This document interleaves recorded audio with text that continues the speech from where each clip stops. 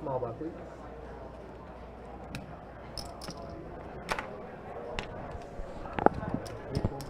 What is up, guys? Thanks for tuning in. Friday Night Poker, 2-2, no limit hold'em, deep stack cash game. You got the dream team in the booth. Myself, Dustin Shacklock, my best friend, Johnny Pham. Let's do this. 2-2 deep. Let's get it. That's right, grinders. We're going to 2-2 no limit hold'em deep game. Buy-in is going to be 100 to 500. We're going to use some awesome meta. And stay tuned. And I want to say hi to all of our chat regs out in the field there. Thanks for joining us.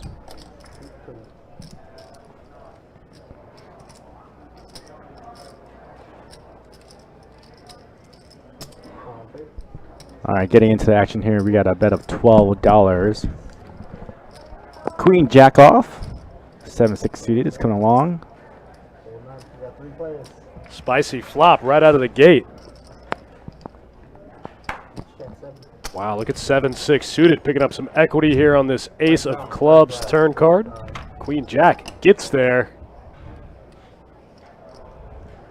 Auburn Steve getting after it, a bet of 35.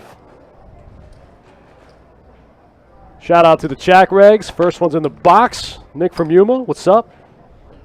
Racer Nerd, Steve Hammond, what's up, guys? Thanks for tuning in.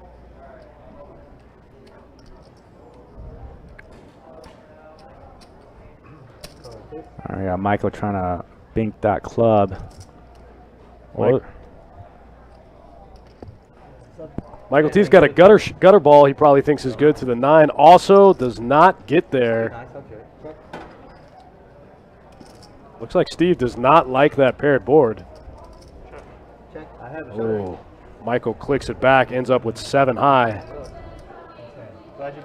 Steve's going to show him Broadway and get pushed the first pot of the night. That's going to do it. Thanks for hanging out with us, guys. Dustin Shacklock, Johnny Pham in the booth. No, I ain't gonna do like that. Nah, it's got to feel good just turning the joint first hand of the night. Just sit down, pick up the nut straight, first hand of the game.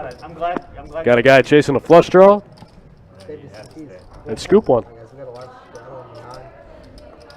You guys let us know what's going on, where you guys are playing, what's going on in your local Friday night poker room. We got a lot of fun stuff to get into tonight. Me and Johnny Pham been out on the streets having some adventures. Yeah, actually, we're going to be on the road this weekend. Yeah, had to come back to work. Michael T picking up 2 red 7s in what looks like a straddle pot. Looks like he's going to min click it to 10. Torrey G going to call with the 10-8 suited. Kyler with the 3-bet with ace jack off to 30. Kyler's going to bump it up here. Make it 30 to go out of the small blind.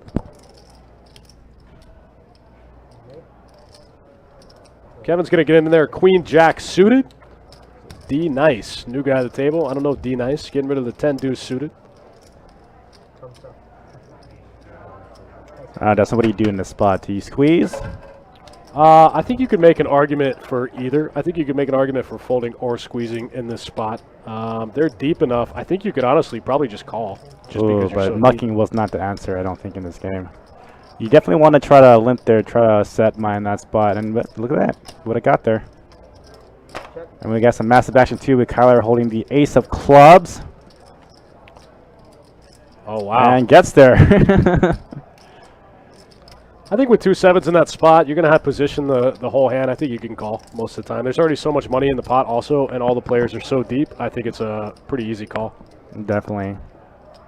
Especially multi-way, too. You definitely want to, you have so much more odds of pot odds, too. Try to set mine in that spot. I mean, you're making it 10, you fold for 30. It seems very weak. Very exploitable if I saw that. I'd be 3-betting you all night. Yeah, if I see that, I'm just going to punish you all night for sure.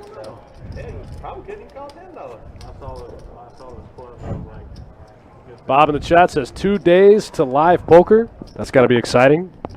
Almost there, coming up quick. G-Dice in the chat says no quads and 920. I'm going to take the over. Yeah, for sure.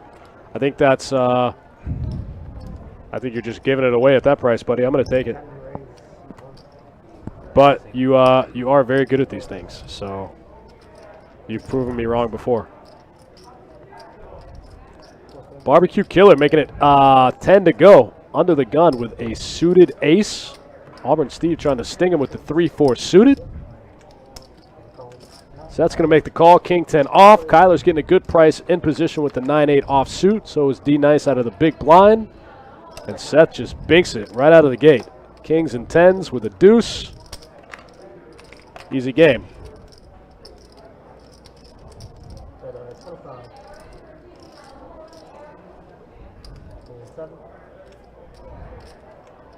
Peter Kelly says, thanks for the show. It helps improve my game. I'm glad, man. I'm glad to hear that.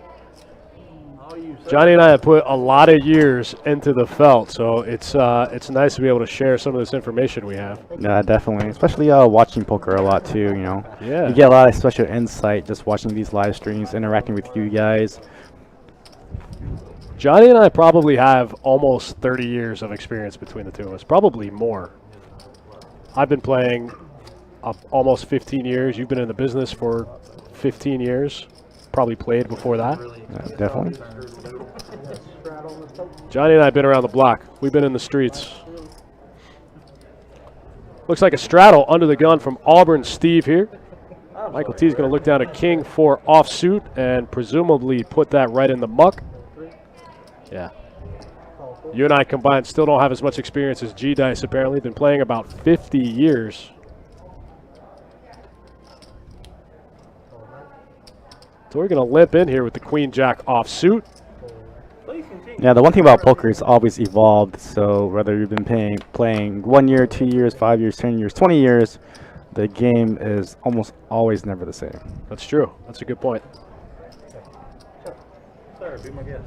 Two pair for Torrey. Out the gate, Jackson deuces with a queen.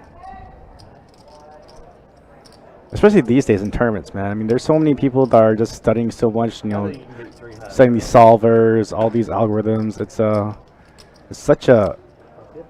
so important nowadays just to get more insight on how to effectively play in big, deep tournaments. Man, I picked up a tournament, like a poker book that was geared towards tournaments that was written in 2016, and it looked like it was the most, when I started flipping through the pages, it looked like the most prehistoric thing ever. I was like, none of this is relevant anymore. No, absolutely. You know? The theory of poker evolves so fast. You have to stay ahead of the learning curve. Not so much for cash. Cash is always going to be soft, but in big tournaments, big, large field tournaments, absolutely. Yeah, I think one of the first books I read was Super System, and that is like completely outdated. For sure. Bob says 15 years and I still go 7 buy-ins deep. It was like 9. It was more like 9. Well, that was 1,000 big blinds, but we got it back, so who cares? Levi 2424 in the Twitch chat. What's the 2-2 buy-in minimum and max? It's 100 to 500 on the stream. It's 40 to 300 out in the room. And the game looks juicy tonight. We're already off to a pretty good start. Man, we've had some nutted hands every flop so far. Kyler just flopping 3 kings.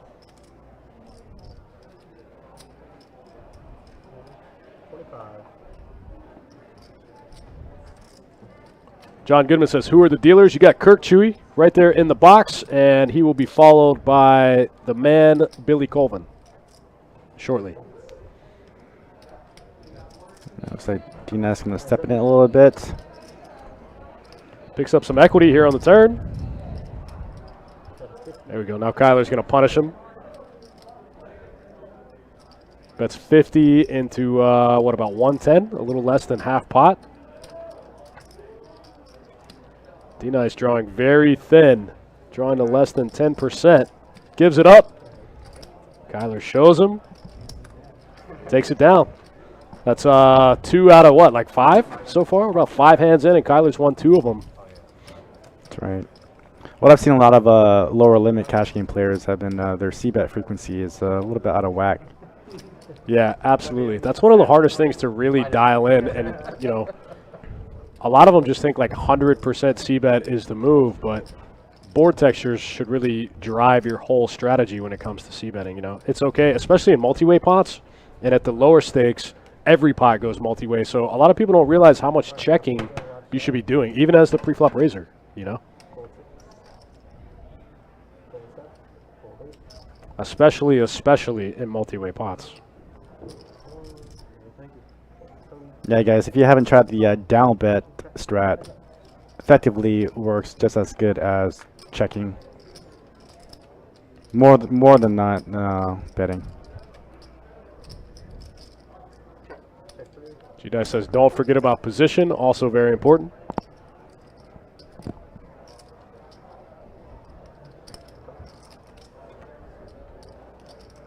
Michael T gonna make the call here with pocket fives.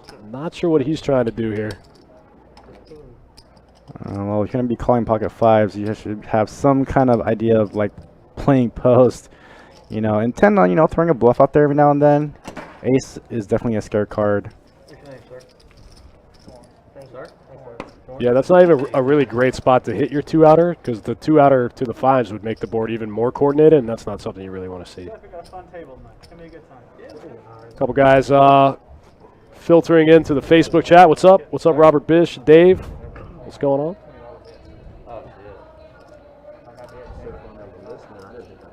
Your last name isn't Gray, is it? All the YouTube chat regs showing up. What's up, guys? Coming in hot on a Friday night. I like it. Yeah, we've had a lot of discussions on my friend. It's nice to meet you, Jordan. Geiler going to open it up here. King 8 of clubs makes it 10 to go. Kevin folds. D-Nice gets out of the way. I don't know if anybody has anything to defend with. Ooh, Michael T going to look him up with better clubs. Oh, I'm sorry. He's going to 3-bet here to 32 with the suited wheel cards. I like it. Yeah, that's definitely an underutilized move also. 3-betting with the suited wheels. And this by absolutely 100% C-betting. Heads up. Yeah. 3-bet. Definitely. Kyler gets a piece of it. Ooh. Michael T with the check.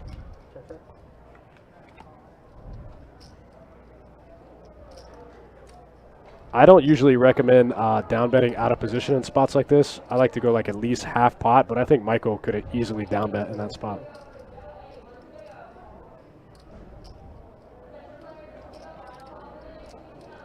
I definitely don't like checking in that spot as the 3-better, but it could be good for to derive some later action. You know, if this guy knows you're going to 3-bet him kind of light, he can still have hands like 10s, ace king, hands that missed.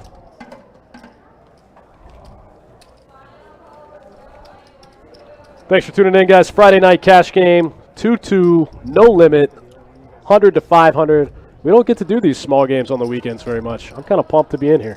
You know what I'm excited for? What's that? Next week, it's Kentucky Derby.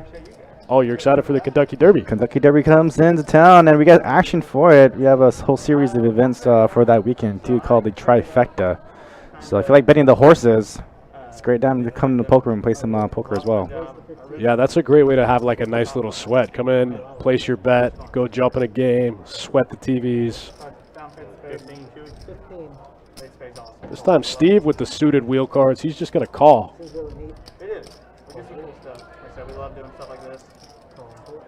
Love seeing the cards in action. I tune in. Tori G in there with the ace-10 offsuit. And we're going 3 ways to this flop.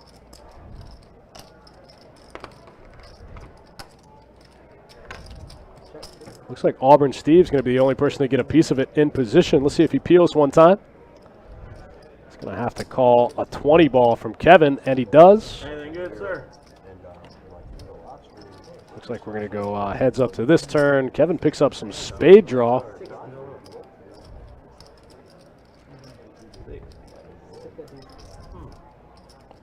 Christopher Steck in the YouTube chat says, I'm playing 2 to 200 right now, waiting for the 5 to 600. Is that in Arizona?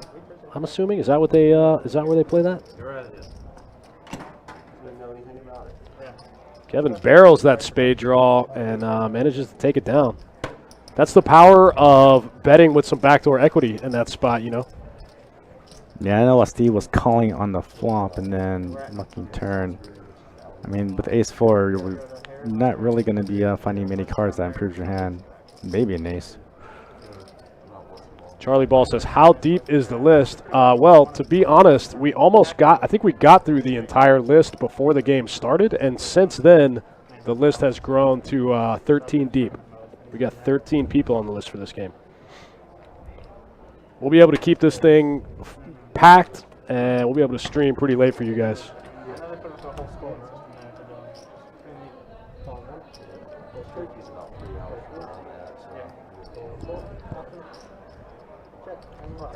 Looks like Talking Stick. They have that 5 to 600 spread limit betting.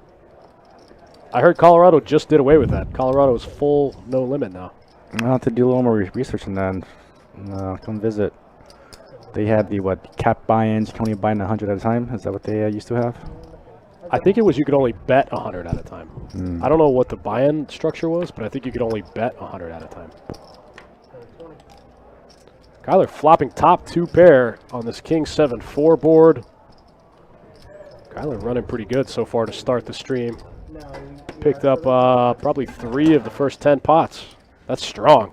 Yeah, his range is pretty wide. I've seen him not limp but raise a lot of suited cards. Absolutely. Aggression wins and no limit hold'em.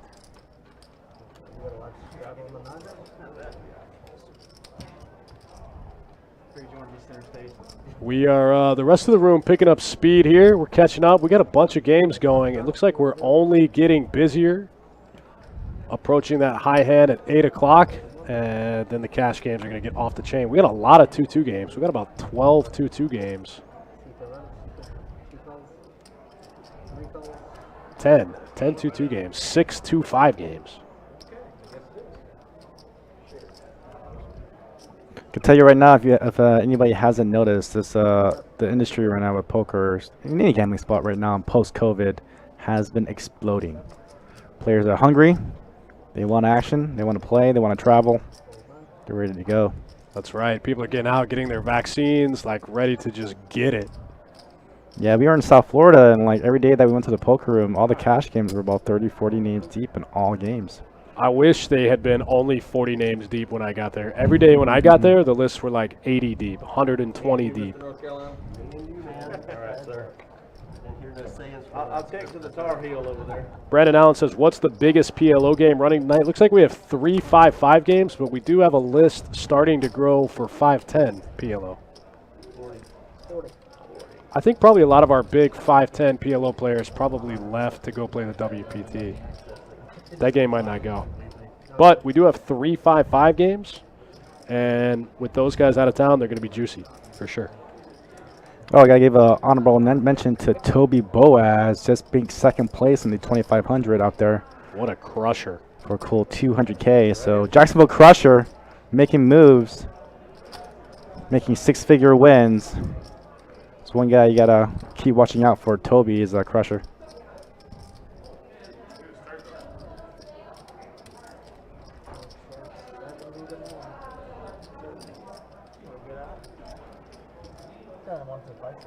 Seth turns the world. He's going to lead out with bet of 70. What's that? Pretty good. Timetable. What's that? Just had everything by 5.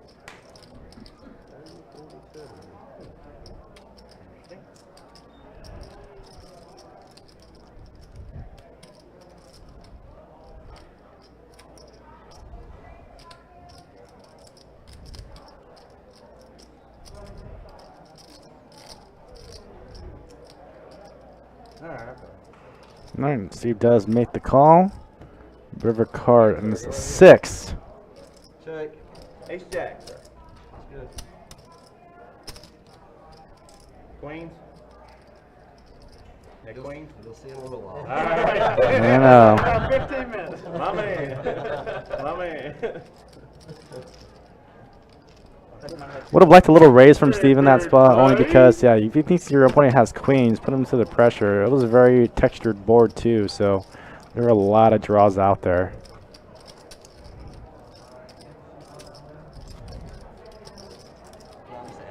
Charlie, the live stream will most likely end at around 11 o'clock, 11:30, depending how long we go. But all of our streams typically last for about 4 hours. Oh, just let me know whenever you get it. Hi guys, good to go. One hold.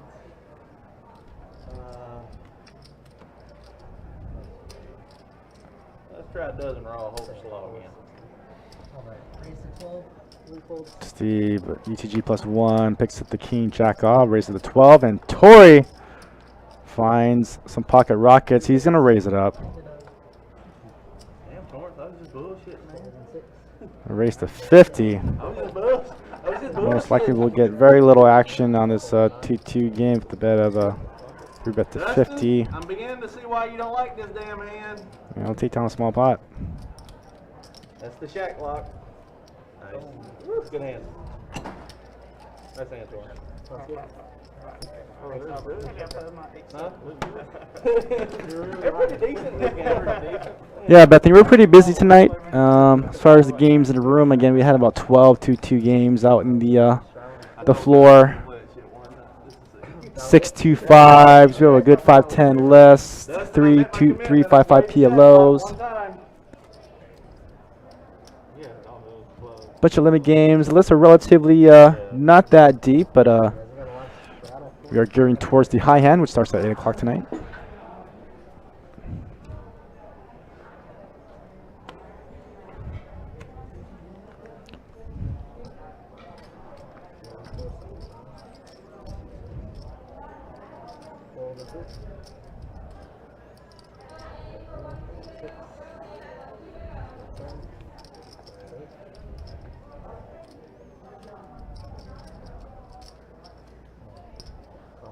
Looks like falls all the way around. Blind on blind action.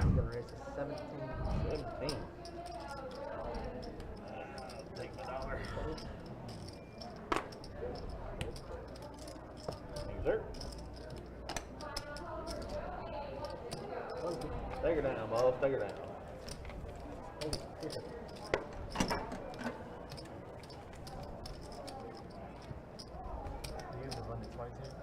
No, not here. Only in like the bigger games where it's a time rate game.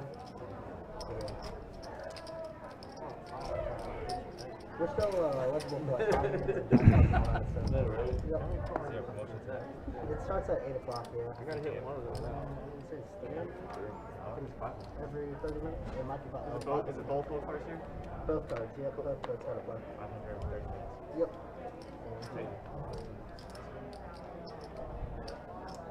Raised up 21, see forward. Fold 6. Fold 7. Fold 8. Fold 9. All right, Tori with a pretty big sizing with the ace 5 clubs and raise it to 21. Barbecue Killer with the ace queen. He's gonna make the call. Heads up to this flop. Flop 7 tray jack 2 hearts.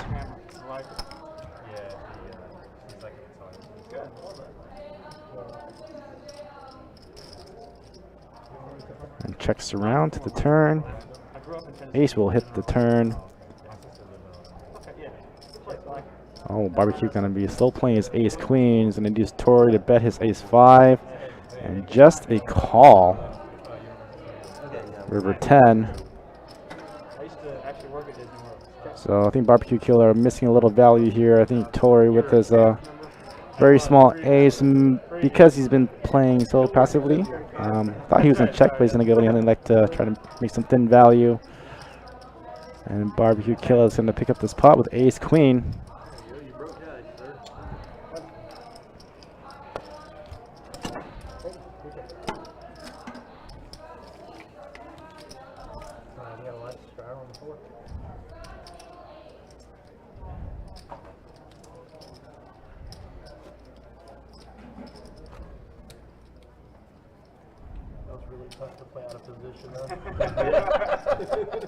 I was basically in check call mode there. I kind of have to be at that point. Back home in Pensacola, we call that the parking lot hand, because the more open you play it, the more open your ass is going to the parking lot. All right, guys, just a reminder, a couple events for next week. Again, we're going to be promoting for our Trifecta series, which is going to be on the weekend of the Kentucky Derby.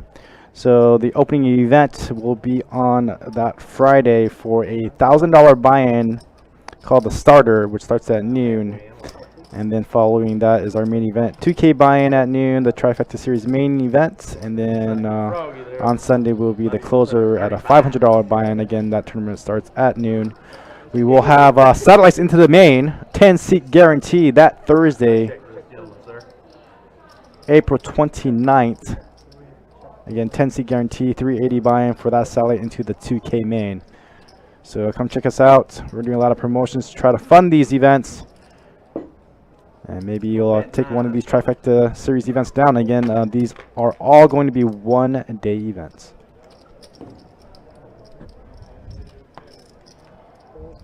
Heads up, deep. Check. All right, barbecue. Is that a 30? Kearney middle pair. Got Kevin with the 9-8. A lot of equity.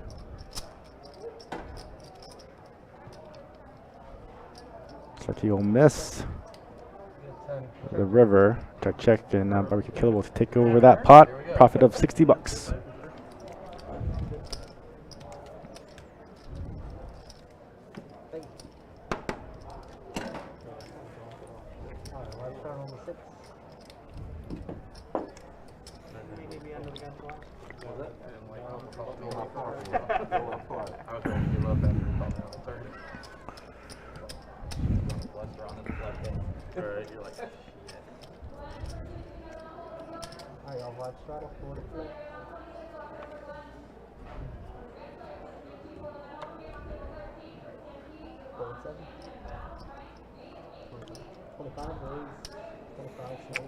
All right, Kevin's going to pick up the pocket tens, raising it 25.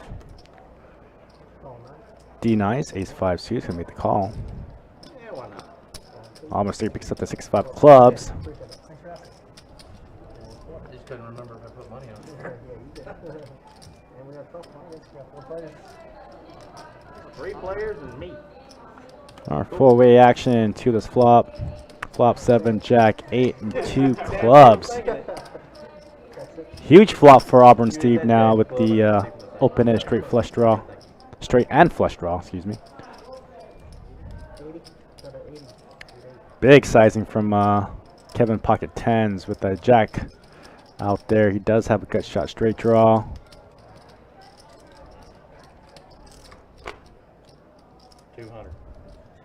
And bam, Auburn Steve gonna make a play. 200 to go. He's gonna play for stacks. And I don't think Kevin can call this bet. Great play from Steve. He's gonna pick up this pot. Although I don't know, Kevin might try to dink out a 9 here.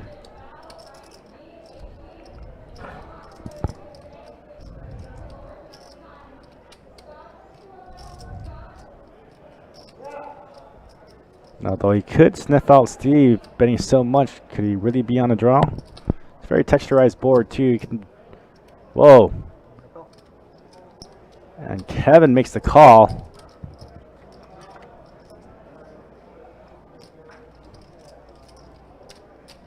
Ace hits the river.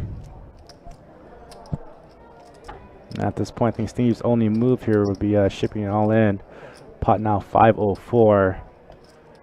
Steve cannot check this. And he does.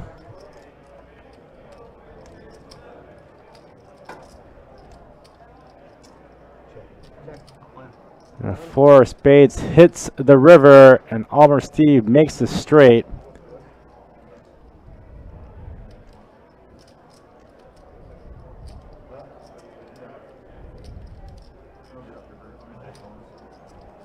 And Kevin folds, and Auburn Steve takes on a huge pot, profit of a $297. What part of that board did you not like? Oh, shit.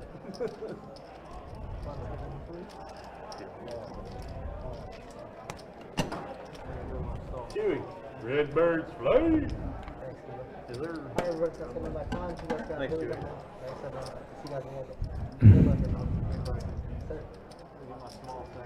No, you good, bro. You good, bro? 365 behind. You are totally good, bro. Ooh, easy bink. 4, 5, 6, 7, 8. Ship it. A bit of a questionable play from Steve. The hand played out kind of strange, in my opinion. I missed it. I just jumped back in at the end. Yeah, pre-flop raise to 25 4 ways, and then dude in red shirt with pocket tens makes it 75. Steve makes it 200 with the open-ended straight and flush draw. Turn comes ace, check, check. Ooh. Then river 4, check, bet, fold. Oh, but I feel like Steve should have just continue on the pressure. Gotta just pile it in that spot. Yeah.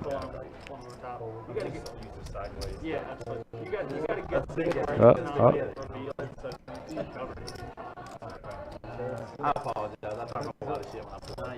If I'm not going to sit here and talk shit and have fun, I'm not. As long as you're not flopper talking, we're good. No, definitely not. Barbecue Killer flopping Jackson 6s with an ace here. Gonna lead right out into the field. Go right ahead, my friend.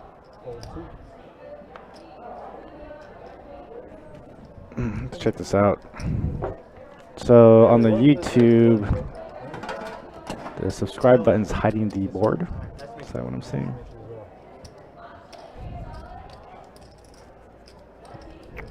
Yeah, I'm not sure if that's something that we can manipulate. Maybe I can mess around with it and try to figure it out. I played a lot of games up on the floor with him. Oh my god. You got lucky on me last time. I'm gonna send somebody an email. How about that? A sternly worded email.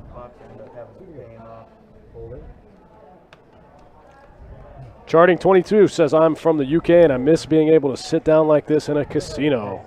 You know, I just played with the plexiglass dividers for the first time this past week, and it was really not fun.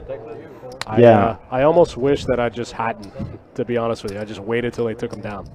I get it, like if you are a live pro and you have to play, like you got to do what you got to do, but I just played with them for the first time, and I really did not enjoy it. You guys give me your thoughts. I thought there was like a very weird glare. They have these strange posts that like kind of bolt to the table. It's hard to see player stacks. Like, I feel like the game moves very slow because nobody can hear the dealer and the dealer can't hear the player. So every action, there's like this whole back and forth of like, what did you say? Did you say 35? Did you say call? Did you say all in? Like the game, like we might have gotten out 20 hands an hour, maybe. It was brutal.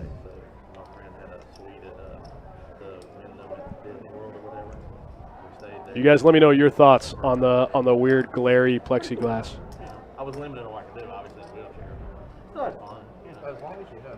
Yeah, that was in South Florida, man. It was, yeah, it was tough. I actually made a big mistake playing a hand. I thought I put a guy all in with my bet size, but he had a stack behind. It was just behind one of the weird posts that holds up the plexiglass.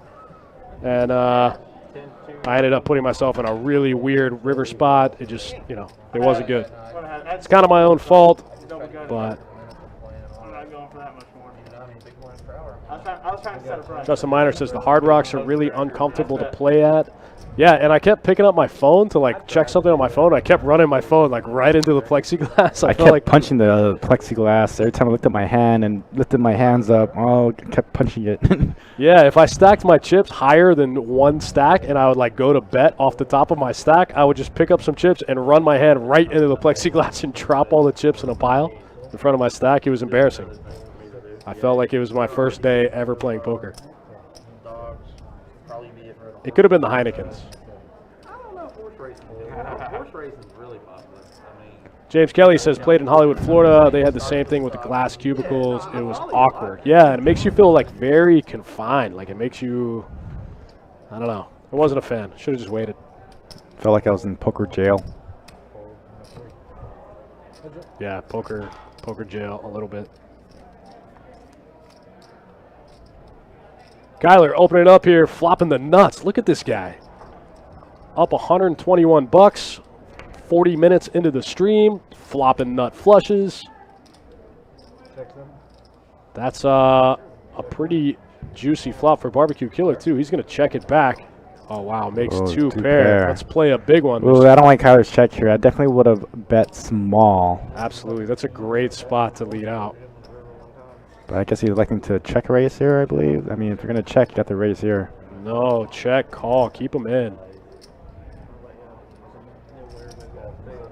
The one really memorable hand I had the first time I played, I was sitting where North Carolina sitting, and King 9. Not the best card for Barbecue Killer. Kyler's going to punish him here. Max value. Got a 75 pot size bet. And all the money Going to go for a pot-size bet. Barbecue Killer's going to have to fold. Unfortunately, if that 3 doesn't come, I have to think that Kyler might get paid in that we were spot. all, me and Kristen were dead at 9. I had you dead to It's a very polarizing bet size. You already had a set? Irate says, we have ads now. Yeah, me and Johnny Pham are expensive, man.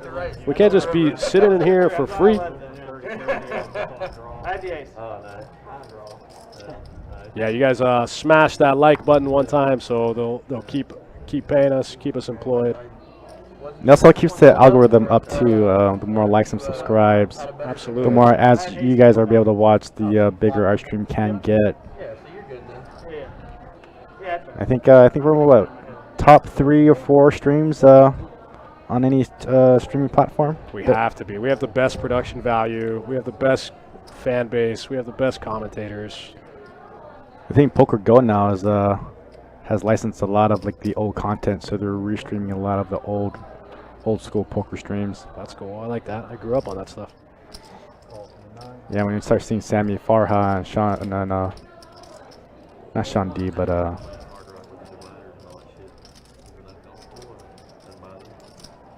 was just watching it today. What was his name?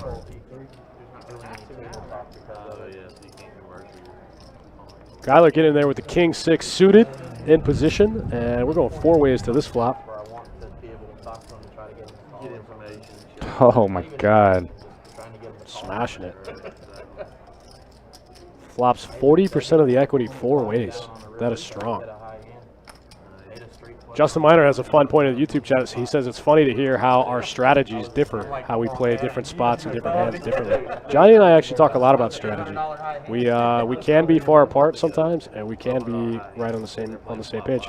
A lot of times in poker, it's not so much about what's right or wrong. It's about like what is more right. You know, a lot of times it's right, it's correct to bet, but it's like how much should I bet? You know, what's the correct bet size? That's where it gets kind of fun. And he didn't say nothing. Kyler picks up more equity, picks up a gutter ball to go with his second nut flush draw. I'm like, all you gotta do is just say, hey, we'll help, you know, whatever. Exactly. Kevin seems to know exactly where he's at in the hand. It seems like he kind of knows that Kyler has to be on a flush draw, but he still takes kind of a small sizing here. That's a great, if you think your opponent's on a flush draw, on the turn, they're going to lose a ton. Oh, no, that's the worst 9 in the deck. Oh no! Oh, no. What do you do in this spot? I know what I do. What do you guys do? Wow, nice. My hands are really nice to be up there. Sweet.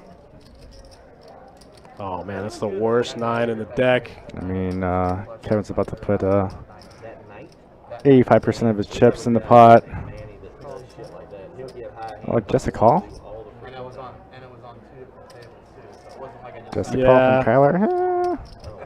I don't know. I didn't get you last time, and then sorry about that. I think Kyler missed a lot of value there, so just There's put the max press on there.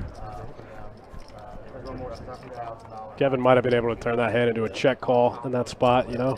Definitely. Only because you can't call a re-raise in that spot with 3 9s. At that spot, in that spot, having 3 9s is effectively like a bluff catcher. Unfortunately, it feels like a really strong hand because you just river to set. But his mindset too, I mean, all the draws that he thought got there. So Right. even getting the set there. Yeah, you could have turned that hand into a bluff catcher in that spot. And you're just like, okay. Straight draw and one of my friends. I know a lot of aggressive players will barrel that flush, you know, that scare card with like just a jack or, you know, some other missed draws. Auburn Steve limping in under the gun, ace 5 suited. Seth picking up 2 queens. Seth's been pretty quiet so far. He's going to make it 20 to go, 10x. Oh, D-Nice with the pocket jacks. Everybody picking up some cards. D-Nice picking up 2 jacks. Barbecue Killer, King Jack suited. He's going for the 3-bet. GT Jack in the Twitch chat. What's up, Jack? What the hell are you doing? Come on now. First 3-bet of the night. What the hell? No, definitely No, not the first one. Messing with him. We got some action on this table. I'm enjoying it. I mean, we got a lot of hands here that I think can go 4 or 5 ways. D-Nice with the very small 3-bet. He takes it from 20 to 45. Just over a min click. This pot's already getting deep. Oh, I would like Barbecue Killer to call there. Pricing Steve, pricing Tori. What is Steve doing in this hand? I mean, Seth's got to feel like he's got to get it in, I think. 3-handed. This is a very awkward spot. There's already 114 in the middle. There's a min click, pretty much. Your stack size. What is the stacks correct? He's got 1, 2, 3. I don't think Seth's stacks I don't think right. he's played a hand yet. I think he's got 2 black chips there. And just a call from Seth. Oh no, there we go. 4-bet. Makes it 150.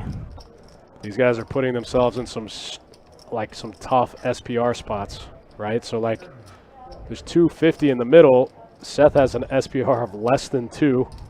Auburn Steve has an SPR of less than 3. D-Nice about the same, 377 in the middle. One of these guys just has to rip it. Yeah, I'm not going to call you with a suited ace, North Carolina. Wow, look at Seth picking up all that dead money. Never even has to get to the flop. Yeah, that's gonna be one of them.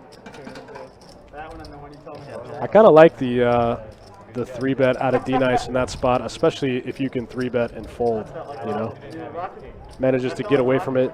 Doesn't want to play the hand out of position with some limpers in that spot. I'm content. You'll see it. Okay. You'll see it. Okay, all right. 15 minutes. All right, I got I think you had the singles. I ain't gonna lie to you. I had ace-5 of clubs. When I called Dennis at 45, and he made it 150. I'm like, okay. That was a weird limp cold call 3-bet from out of Steve. But I like those suited connectors. Oh, Seth, back-to-back premiums, now ace, queen, hearts. GT Jack, you got to get after that trifecta series, man. That's going to be a great series. Bob says, how does Jack not see a flop there? Yeah, that was kind of strange. You think there's any merit to flatting with 2 jacks there in the small blind? You have to play the whole hand out of position.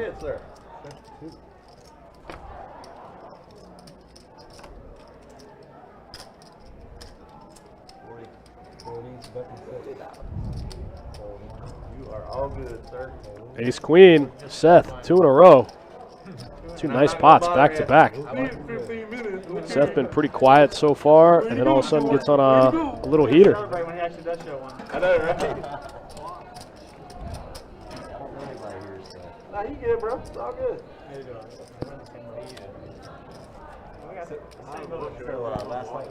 Thanks for tuning in, guys. Thanks for hanging out. Friday Night Poker. We're going to drop a quick look at the stats so far. Yeah, Steve's, Kyler up there. About an hour into the game. Yeah, Kyler up almost 200 big blinds here. Steve up a whole bunch. I think Kyler at this point is what you call running pure.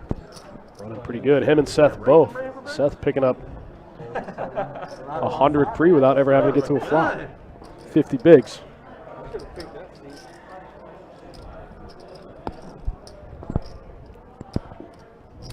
If you guys haven't seen it yet, our June card player series schedule has just been released on our website. Head over to bestbetjacks.com.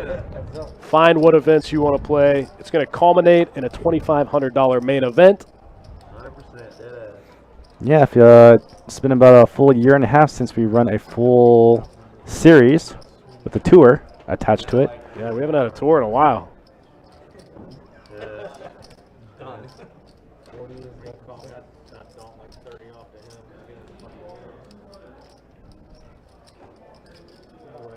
Seth with another monster hand. 3 in a row. Jack, Jack, overpair on 9, deuce, 8. D-Nice flopping top pair. Good kicker. He's pretty close to the top of his range. He's going to get after it. Kevin, yeah. Kevin? Okay. Oh, wow. Well, he did talk to me when I was in the pot with him. Oh, he did? Okay. Yeah, he does talk. I'm a little anxious to see how Seth plays this turn. You don't know. No, he just. That's Oh. not what I expected. Yeah, I don't like the check there. He's a reg, yeah. Good. Okay. Oh, good. Played with him first time I played on the stream. I don't have that many friends. I'll talk to a fucking broom. I don't care. This is a pretty interesting turn check from Seth. We're just waiting on that river card, the graphics to catch up. He knows what he's doing. There's our cocktail. Hello. Sorry about that. There we go. Now we got some cocktails. I hear Christina over there. I will take a chill shot of Crown and a bottle of whiskey. Man, Seth running good. 3 in a row, turning top set. D-Nice trying to figure out if he can turn one pair into a bluff here. There's not a lot of hands that like really make sense, you know. Like Queen 10 doesn't really make a lot of sense. 10-7 is the only hand, you know, maybe 10-7 of hearts, something like that. Not a lot of hands make sense for you to turn your hand into a bluff in this That's what spot. you said. I was like, I'm like, all right. Wait a minute. Kevin McCormick in the Twitch chat. I see what you did there. Start coming up. You don't want that to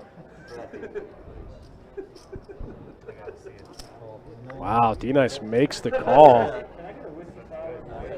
He says, all right, now it checks out. I think that turn check actually got Seth paid. What do you think, Johnny?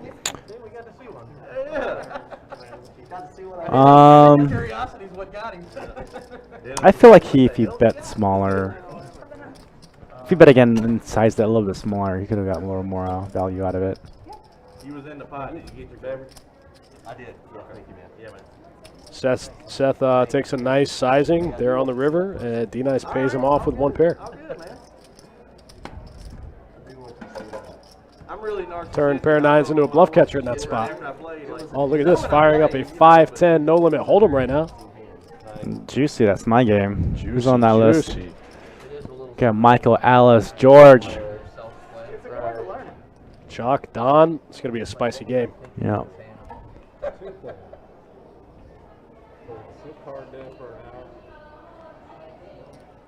there, done that. You guys have been awesome. Thanks for spending your Friday night with us, me and Johnny Pham. Kyler gonna bump it up to 10 here with ace-8 off. Michael T gonna make the call, Jack 10 off suit. Man, look at Kyler up almost 900 in this 2-2 deep stack cash game.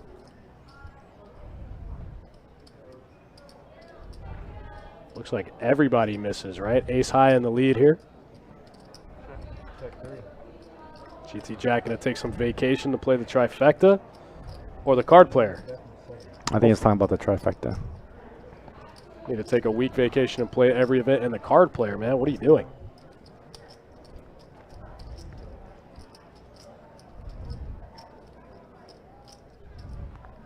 Kyler's going to lead out for half pot here with what happens to be the best hand and gets one through. Andy Murray in the Facebook chat, what's up? Thanks for swinging by. Is the big game next Friday? I can find that out for you. I don't know that there's really a direct correlation, but On the 30th, we are going to play 5-10 Pot Limit Omaha, and that's 7 days from now. Okay. So next Friday, 5-10 Pot Limit Omaha. That'll be an uncapped game. We'll see piles and piles and piles of clay chips on the table. That'll be a fun one.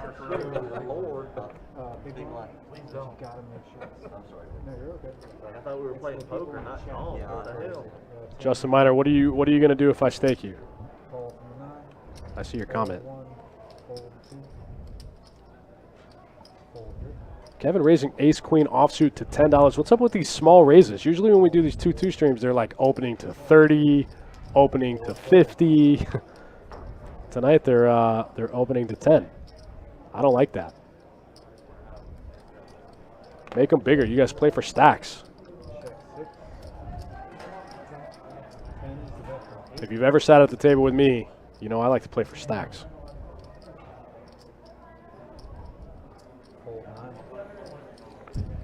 Justin Minor, you want me to stake you in the PLO game? Can't do. Bankroll is in recovery mode.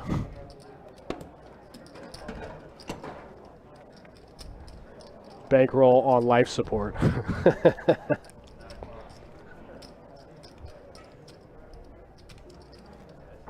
All right, button moves. We're on to the next one. We'll take a quick look at the VPIPs so far. We are only 24 hands in. It feels like more than that. Auburn Steve, limp, cold calling, under the gun. Got him a 47% VPIP. And Kevin, surprisingly, with the least, 21%. More of this, limping these suited hands, under the gun. I don't like this.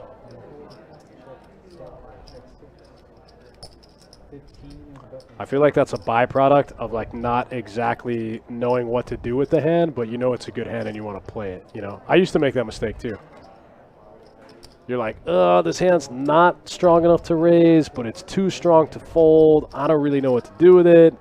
If that goes through your brain, first of all, you should probably fold if you don't know what to do with it. But chances are it's probably a hand you should raise. Brett Pontius, what's up? Thanks for swinging by the chat.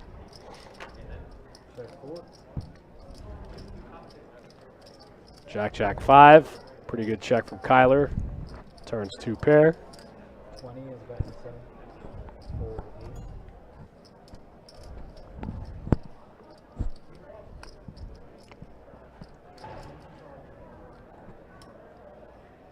4 4 heads up. Kevin's going to pitch that 7-6 suited. Oh, wow. Kyler's going to end up and find himself in a chop here. Tori trying to figure out if he could have a jack. Chances are very slim. You only got $84. You got to chop up Kevin's money there. There you go. Plus 10 each. Chop it up. Tori looked a little nervous there, right? To put in his last 84 with that full house. I think Tori needs to find a spot to just get in and try to double up and not get whittled down to $60 or $50 and then finally get it in if you're not going to try to add on. You got to have some fold equity in this game. Fold equity is very important.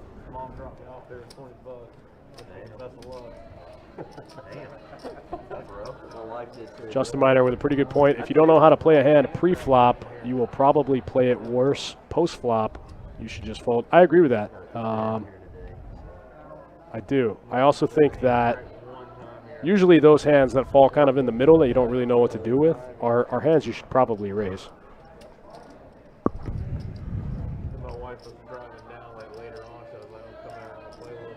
We're still going to mix it up. The queen deuce to diamonds making a raise.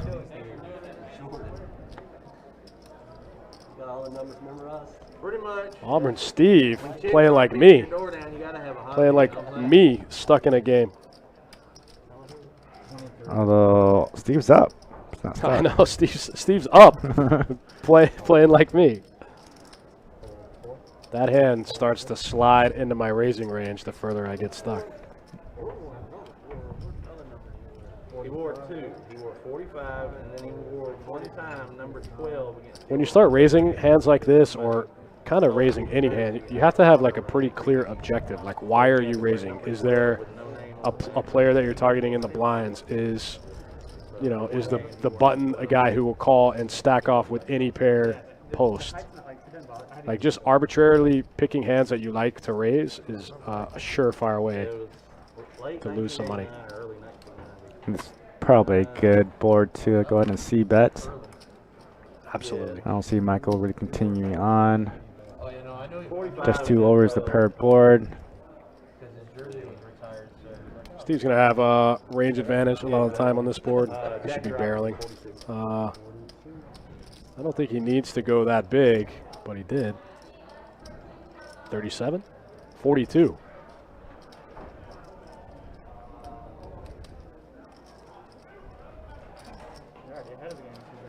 Just my opinion, but I think he probably could have gone about half that big and probably accomplished the same. You're really only going to get called by a few hands.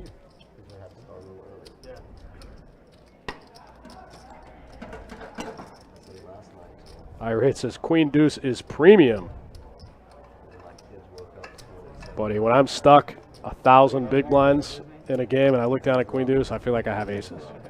Must make all draws. Must shove all stacks. Must yeah, let's get get unstuck. It. Let's get it. Yeah,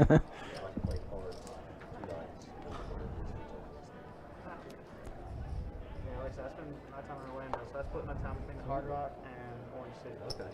If you're ever looking to just throw money into a pot and people will follow you with anything, go play in Orange City. Orange City. Oh, goodness, there's so much action there. It's not always good, actually. All right, Seth now in pocket sevens. Gallon has that same vibe. Raise to 20, and Kyler, he's playing every single king suited. I've seen this 5 or 6 times already, and he's hit every single draw. I would too, man. If I was running the way he's running, I would play every hand. Absolutely. North Carolina doing it standard 20. That's right. Standard 20. Okay. It's not working. There you go. Not getting anybody out. There you go. Gentlemen, salute. Thanks, Tom. All right, looks like we're going 3 ways to the flop. The Queen 9 off, the pocket 7s, and the King 6 flopping a flush draw.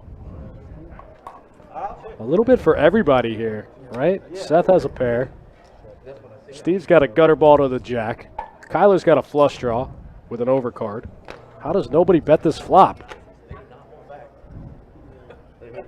Kyler's got a lot of the equity in his hand on the flop. And he does it again. Mostly goose. Damn, son. I'm very surprised to see Kyler have 42% of the equity on the flop with just a flush draw and an overcard against these two specific hands. Bosworth, wow. The Boz. That's big and deep. Over Steve sitting a Hail Mary, Queen 9. Yeah, and then Bo Jackson. Does get set to fold. Gave him the kingdom. Made him look like a punk. Boz, if you're watching, you're not a punk. I don't want you to come. Steve getting after it here with the gutter ball to the jack. Also, both of his hole cards are live.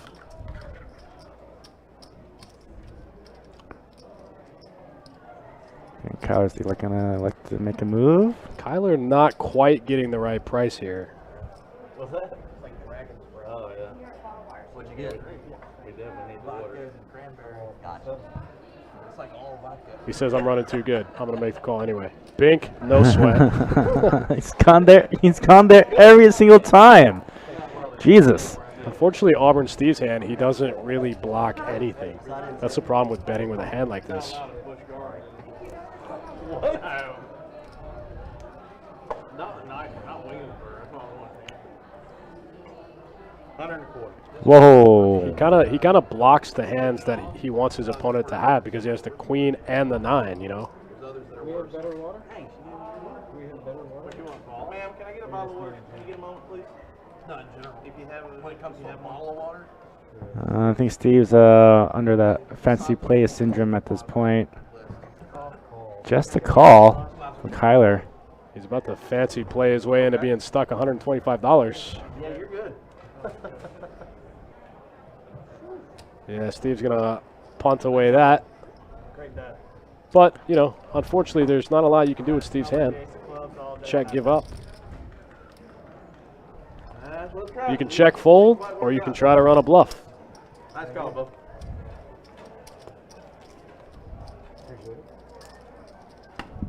Nick says, if he doesn't raise, I'm out. Guess what, Nick?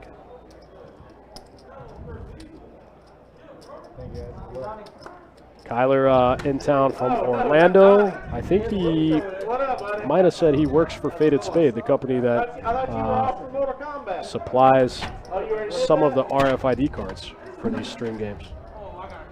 Okay. got him with the dealer blues on. Get in here. Hey, what?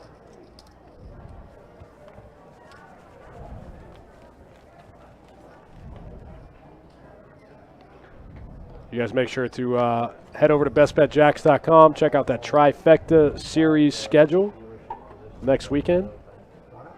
Any of you guys who might be in Florida for this WPT stuff that's going on, just slide up here next weekend. 3 days of wide open tournament action. And you know what happens simultaneously with that is the cash games are on fire. Right, Johnny Pham? That's right.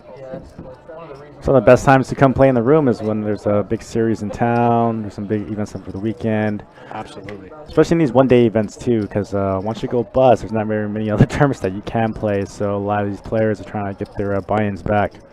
So,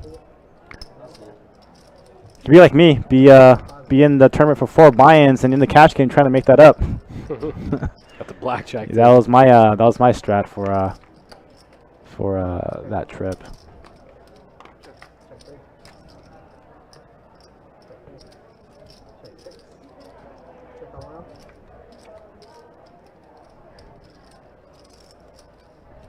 Check 1, check 3, check 4, 30, 30. A little bit of a spicy board here. Seth in there with the worst flush draw you could have, but it's somehow still got some equity. He's the only one with a flush draw in this spot. 2 players with an 8 in their hand. Kevin might get this one through, and he does.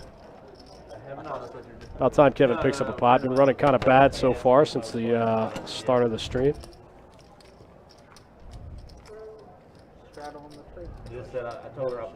What are you guys going on about Nightbot? What's Nightbot doing? Like a dumbass. Steve says, "Can I do some stats?" Yeah, we'll do them after this hand. I'll drop them. I'm going to tell you what, guys. We're going to institute a new policy where we're just going to drop stats at the top and the bottom of the hour. I gotta stop talking so much. I'm giving away too much information. I'm not gonna bullshit. Maybe every 15 minutes. We'll play around with it. Maybe every 20 minutes. We'll play around with it. What do you think, Johnny Pham? The way it played out, Jared, I like it. that ace in your range is I like every 20 minutes. the way you played it was very. Generally, I like playing stats up when there's like after big hands. No, that right there, I'll say right now was a stat call because I've been up a little bit already. Yeah, exactly. So, 15, 21. Oh, my man. Nick from Yuma, you want me to put you in timeout? Man. I can't do it. You got a wrench next to your name. I don't know what that means. How it start. I think that means you could put me in timeout. I just got an invite to go see Dave Chappelle July 2nd at the MGM. There you go, sir. Floor tickets $420. Ooh. I've never seen Dave Chappelle before, and it's definitely worth it. I think I'm gonna lock it up. Seth flopping a big open ender here. Barbecue Killer got one of his outs.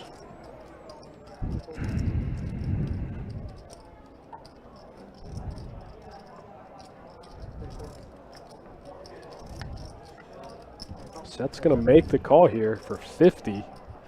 Oh, wow, just turns it right on the turn. Gets a nice, clean 7 of diamonds. He's also got the blocker to the top end of the straight also, which is kind of important for his hand. Makes you feel a lot better if Barbecue Killer's just blasting off with a hand like King Queen.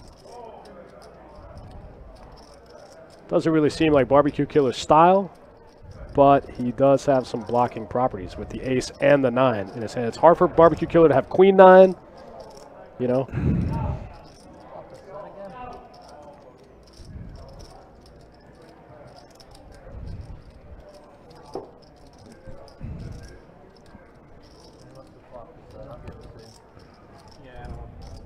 Seth's going to take that one down. Barbecue Killer believes him. Either that or a great bet. Thank you, man. Thank you. Yes, sir. I'm pretty sure you didn't have a 9, though. All right, we'll take a look at the stats now. Let's take a quick look. Wins and losses so far, 29 hands in. Not much has changed. Kyler plus 600.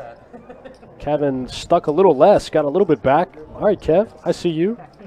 Tori G down 100. Auburn Steve up 158. Yeah, I guess he lost about 200 since the last time we looked.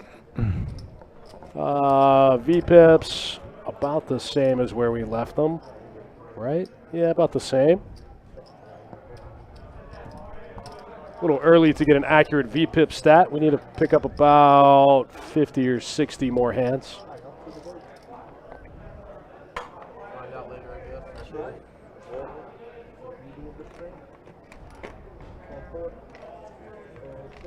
Couple of junky hands in the muck. Kyler picking up Queen Jack off suit.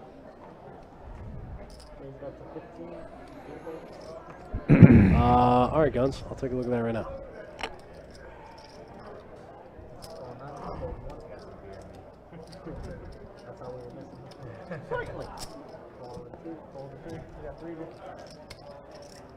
I checked dark to my friend down there.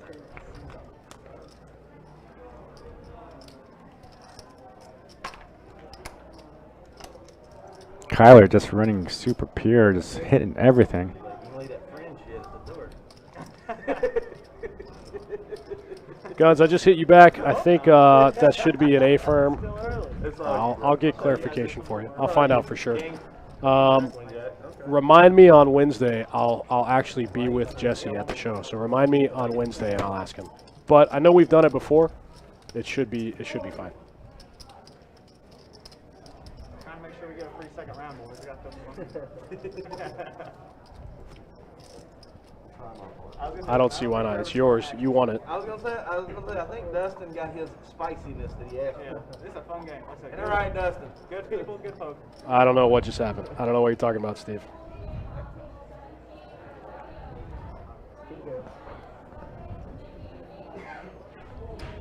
Kyler, another suited king here, Johnny. Kyler's got over 1,000 in this game, over 1,100. There it is, bumping it up. I tell you right now, he has not yet missed. It's almost like his suited kings are his bluff cards, right? Yeah. It's pretty interesting.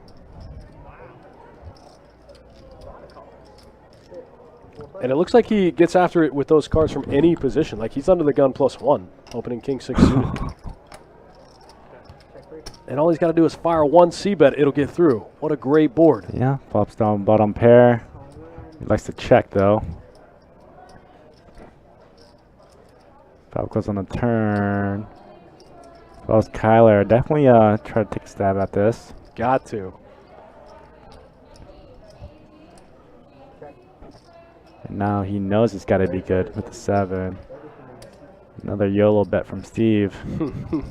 I did have him for Dennis being from Boston. Steve says, LOL, I has cards. Let's get it. I'd love to see Barbecue Killer look him up with 2 No deuces pair, here. no draw. Fire. Call 2 streets with deuces and be good.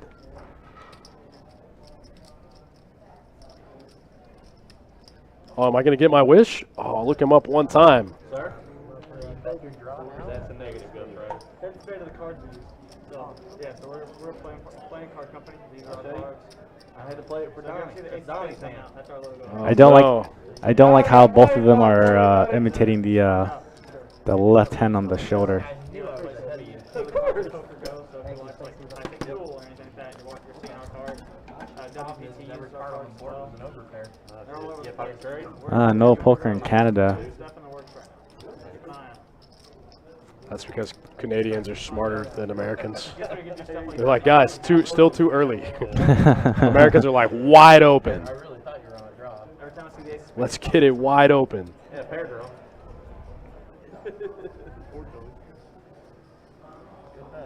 Kevin McCormick says 1,100 in a 2-2 game equals run good. Yeah, definitely. Did you know that in Australia, Buddy, North Carolina. there was no mask mandate because it did so well during COVID, and the only did. time you ever have to wear a mask is when you're in the Uber. I did, and I also know that they like mandatory, like the government makes you quarantine upon arrival. Yeah. You don't like have an option. so that means you I might want my discount. What the hell? have 3 aces for 25. Yeah.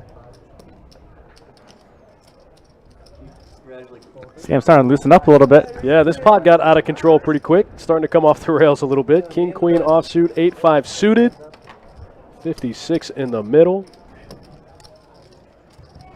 I feel like Auburn Steve is just trying to, like, make a hand. Oh, There it action is. flop. There we go. There it is. I've yet to see these guys play for stacks yet, but I want to see it happen now. I want to see a spicy diamond right on the turn. Say, huh? Bodie. That's how y'all say that? Kevin says, how long do they make you quarantine for? This was a while ago. I thought it was 2 weeks mandatory. Yeah, I think everywhere is 2 weeks. Steve going to keep him in here. Just calls. I would have liked to see a diamond on that turn. But Spots like this, I think Steve needs to size big. yeah, because now Kevin could hit. I'm sorry. Now Seth could hit a king, queen, or a 10. And there it is. There so it Steve, is. Yeah, Steve just lost the hand. I had 2 pair. I counterfeited. Might should have check raised that flop when you smash bottom 2. Yeah, but I think in that spot he lost them in there getting counterfeited. So those weird 2-pair plays, man, most of the time they don't really work out. They look good on the flop. Nice handle. Thank you, man. Well, the good thing about mashing it there on the flop and putting in a big 3-bet is now you build a bigger pot, and now you can play for stacks on the turn, and you never have, barring a clean turn, now you can play for stacks on the turn instead of landing in that weird river spot. Yeah, you definitely don't want to see any more cards flopping bottom 2. Yeah, it's a good idea to go ahead and start building the pot there with those bottom 2, so that way you can play for stacks if you can get a clean turn card.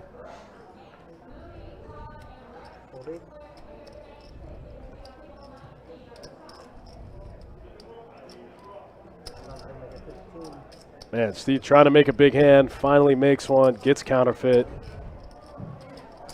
Got lucky, did lose the men there on the river. Went check, check. Steve's trying to get his VPIP up to 85%. D-Nice picking up pocket 10s here, under the gun +1. Kyler, king deuce suited, gots to. Got to.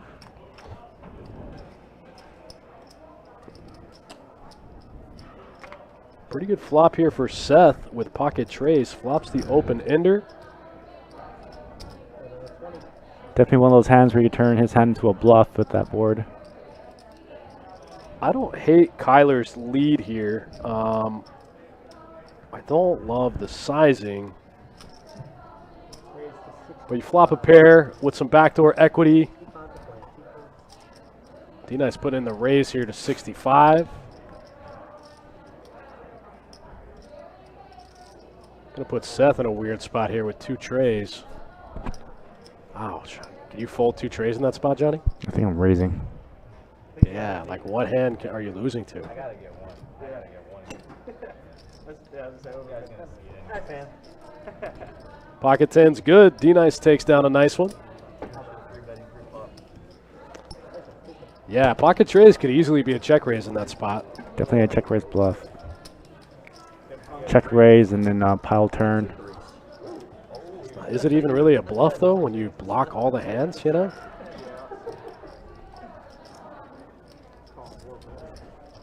That's all right. Seth's running so good, he'll get it back in a hand or two. No sweat.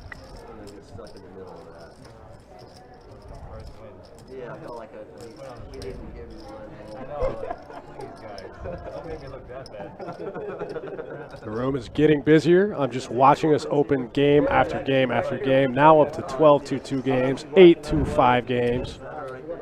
Are you watching this play or no? Got 3 5-5 games with a list.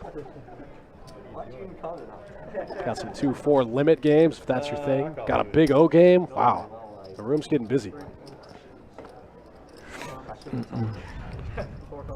Let us know where you guys are playing tonight. What's going on in your local card room? Johnny and I love hearing about new spots and what's going on. I heard Vegas is taking down the barriers June 1st. Can anyone confirm? Any of the chat regs know anything about Vegas? I mean, I know for sure that they're going to be running the WSOP during the fall without the barriers. So I think they're trying to kind of get it to that point.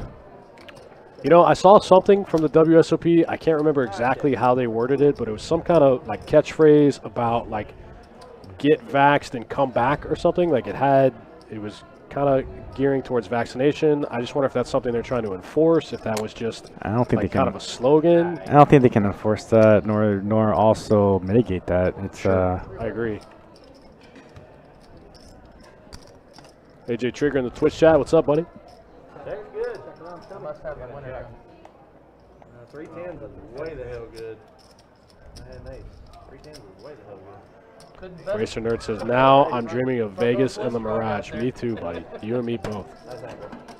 Vegas and the Mirage. Yeah, it's from this movie. You've probably never seen it. It's called Rounders. Small film. Okay. Yeah, not very popular. You probably never heard Sorry, First person totally missed the quotes there. and they get $100 in a jacket. Yeah, they get a jacket and a hunch. I think I have it on DVD somewhere. I'll let you borrow it. Steel wheel, you also Not VHS.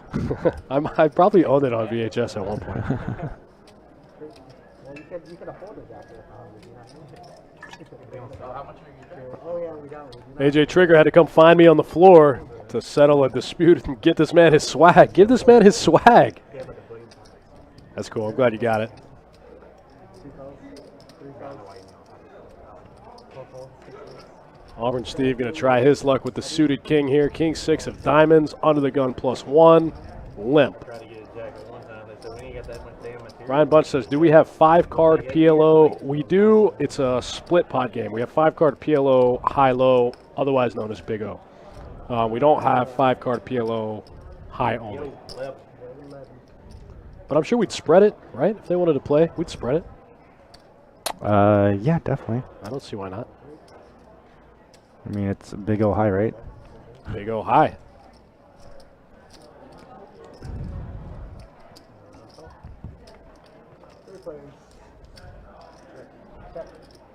Go ahead, Bo. Check all out. Yeah, I think Vegas is just ready to completely open up, especially during the summer. 9-5, one time for D-Nice.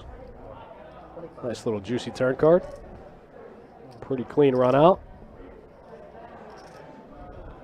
AJ Trigger says Vegas is 80% as of May 1st and expected to be 100% on June 1st.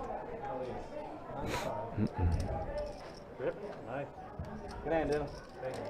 Alan Cullen, it's coming. I actually spoke to somebody in marketing a couple days ago, so yeah, it's processing. Matt Benjamin says CBS Sports is going to become the exclusive U.S. home of WSOP. It's no longer going to be on ESPN. How do you feel about that, Johnny Pham? I don't know. I don't feel which way. It's the production value is going to be the same. It's just going to be networked differently. I don't know. I think a lot of the poker has also already gravitated to the CBS because Poker After Dark is on there, right? It's not on ESPN anymore. Poker Go. Poker Go. Everything's on Poker Go.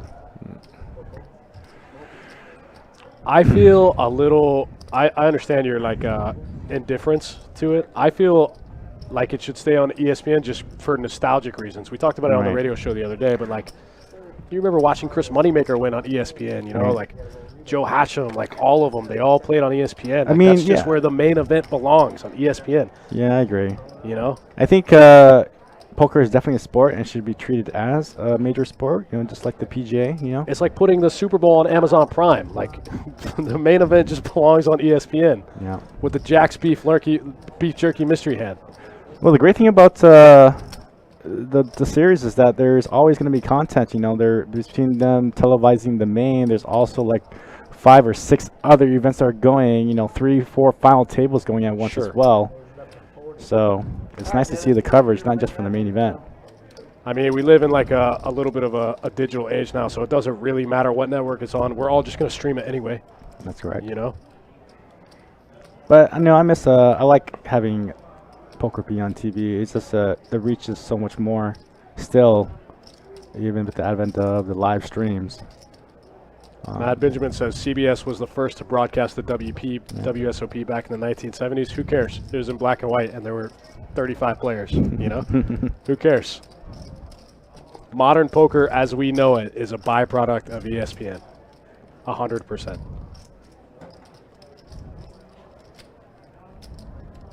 But yeah, I mean, I'll just stream it, or I'll watch from the rail.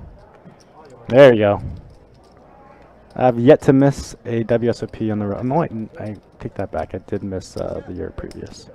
I was sent home early. That was after he reloaded. He's been killing it. Yeah. All you need to do is get some fresh chippies. Yeah. Rob Malt with a question we get a lot here on the live stream says, "What's your take on tipping the dealer?" Well, first of all, I used to be a dealer, so I think you should give the dealers as much money as you can. I was a table pot. Got one guy won a pot, didn't tip the dealer. Finally called him out, said it's his choice. All right, so I've said this before. I'm going to say it again as far as how I feel about tipping the dealers. Dealers are very nomadic. They travel and they follow the money. So if you don't tip your dealers, a byproduct of that is you just end up with bad dealers because the good dealers are going to leave and they're going to follow the money. So if having like a well-run game and having good dealers is important to you, you should take care of them monetarily. Because like I said, dealers will always follow the money. So if your homeroom, if the dealers are making good money, they'll stay. And you can contribute to that. And good dealers will run a good game. Your money will be protected. The game will move fast. If you've ever been to like a bad poker room in Las Vegas where the dealers are terrible, that's a direct result of them not making any money. That's the only place they could get a job. But good dealers will follow the money.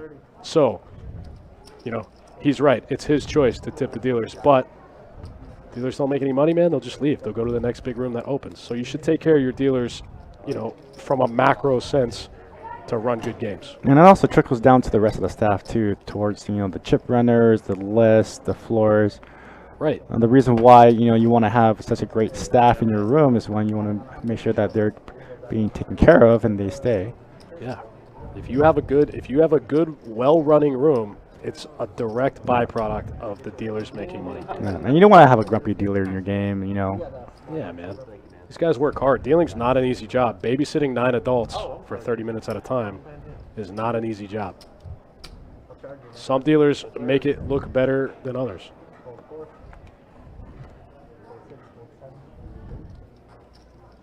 I treat it more as a karma thing, I like Absolutely. taking care of, dealers that, ship me big pots on like my 2 or 3 outers, like, here you go. Absolutely. Thank you. That was a gift.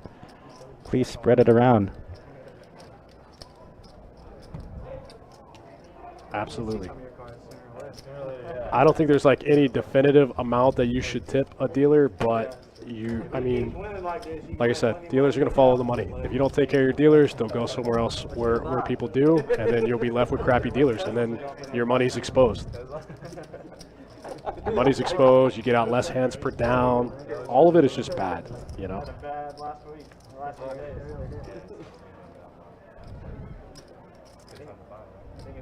So that's my 2 cents on tipping the dealers. So we'll move on from that topic. I'm sure it'll arise sometime in less than a month. The problem is there's people want to pay.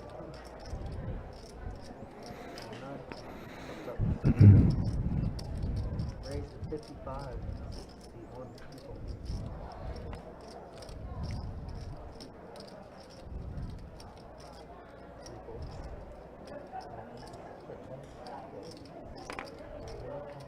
Sean says we can get pretty whiny, especially when we're stuck.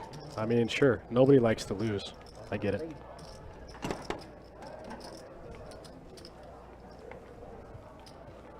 AJ says we had some really fun pie gow dealers last night. Had a better time than I've had recently. That's awesome, man. That's great.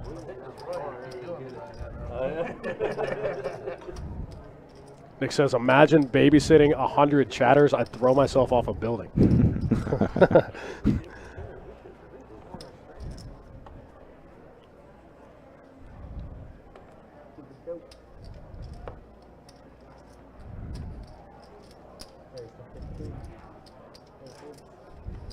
Kyler raising an offsuit king in this spot, opening up the king 10 offsuit under the gun to 15.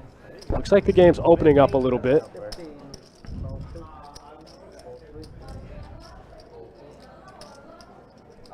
And going to get called by the 10-6 suited. Going to get called by the pocket trays. Seth going to get a pretty good price out of the big blind. Seth flopping an inside straight draw to the jack. How's pocket raise the best hand right now? AJ says, and yes, I tipped. I'm telling you, man, it goes a long way, especially in those games. You think it's shit, huh? I went set mine on him with 2 black threes. Couldn't get a 3. Yeah, got it. Needed a 3, Chewy. Kyler takes down another one. This guy is just steamrolling this game, running good. All right, it's been about 20 minutes. We'll take another look at the stats so far. Played about 11 hands. Kyler's still up the most. Kevin stuck the most. About the same. Not much change there. Auburn Steve trying to get the highest VPIP, trying to play that George style. VPIP around 60%. Trying to play like me when I'm down 1,000 big blinds. That's a great question. I don't know either. Auburn Steve going to limp in there with the 10-8 suited. Michael T, pocket deuces. Looks like he's going to limp in also. This might be one of the first limp pots I've seen in a while. Johnny, do you raise pocket deuces from every position? 21. Chewy No. You just try to limp in and see a cheap flop? More so than anything. Okay, we thought we, $10. Damn, there you go. It's a small pot. You having a fire sale? Seth picking up the nut flush draw here, going to lead out on the turn. It's called by Kyler. And gets called by Michael T with the deuces. Wow, Seth misses the flush draw, makes a king. What a river. How fast did that check? Yeah. Seth's going to take that one down. Bets the nut flush draw, misses it, turns a pair, gets the check mark. I felt like it was like some kind of like With the way everybody was calling you, I'm going to get these guys another round, see if we can get them good and I folded a club. I knew my 8 good and loosened up. Start pushing some pots around. It's already been kind of a loose game, but I think these guys could get a little wider. I'm like, I watched you, and him all go club check. yeah. Those live reads. And then everybody called. I was like, okay. See what had happened was. 4 to go. Last shot. Raised 20. Sean Nilsson says limping would cause a complete system malfunction. Yeah, I don't limp mini hands either. Was that? Oh yeah. We were talking like talking about deuces as well. I like to raise deuces in most positions. Yeah, more so than that. I just like I'm only in there if I'm getting the right price. I'm not trying to set mine every pocket deuces. I see that, man. You're dealing the wrong game, Chewy. And he's right. I like these guys. They're chopping it up. I said it might be gas. They're raising, 3-betting, talking to each other. There's nothing worse than being stuck in a boring game, you know? Like when everyone is just like on their phone, only like kind of playing the nuts, and you're stuck. That's the absolute worst. That's how I was set mine. That is why I go for points. Set mine with 5s or something. Exactly right. It's like my mic level's a little too high. I'm on number 1. Andy says the table sounds happy. Oh yeah, playing some poker on a Friday night, man. What's better than that? They're having fun. I'm having fun. Hopefully you guys are having fun. It's like that scene in White Man Can't Jump when he goes to Sidney's apartment and he walks in, Kadeem Martin says, "Billy, it's good to see you, Billy." That's tough. Would that be an accurate assessment, guys? We don't really need to do bomb pots. This table's pretty loose. Yeah. You guys are in the area looking to play some poker. The games look good right now. I haven't been out of the room in about an hour, but That's 20 every third hand. So we got some games. Wow. He's like, We got 14 on the list for this game.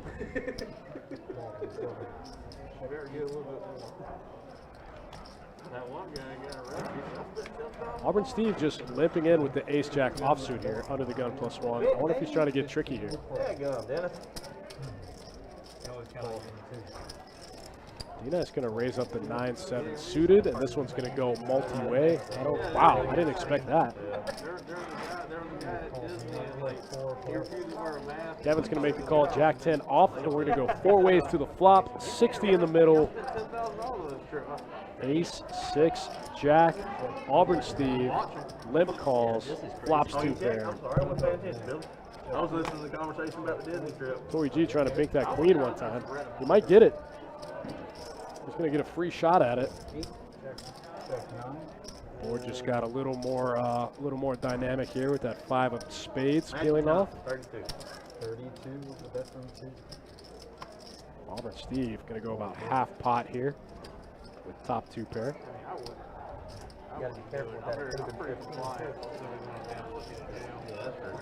Pretty USA, yeah, exactly. Although, oddly enough, in college, he wore 33 for me. Yeah, he did. Auburn Steve with top 2, going to lead out for half pot here. D-Nice got a gutter ball now. Kareem Abdul-Jabbar had 33 when he got drafted by the Lakers. Kevin makes a smart fold there with Jack 10 Dennis, why off. you calling me, Bubba? Come on, man. Come on, Dennis. Oh, man, I would never show that hand. Thank you. Thank you.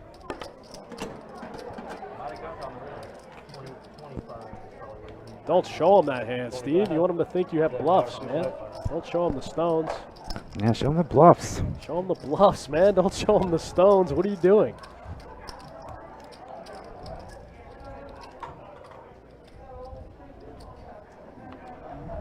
All right, you guys got myself and Johnny Pham for a few more hours. 2-2 is always just the wildest game. I see some wild stuff in the 2-2 streets. Sean, the min-max for this game was 100 to 500. 1 to 5. Button straddles. Juicy game. 2-4, blah, blah, though. I would play this game. Put him in spot and strike you low. You just sit there and part around the limit. Yeah, 2-4 limit. So, Dustin, how's your transition now? You're kind of moving up stakes a little bit. Swingy. It's been swingy, but I have a very swingy play style. So the good thing is I spent probably much more time than I should have at the low stakes, but I developed like a really, really strong aversion to risk. So it doesn't bother me. I know the swings are part of it, especially when you play kind of a high variance style. So we're in the black for the year, but we've had some bad months. But it's okay. It's good. It's fun. One of the biggest things that I found, like moving into higher stakes games, is the player pool is just as bad. Like I kind of had I was kind of afraid to move up for a long time because I just thought that every player would be infinitely better. But it's not the case. They just have more money. You know, it's the same player pool. The bad players are just as bad. They just play bigger pots. The only difference is the guys that are good are like wizard good. You know what I mean? Yeah. But there's, you know, before you're playing 1-2 or whatever, and there might be like 2 or 3 guys that are good on your table, but they're not like super good. You're just like, all right, this guy knows what he's doing. You start moving into like 2-5 and higher, and the guys that are good are like really, really good. But you already have that mindset of like, I don't really want to play big pots with this guy, kind of, you know, whatever. But the bad players are still bad. They just have bigger roles. They play bigger pots. What do you think? What do you think about that as far as 2-5 goes? No, I like your transition. It's you're definitely knowing your spots. You might be a little versed to like more risk aversion, a little bit. Let's say scared to be moving up in stakes and spots, but I think your comfortability is definitely and your confidence is definitely going up, which is very important in moving up stakes. Yeah, like I said, I think a lot of players probably get stuck in that mindset that I was stuck in, playing small stakes for so long. You just like, kind of like monsters under the bed. You think that you're going to move up and every player is just going to be so much better than you, but they're not, man. You're just paying more rake. Great bet for a flush draw busted, or I promise you they're not. If you're right on the cusp, you should start taking shots. If you think that if you're crushing your smaller games, you got a bankroll that allows for it, you should definitely consider taking some shots. God and everybody watching. It's still early out here. We had kind of a rocky January, kind of a rocky February. We had a huge March, and April's off to kind of a rough start. But March is floating us for the whole year, so you know. Let's see. Doug Williams. Joey in the YouTube states chat says I could play these stakes, but I'm still nitty. Yeah, I was pretty nitty with my bankroll for a while too. I felt like I worked so hard to get a big bankroll that I didn't want to like put it at too much exposure. But I think you kind of have to. If you're consistently doing well, it doesn't mean you need to keep firing. You know, if you're consistently doing well in the game at the stakes you're playing, continue doing that. But every now and then, you definitely need to take shots.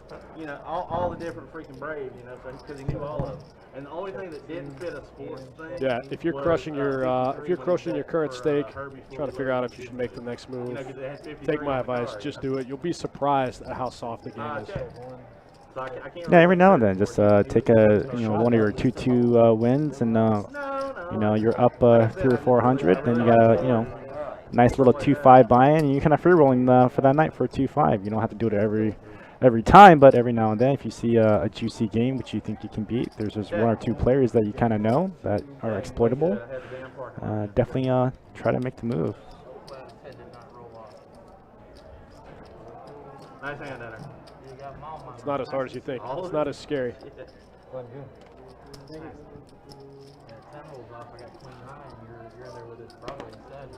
Trying to get in those 5-10 streets with Johnny Pham one time.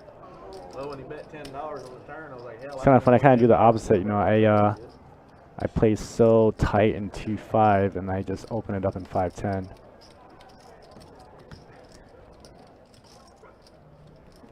I got a smile out of him. Okay. Yeah, that's the opposite of what I do. I'm wide open in the lower stakes, and then I kind of tighten it up a little bit. Play a little better in the higher stakes. Coffee, food, drinks, cocktails? Another evening? Yep. 20.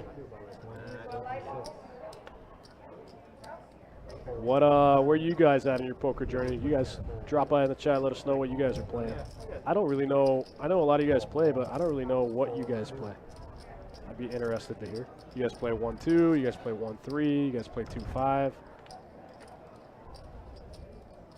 5-10, you guys play online. What do you guys play? 57 Michael T picking up queen here for the 3-bet.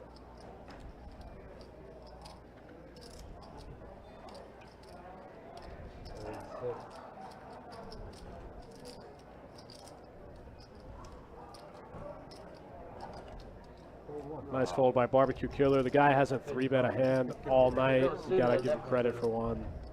It's okay to overfold against those players. That's why you gotta mix in more hands into your 3-bet range. You can't just 3-bet the top. You gotta have some other hands in there. Yeah, especially in the 2-2 game, most players who are 3-betting are actually going to only have aces, kings, queens, ace-king. Those 4 hands, nothing else. They're never gonna have anything else. Every once in a while, you're gonna see a guy spaz out with pocket 9s, but other than that, they're never gonna have anything else. Nick says playing 51 on PPP Poker with a group. That sounds fun. 2-2 and 2-5 for Sean.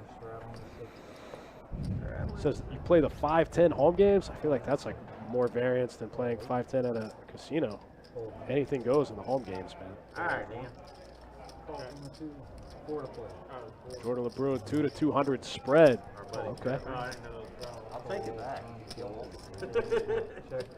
Cody Newsom 1-2, 1-3, 2-5. For what it's worth, I think 1-3 is a great game. 1-3 with like a $500 cap is a great game.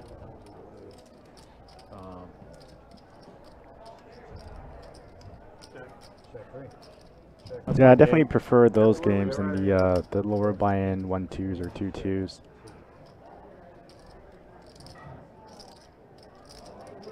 It's just hard to do anything with a 100 big blind cap, to be fair. You know, you have to play so tight with a 100 big blind cap.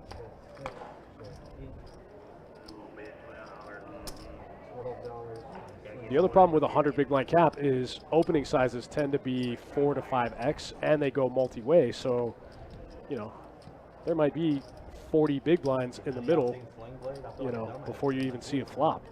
Pretty good, man. I've heard worse impressions. You heard worse? Yeah, I've heard worse. Oh, half Nick says 1-2 shouldn't even exist. It should just be 1-3. Unfortunately, 1-2 just prints money in every casino from an industry aspect. 1-2 just prints money. Guy Turner said busted the bow tourney today. Ace King versus King Queen suited. Ew. Ew. Unintentional one, but it was. Like I should be profound, but You'll hold AK versus KQ. Flop of the flush. Drawing dead on the flop. It's hard to be drawing dead on the flop and holding. pulled it out there. I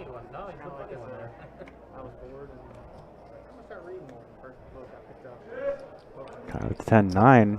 Gonna raise to 15. I like that. I don't like Kevin's limp here. I don't like Barbecue's limp there either.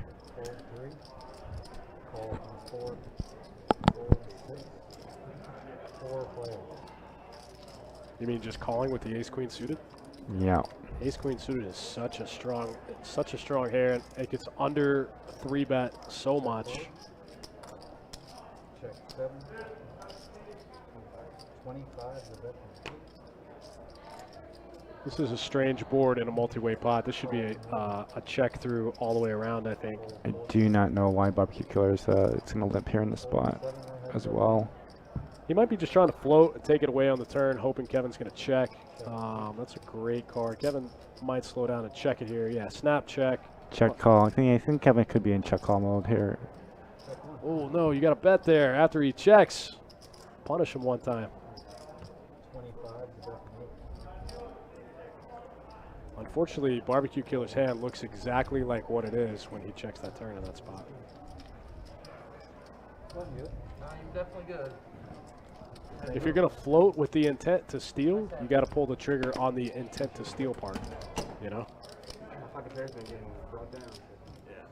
Monster Hand says only 2 guys are above 500. I don't think that's right. Looks like Seth's got 600.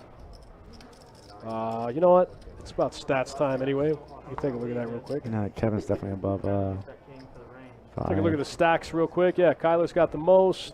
Tory G riding that 55 stack one time. Looks like almost over half the table, right about 500. Okay. Kyler still crushing. Kevin getting a little bit unstuck. I can get on that train. I've been there. I've been stuck before. I've been stuck this week. I'm going to get stuck tomorrow. He's like, I'm just listening to all the entertainment. Alright, seems fair. Racer Nerd says, when I played at the Chumash Casino, the game was 1-2 with a $60 cap. What a waste of time.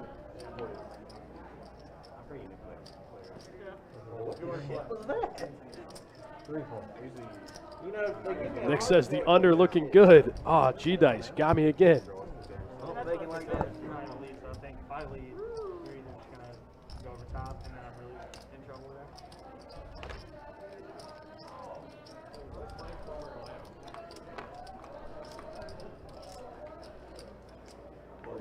40 is the bet for 6. I do not have a diamond. Don't even shoot, sir. Hold on.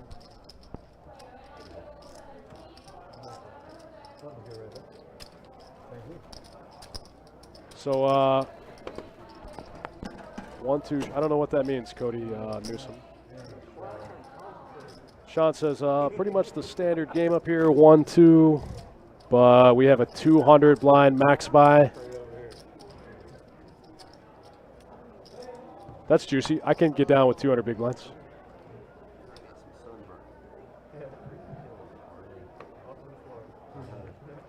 G-Dice, is that better? Am I more live now? I think Johnny Pham just hooked me up. Put me in the game like a real commentator. Put some dubstep in your voice. Yeah, put some bass on it. Auburn Steve getting after it. King Trey suited one time. Going to make it 20 to go. Making it 10x with a marginal hand. Out of position.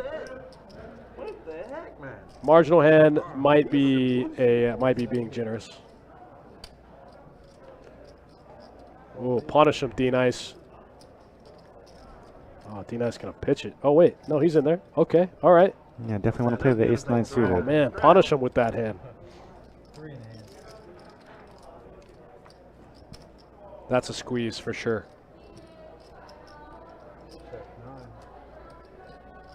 Go ahead. Thanks, G-Dice. Thanks for the heads up. I'm in the game now. Michael T gonna try to peel a queen one time. Can't do it. What do you think, Johnny Fam? Ace-9 suited. Good spot for a squeeze. I think it's got to be a squeeze or a fold. I think it's not a great candidate for a call. What do you think? You talking about pre?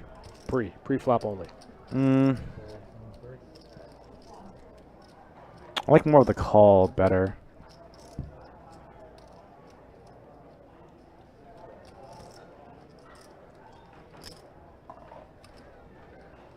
Now, if it was, I would actually call in that spot better. But if I had like like ace-5 suited and below and ace-10 suited up, those are definitely raises. But I don't like the 9 between the 9 and 6 suited aces. I see your logic in that spot. What do you guys think? You guys mashing it with ace-9 there, or are you guys just folding? All right, Dan, that's a good bet. There you go, D-Nice, picking up a quick 75.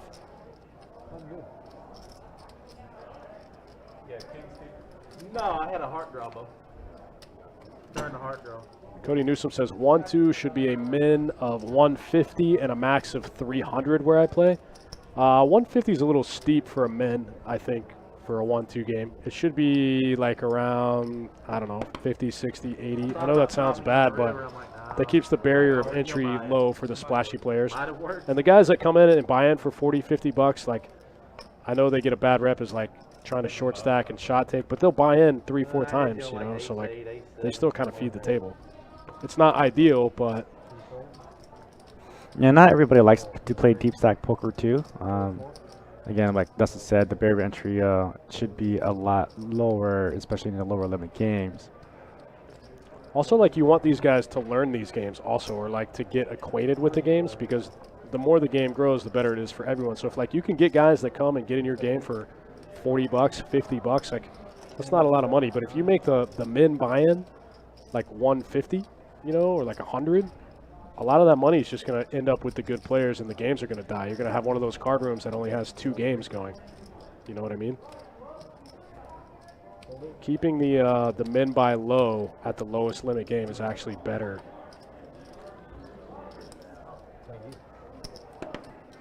That being said, I do get annoyed when the guy sits down at my table, min buys, and just tries to double up. Yeah, and depending on the room size too, with the max buy-in being capped at 300 to 500, sometimes it's better being capped at a lower amount. Only because of the volume. You don't want to break your 1-2 players, and all of a sudden you don't have any games anymore. Sure. I don't know if you guys have been there, but I've been to those card rooms that only have 2 games going. You know what I mean? Yep. 4 to play, this is Stroud. Hold 3. All right, Tori finally taking a stand with ace jack, going all in for 55 bucks. Sorry, 35.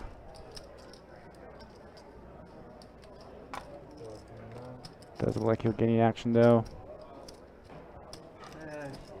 Torrance seemed like a nice fella. I'll W up. What is Steve's hand? He just said, I'll W up. Oh, 9-6 offsuit. Hello, Sheriff. Riding Sheriff. That's gonna sting if He says, I'm live. I mean, to be fair, he's got 35% equity pre. Hard to get better than that. And now he's got a diamond draw. So all of his hole cards are live, plus the diamond draw. Now he's got a straight draw. He's got the full 20. Look up top. He can't miss. oh no, Wow, Steve, wow. it's gonna end Tori's night. Is he gonna add on now? Oh no! Rides the 50 ball for an hour and a half. Gets stacked. All right. Here's my advice: if you're in the game for 200 and you get whittled down to like 40 or 50 bucks, you don't have to be back in the game for another additional 200. If you get whittled down to like 80, 70 bucks, throw another 100 on there. You know, you're going to be so limited to what you're going to be able to do with a $40, $50 stack versus, you know, just adding on an extra 100. Especially in this game. Absolutely. I didn't have jack shit either.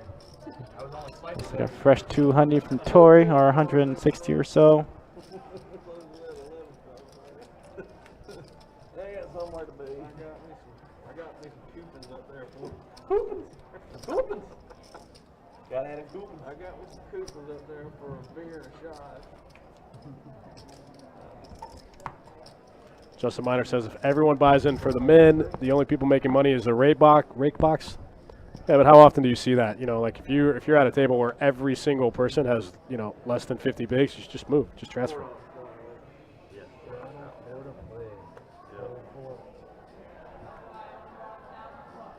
That's a bad game. Regardless, like Johnny and I said, keeping the barrier of entry low is good for the poker ecosystem. I don't straddle. To hell with you and your straddle, son. Don't give a damn about Kyler opening up the king jack offsuit. Michael T going to get in there with pocket fours. Michael T been pretty snug this game. We haven't seen much out of him. Seen 1 3-bet, call a couple raises pre. Flop a straight draw.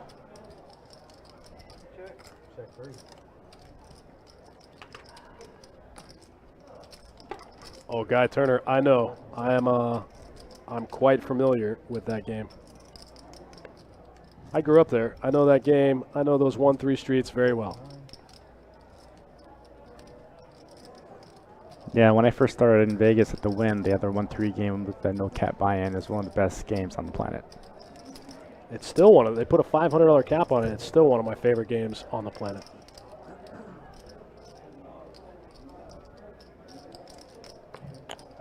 All right, Michael with the open-ended straight flush draw. Wow, look at this hand. I think you should be betting this 100% of the time. Or check raising. You could check raise it, absolutely. Oh, please don't check fold. Please, please, please don't check I mean, fold. Kyler can only bet now. I mean, Kyler might think he has a little bit of showdown value if somehow Michael doesn't have an ace.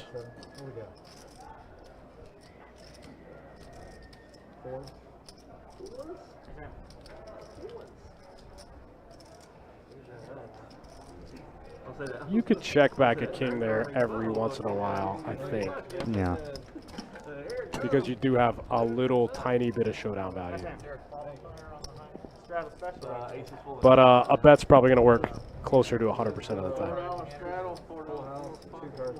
Strawman says, I wish a best bet would have matched the stack like other rooms. No, you don't. I know you think you do, but you don't.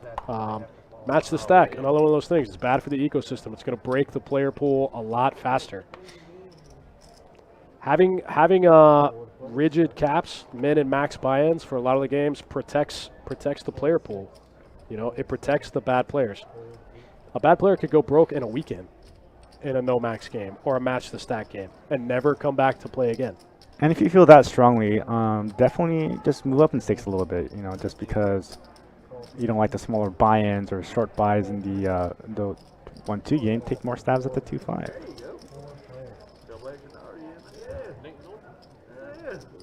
Justin, I'm going to look into that. I'm not sure how to do it. Let me look into it.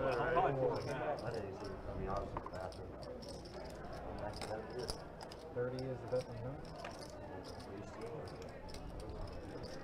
How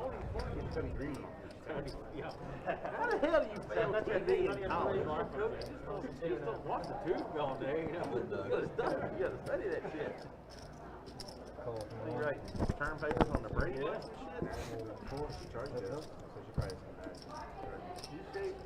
won the game. You won the game, coach.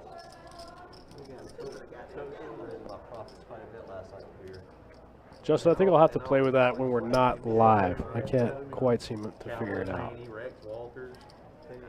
But I think you're right. Well, I mean, the two obvious ones.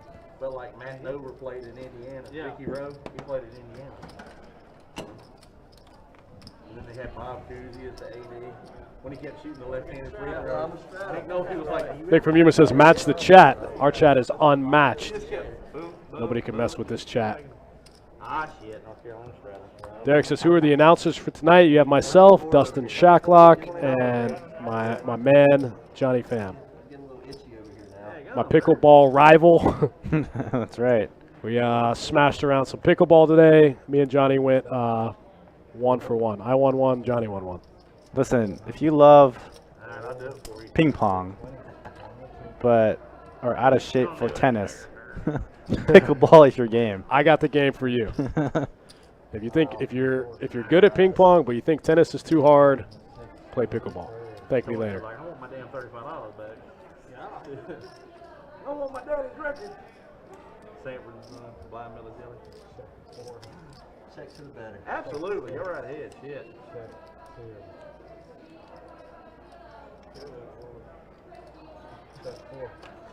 So here's the thing about match the stat game. It's the same thing as like an uncapped game when we run those big like 10, 25 games and George just buys in for 30K and just gambles with you till he gets all your money. That's exactly what happens in the match the stat games. Not all the time, but sometimes. And like I said, it'll eventually just break the player pool. And then, again, you'll be back to those spots where, you know, you go to your card room and they have 2 games. Your card room that was so good and so juicy for 2 years now has 2 1-2 games. I just came in because I didn't want to play that hand, man. I hear you. I appreciate Oh, my hand. Just a minute, my hand's going to be 7-4, 8-5 suited. And today's a national holiday. Be nice to a fat kid day. So you donated $20 to me. I appreciate it. Thank you. Mighty kind of you, sir.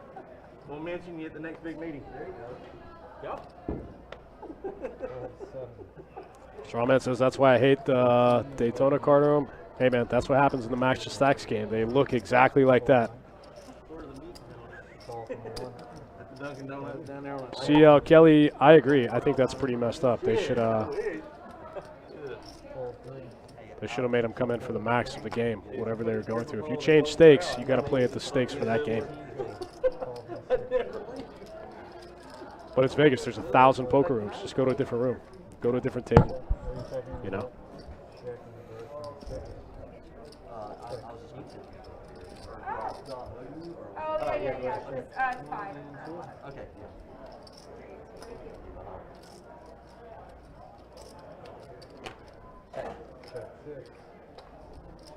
Pair of 6s in the lead here. Seth in there with a gut shot. Kevin got bottom pair. Not sure. I think Barbecue Killer just hasn't had a chance to fold yet. Auburn Steve's going to get there with the best hand. Ooh, Seth doesn't even show him. Seth mucks the gutter ball. Oh, I got a 6. I got a half a minute. Sorry. I didn't want hearts, though. Shit. Oh, Steve with the slow roll. Well, you like that hand. I've seen you play it a few times. Fucking good. I hear you. What do you call it? I forget. It's a Happy Meal. A Happy Meal, okay. Never heard of that? Huh.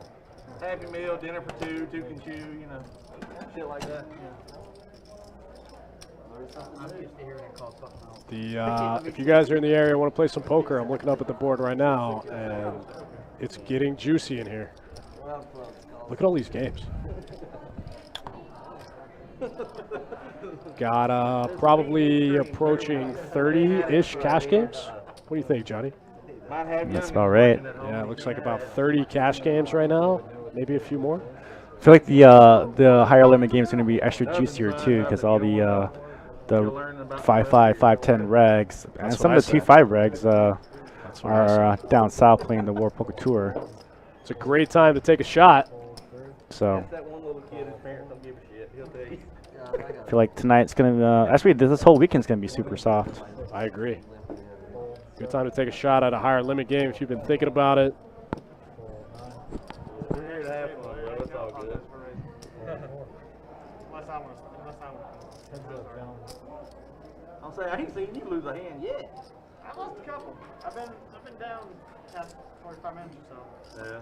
Nick, I don't think I understand the question. What's the longest someone would have to wait on the list until they get a seat at Best Bet? I would say 30 minutes, probably. Yeah, It's the pretty close. turnaround for the size of a room is pretty vast. It's pretty big. It depends on the game, too. Like, if it's a 2-2 or a 2-5 game, I would say sub 30 minutes. But, like, some of the other games where we might only have 1 or 2 of that variant running, it could obviously take a lot longer. Yeah, but there's no thinking, you know, because the lists are 20, 30 deep, they're going to be waiting for an hour or two. So, I mean, we were down south and the lists were 40, 50 deep, and then we got in the game relatively not too bad, 40 minutes to an hour. Speak for yourself. 40 minutes to an hour. Yeah, you're right. I mean, that's close. Yeah.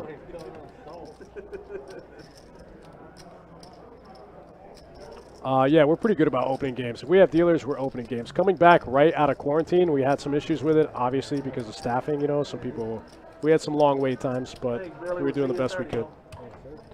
The key is to come in during the time of what's going on in the room. So if you're trying to come in on a big high-end night and you're coming in as a high-end starting, it's a little bit tough trying to get in the game at that point. So either try to come in earlier or a little bit later as the high hand either starts or finishes. That's good advice. Especially on like those really big high hand days, you want to get here early, get a seat locked up. Doesn't even matter if you don't play any hands. Just come in and get your seat.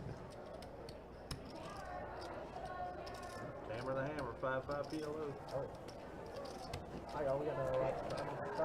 Straw man, if you only play 2-5 occasionally, yeah, you can stick a 7-5-10, but I mean, just only play on the right conditions if there's a juicy guy.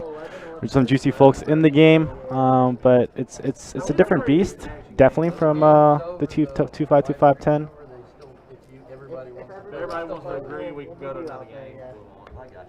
And they still got a waiting list, and somebody doesn't want to play them. But it's not always the case too. Sometimes the 5-10 gets really needy, and the 2-5 games are better. It just really, you really have to just kind of have to watch the game and check out the players.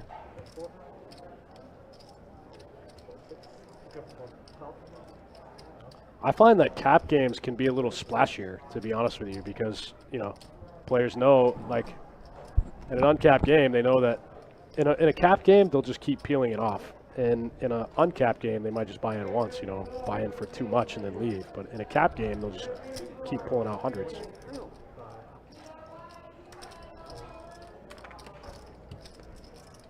You guys all know you've been in that spot where you're like, I'm going to bet this guy off that hand, and he's like, I only have 100 left, I'll just reload. Like, that doesn't happen in uncapped games.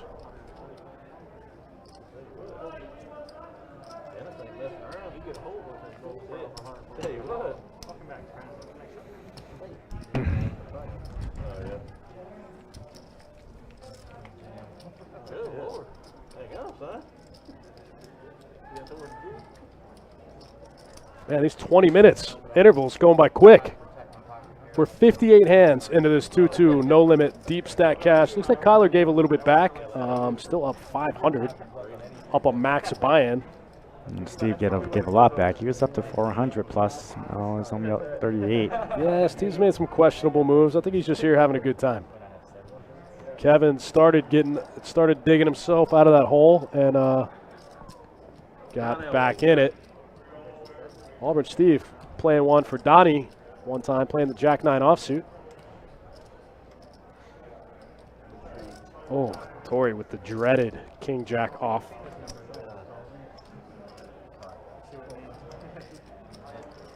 Anybody else want to call? $11 to $7.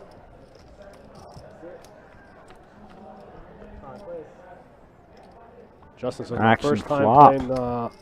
Oh wow, yeah, look at that. Everybody's got a piece. Everyone gets a piece.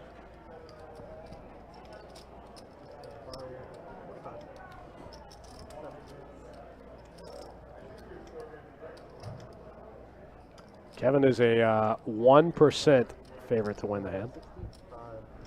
Auburn Steve sub 1%. It's pretty interesting for Kevin to take a raise here. I'm pretty excited to see what Seth does here with top two pair.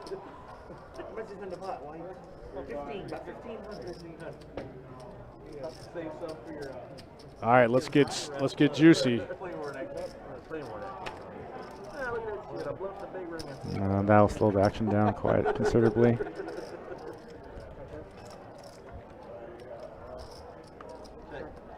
Damn, why did I call $65? I had Donnie's hand. I'd have made it straight. Wow. Seth missing a lot of value there, not raising on the Chewy, why did I call one more straight? re-raising on the flop. Had Donnie's hand. Seth takes down a big one right there. Anywhere I play 29 usually wins hands I start ever. Justin Miner, nice one, man. Nice hit. First time playing 2-5. Pick up 800.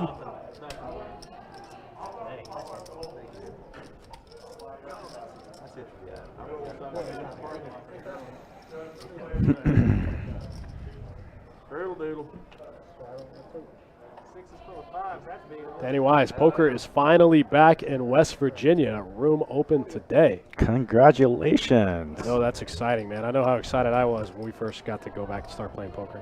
Is there only one poker room in West Virginia, or are there multiple? I have some friends that work up there. Wow, okay. Shout out to West Virginia. Get your poker on. This movie before. I don't know how this shit ends. Those ain't real. No. He bet 4 chips, but they blew him. Hell, I check. I don't know what to do. That's like a straddle pot. Looks like almost a family pot.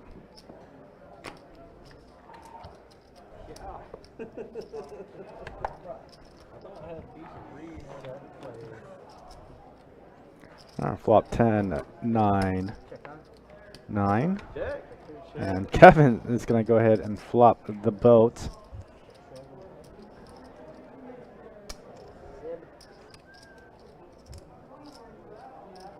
Checks all the way around. Kevin's going to go ahead and make a small little itty bitty bet of $7.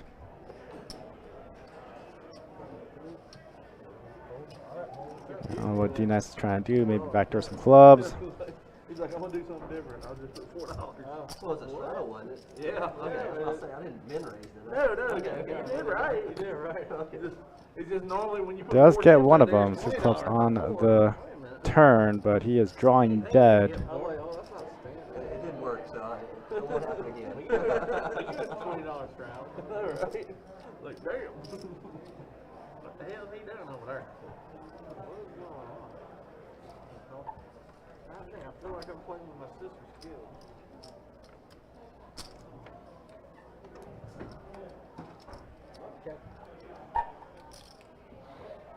And Kevin does upgrade to a 10s full of 9s now.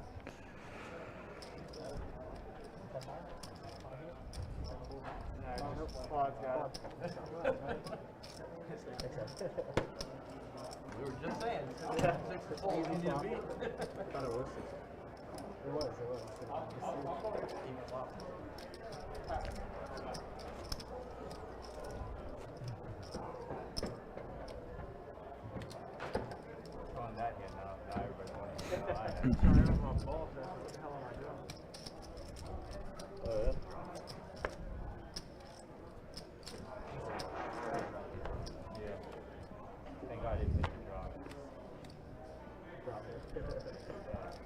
Call 3, 4, 4, 4, 6, 1, 7. Raise.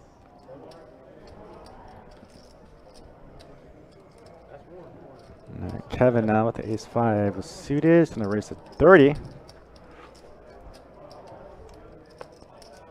It's pretty big sizing at this table. Got Barbecue Killer going to muck 9s. Alright, I get Oh. 8, 900.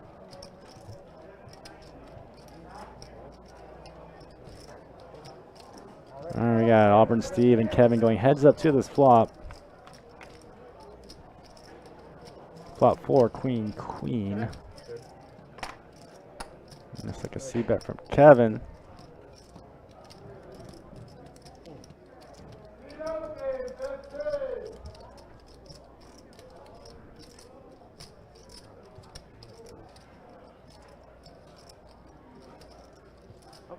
Steve is going to get a little sticky with ace-10. It does turn an ace. He's got the better kicker. Kevin not slowing down. Additional 30. Ace. I have an ace as well. I have ace 10.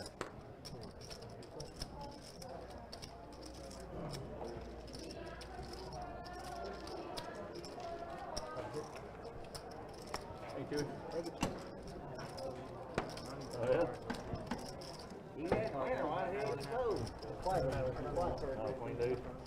Money Morrison, the only time I ever like to play Keno is at the Rio. There's a little breakfast spot right before the pavilion. And I think every morning before the tournament, order some corned beef hash and play some Keno. That's the spot. Every time we play badly, that was a huge mistake. Yeah. That's a good production. It's worth a watch for sure.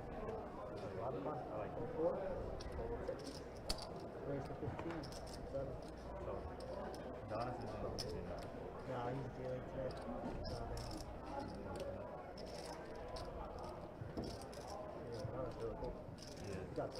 And Kyler is going to find his King 7 suited. He's going to raise it up to 15. We don't do man clicking around here, sir. And Michael T, ace deuce to diamond, is going to 3-bet 30. He's going to price everybody in. I feel like a big pot's brewing here. It's going to go 5 ways. Pot now. $150 flop 10, queen 10.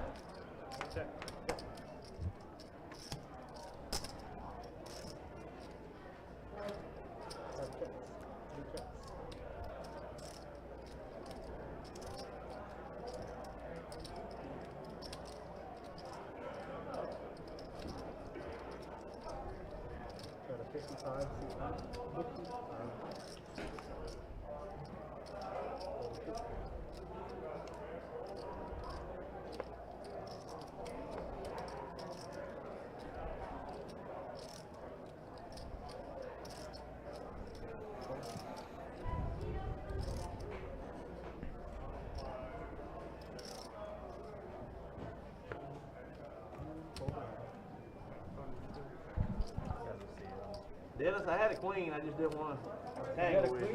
Yeah, I had queen jack, I just didn't want to tangle with you. You are disciplined, my friend.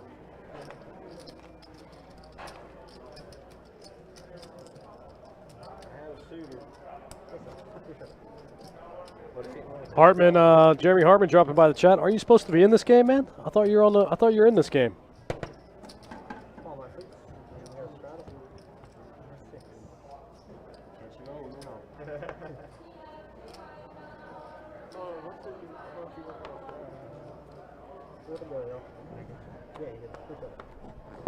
All right, guys. Thanks for tuning in. Thanks for hanging out. 2-2, no limit hold'em, deep stack cash, 100 to 5. Kyler, this is the first time we've seen aces tonight. Kyler picking up pocket aces. Under the gun +1 makes it 15. D-Nice going to make the call. Barbecue Killer going to make the call. Looks like Tori G going to make the call there with 10 deuce suited. I don't think you can fold ace-9 suited there. Wow, look at this. Everybody gets a piece. Money Morrison says aces never lose. I wish.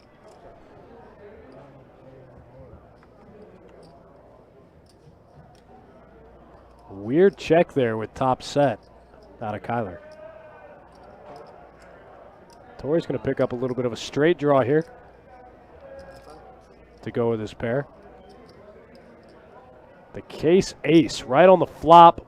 Seth's going to bet into it for 25. Now Skyler's going to rip it. Makes it 75 to go.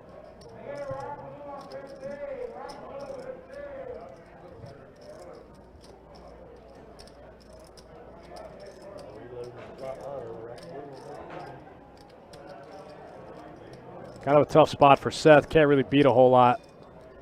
Probably going to have to lay this one in the muck.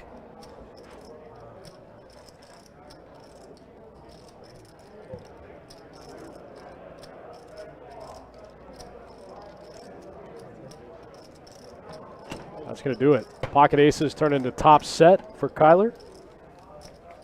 Goes multi-way. You never want that to happen when you have aces. You never want to have 2 red aces, 4 callers, out of position, and get an all black flop. It never feels good. But Kyler played it well. Dodged a lot and picked up a nice spot. It's a little pricey, but it's pretty good. I was hoping you did. Thought you might have had the queen with it too. I was hoping somebody caught up with the jack. Kyler raising again. We got to get this last hand out of there. And then looks like Kyler raising. Barbecue Killer putting in the 3-bet. We haven't seen him do that at all tonight, I don't think. That might be the first time we've seen him click it back. Looks like graphics are stuck on that last hand, though.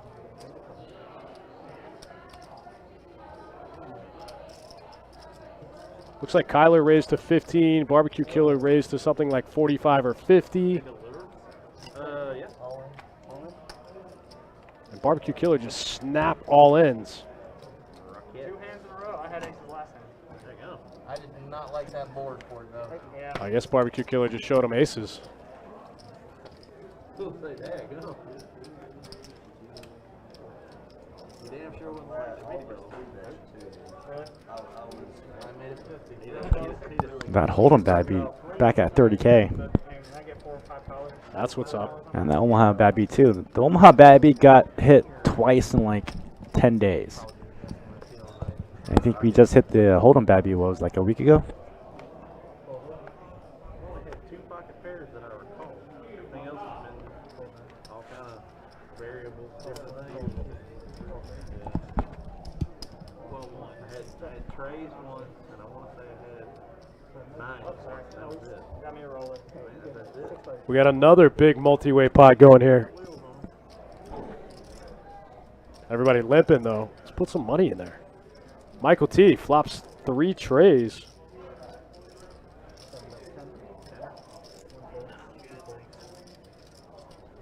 Looks like nobody really has anything else to play back at him, though.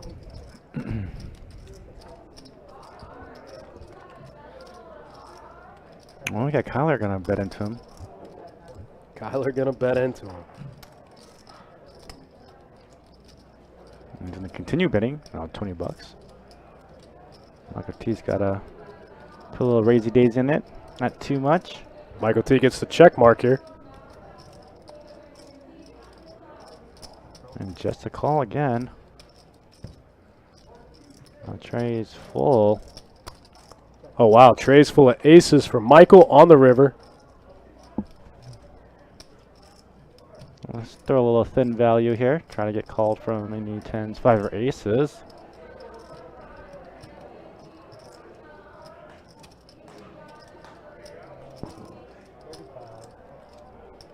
And this should definitely get some action from Kyler. 40? Got an ace. Thank you. Kyler's gonna get the bad news. Gonna have to see I knew that. gonna have to see trays full of aces. He's going, man, how does he have a tray? Jeremy says I'm on the 2-5 list next Thursday. Cool, man. I mean, he only called flop, turn, and lead river, so. Right, that's always the nuts. The guy that hasn't played any hands. Check call, lead out. I caught up. Oh, okay. Yeah, if he don't catch that ace, Yeah, I he'll pay you thought- off. Oh, okay. That's why it pays to be aggressive, man. Play a lot of hands. I think of Not playing enough hands is extremely exploitable. I'll just overfold to you. Yeah, I think Tori's kind of in that spot right now. Yeah, man. As soon as this guy takes an aggressive move towards me, I just snap fold. You know what I mean?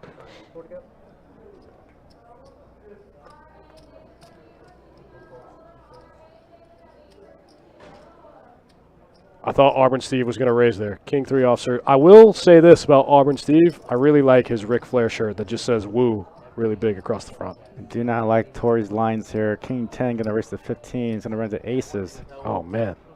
and 7s. I think Kevin just flats, too. With any ace, anything, and you didn't catch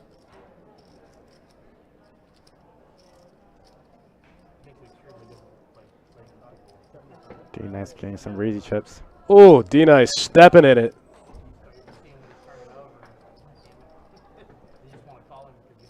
D-Nice seems like he understands the squeeze. He just picked a bad spot to do it. The squeeze is a powerful tool pre-flop, underutilized.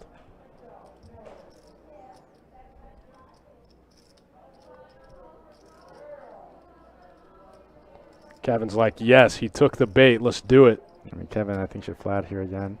Nick says, I've been wondering what that shirt says. It's a big Ric Flair shirt. It just says woo across the top. Kevin gonna go for the I'm so tilted, I've been running so bad, tank Hollywood jam. Like, whatever, come and get it.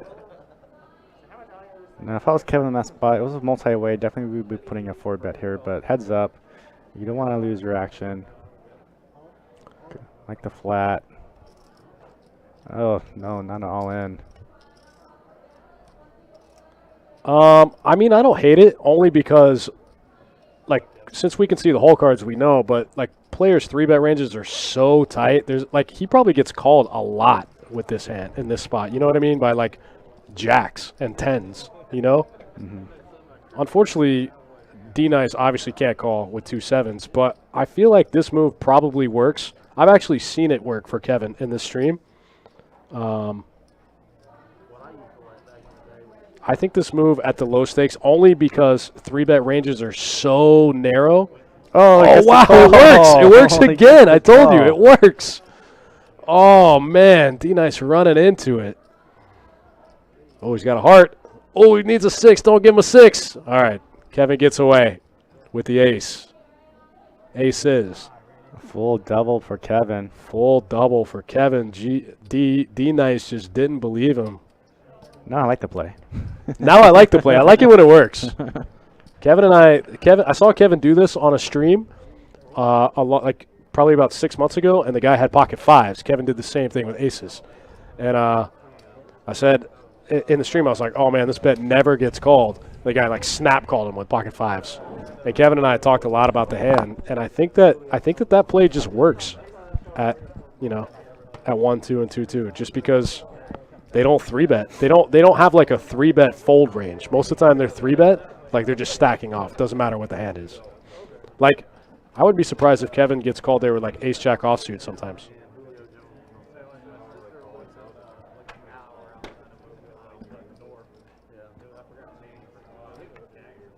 Zach says pretty loose call. I mean, I think the Hollywood tank got him paid a little bit.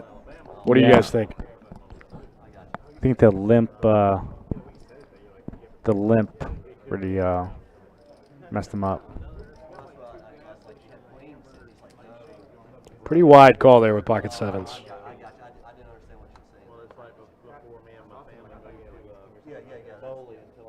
Nah, definitely not in my my call-off range there in the 4-bet. Also, conversely, in the low stakes, whenever somebody goes for the limp re-raise, it's always aces. It just always is. Yeah, every once in a while they have kings, but it's always aces. Especially if you're facing a guy that's 50 and over, 55 and over. 55 and over. I don't know, man. Sometimes those guys are so scared to play post that they just rip it. No, I see it all the time. I get stung every time. These limp aces under the gun, and then I raise. I think that play was in Super Systems too. That's probably where they learned it. Yeah. Man, look at this hand. Kevin just flops the world. Kevin's starting to heat back up. About time. Get unstuck. Pat Tyner in the chat. What's up?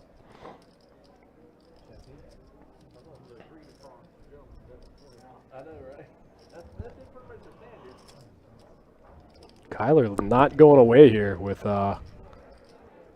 bottom pair and what is now a gut shot, right? Bottom pair and a gut shot to a 5.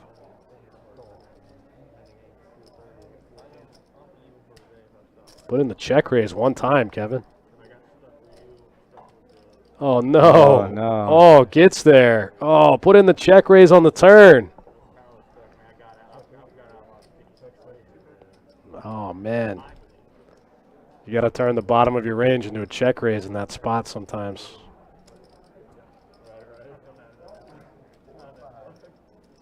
Kyler picks up 100 there off of Kevin.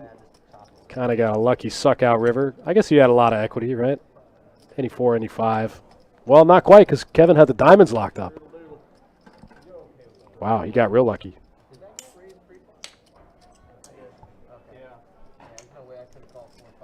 Nick from Yuma says, writing Super Systems 3, Tales from the chat. I'm going to have to rename that book, otherwise you're going to pay some royalties to Doyle. Mediocre Systems, Tales from 2-2.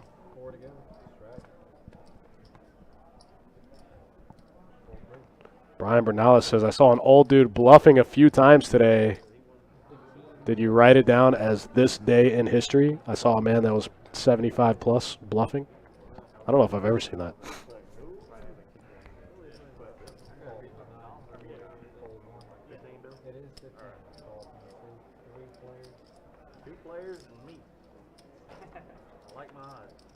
Auburn Steve in there with the 6 tray suited. Picks up a gutter ball. Kyler picks up top pair.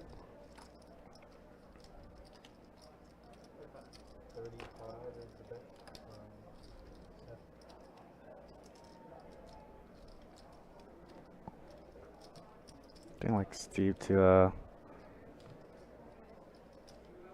Did D-Nice reload, or was he just plus and just he had enough? No, he was plus. I mean, Kevin wasn't that deep. I think he had maybe 100, maybe 200 behind. No, he ripped it for 387. I see some green chips in his hand, so.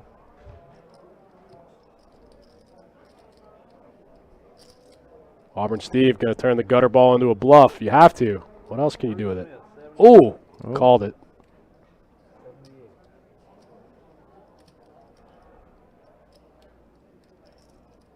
I don't think Kyler's ever going anywhere in this spot. Steve's line actually makes sense. It does, tells a story.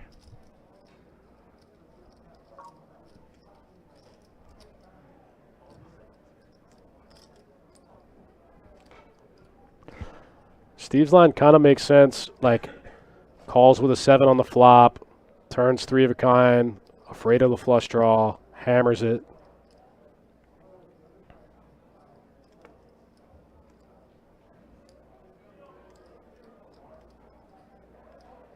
Brian Bernales, are you talking about my guy, Hunter Sitchy? Is that the book you're referencing there in the YouTube chat?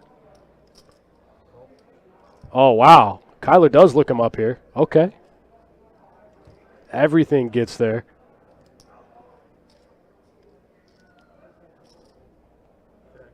Oh, man, now Auburn Steve shuts it down. Man, he had the right idea. If you rip it there, he can't call.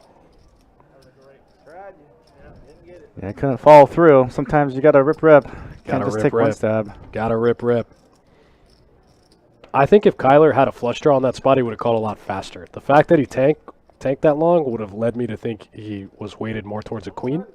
So I think if Steve rips it there, I think Kyler has to fold. But we can see the whole cards, right? You've been trying hard over there, man. Doing the same thing over and over, expecting a different damn result. Yeah. Straddle on the button. Ooh, first button straddle. Yeah, Brian, it's a good book. Hunter's a good friend of mine. We talk pretty often. I have a copy at my house.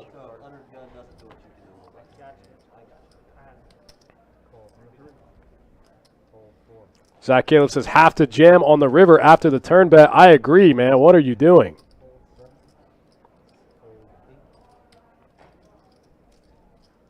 You got to keep the story alive. I get it, though. The hearts are scary.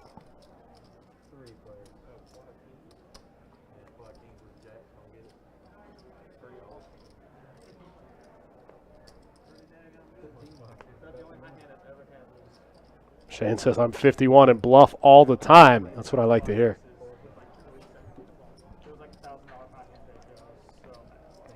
Barbecue Killer plays his 4th hand of the night, and everyone correctly folds to him.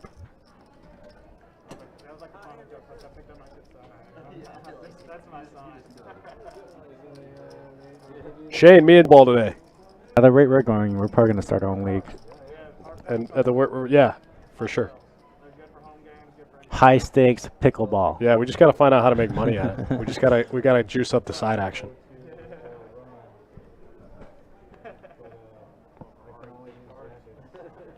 We just have to figure out the scoring. We haven't quite figured that one out yet. Yeah, that's the hardest part. It's so confusing. Tori G limping the ace-10 suited off the small stack. Is he going to go for the limp rip into two much stronger hands? Ugh, look at Kevin just calling with the ace-king offsuit in the hijack. Oh, man, how does Barbecue Killer fold 5-6 suited there? What is happening? Barbecue Killer just folded 5-6 suited on the button, getting a good price.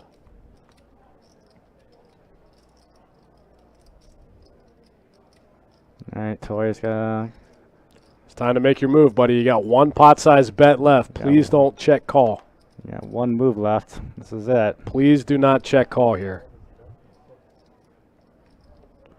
The problem with Tori's check, even his check shove, is when Seth bets 35, Tori's going to be giving him such a good price to call because he's so short stacked.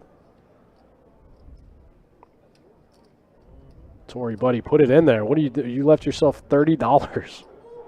There's 100 in the middle. He can never fold anything. So now he's in a bad spot because he has to hit, has to make a hand. Because Seth can never fold.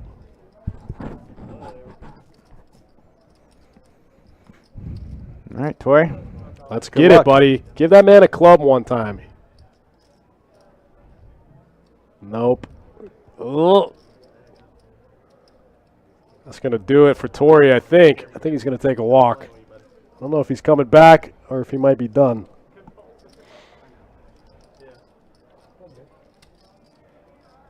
I like just ripping it, right, for a pot-sized bet, you know. Absolutely. It might look like a flush draw, but who cares? I mean, it's always going to look like a flush draw. Sure. I just think it leaves you in such an awkward stack spot if they bet anything post-flop, you know, and then you decide to rip it, they could just never fold. They're getting too good of a price.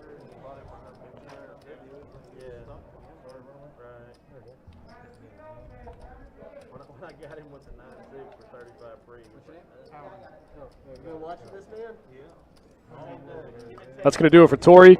He's going to hit the rail. Looks like we're going to pick up, I think this is Allen, right? Allen C. I think so. He's in for the max. Gonna juice it up with the boys. Alex says fatality, eliminated. He gone.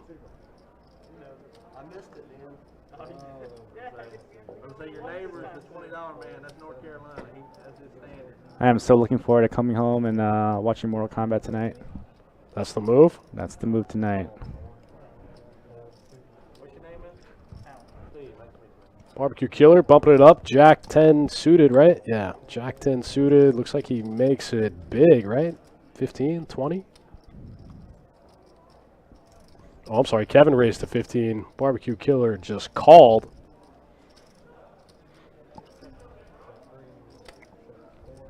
By the way, I think that's a great handle. Barbecue Killer is a great handle.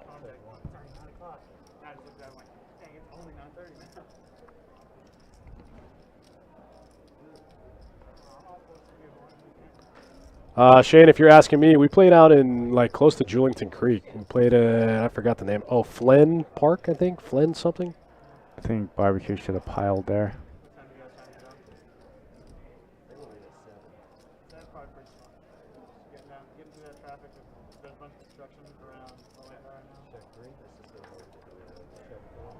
Look at 5 deuce. Gonna win this hand. Allen's gonna win his first hand sitting down. Oh no, Kevin bet. Okay, Kevin, get after it.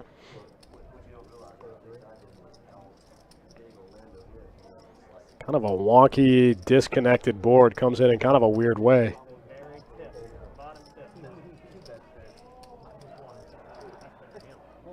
I don't think that was right. I don't think the graphics were right there. They showed that pot going to Allen, but it actually went to Kevin.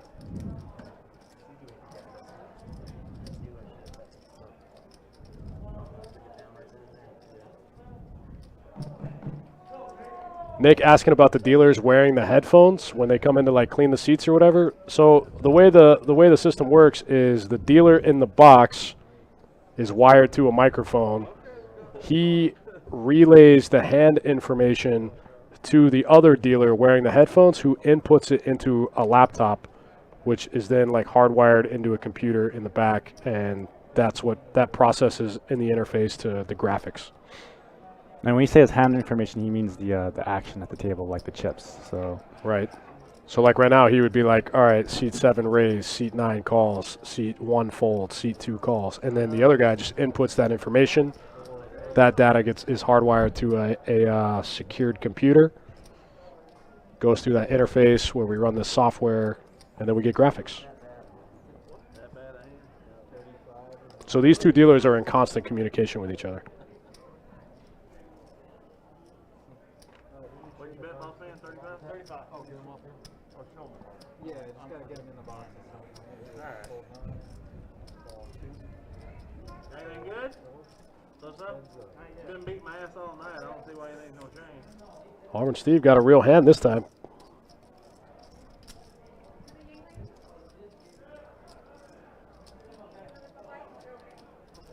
I get a water too. 65.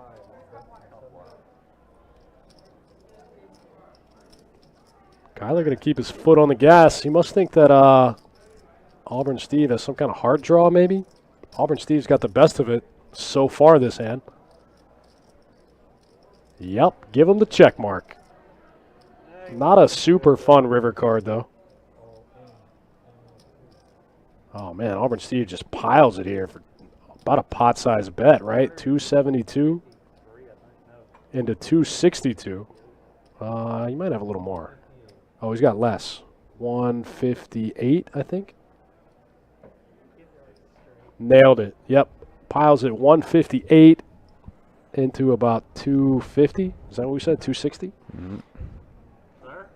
Say you're about due to take some from I mean, do you try a bluff catch in this spot? Yeah, I don't think it's worth it. My batting average. Oh, does try to make the bluff catch. I mean, I guess he just thinks that Auburn Steve has some kind of flush draw, but even some of his flush draws get there, you know. Oh, shit, I was the hell in one. Hey, Dustin, your hand worked for a change. He could have like some queen nines, some ace queens, you know. Even some of his bluffs beat you. Some jack tens of hearts, you know. You don't block anything. Well, Steve's trying to talk to us in the room, through the room. Yeah, I think he was trying to talk to us from the past. I don't know if he knows that this is on a delay. Nick, so the dealer in the box has like a very small, tiny microphone clipped to the front of his shirt. He can't hear the other dealer. He can only talk to the other dealer. So he like kind of talks in a low voice and like calls the action to the other dealer via a tiny mic that's clipped. You'll see them when they change, when the dealers switch. When they switch, they'll unclip the mic and usually lay it on the table. The next dealer will come in, clip that mic, so that they can relay the action. What a terrible call by C7.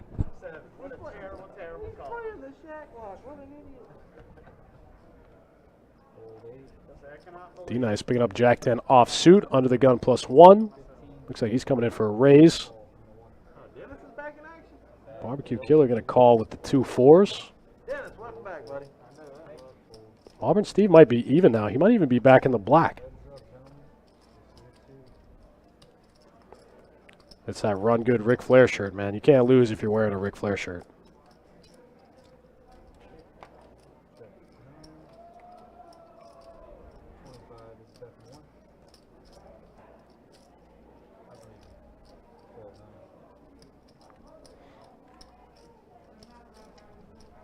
Barbecue Killer gets after it with 2 4s, takes that one away. Man, these lists are still out of control. This room is busy. Friday night, Best Bet Jacks. Poker is live. Yeah, it looks like a solid, 35 games? Man. Y'all do appreciate you. Come back now, you hear? I say it all the time. Like, maybe I'm biased, but like we have the best room in Florida for sure. Probably on the East Coast. Yeah. Looks like we can actually open another 4 or 5 games, to be honest. The other rooms, like on the East Coast, like sporadically, they're better. They're better in like small samples, but like Best Bet is just good consistently. It's just a random Friday night. We got 35 games. Yeah, most poker rooms in the world are full spread at 12, 15 tables. Yeah, Most times maybe have 4. we got 9 2-5 games with an $800 cap. That's so sick.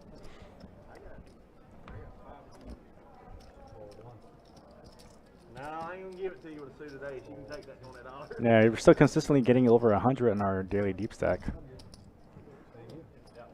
Or daily 160, rather. Yeah, the 160 ends up being like a 20K. I hope that changes up soon. I think we're almost staffed well enough to where we can start running more daily events. We used to run 2 events a day, a noon and a 7 o'clock start. I think we're down to maybe 3 tournaments for the week. Yeah, that's kind of been tough for the tourney grinders. You know, a lot of those guys, that's their bread and butter, those dailies. Yeah, I knew I should have left. Kind of been tough for those guys over the past year, kind of only waiting for the events. We didn't even run tournaments for a while. You can't really call either. That last 1010 XL event was ridiculous. Ridiculous. Almost 400 players in the field. We had even? We had the line for registration all the way up to the door by like 12:30. No, not 12:30. I'm sorry. 6. Yeah. Yeah, we did the radio show and we were looking back and the line was just forever.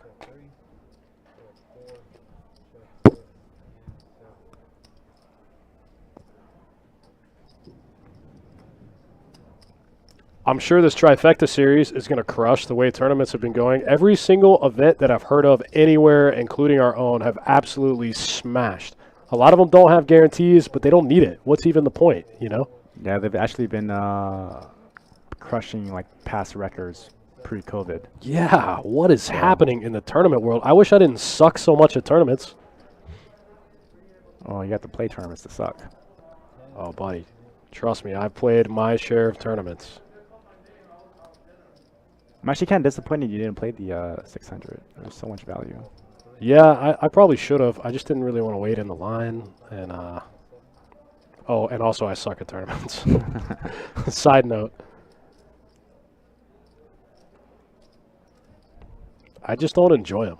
They're not that fun to me. They used to be. They're only really fun once you go really deep. They're only really fun when you finish in first place. That's when they're really fun. The rest of the time, they're just kind of like, eh.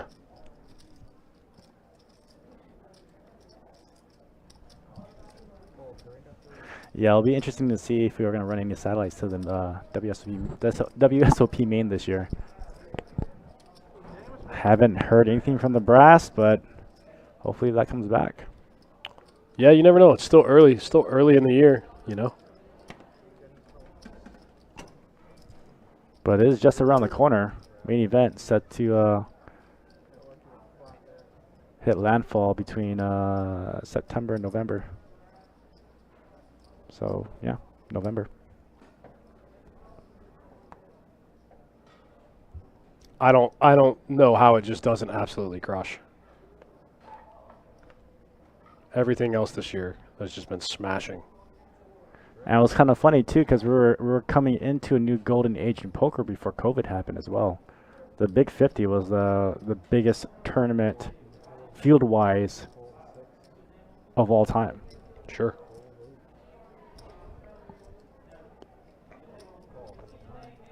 G-Dice said TCH just ran a 500K with 2.2 million in the prize pool.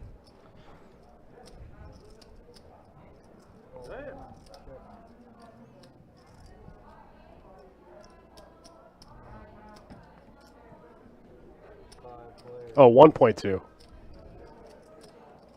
was about to say.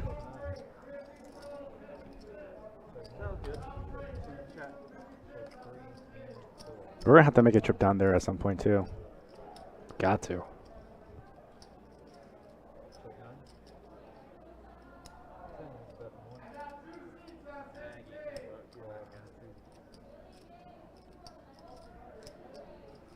And I'm sad also. I've helped build this stream from the ground up, and I've yet to be able to play it on the live stream table. Any live stream table. That makes me sad. We'll make it happen. We'll go to Texas and make it happen. Show them how it's done. Brian Bernalis, feeling my pain, says MTTs take so long. I know, man. I like to play for like 3-4 hours. Get out. Maybe max like 7. That's a lie. I knew you were going to say something. That's a new discovery for you, bud. You know, when you're down south and you wait on the wait list for an hour and a half, like you got to put it in. You can't just play for like 3 hours. You got to put in a real session. Like, my eyeballs aren't bleeding yet, nor is the sun out. Nor is the sun yet out. We must play until everything above checks the mark. That's right. Check all boxes. I think it was like 2 nights in a row. We didn't leave the card room until like 7 o'clock in the morning. Yeah, something's wrong with us.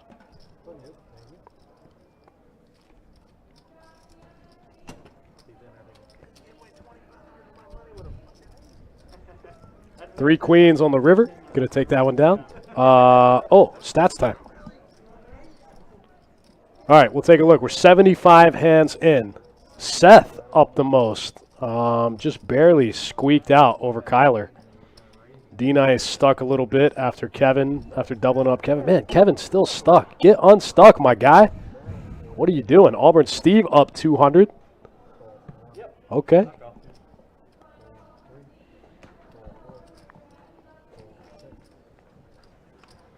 Kyler picking up suited wheel cards. Going to raise to 15. Alan limps the pocket nines. I hate that.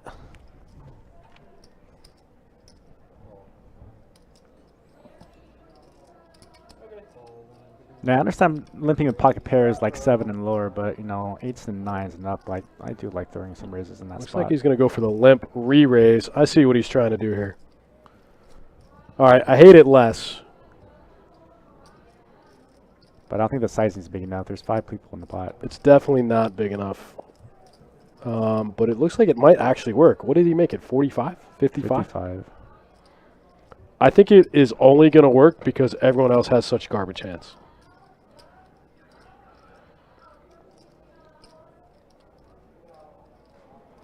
All right, I hate it less now. I see what he's going for.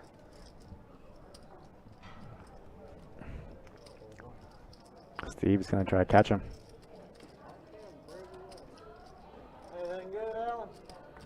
I mean, it's pretty huge when you get to close the action, you know? Like, closing the action pre-flop is a big advantage. Oh, looks him up.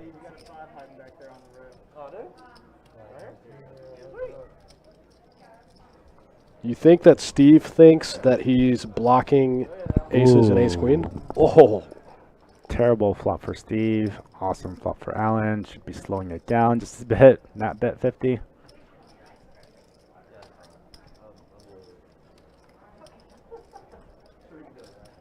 If Steve continues on with his hand, I think he's getting felted.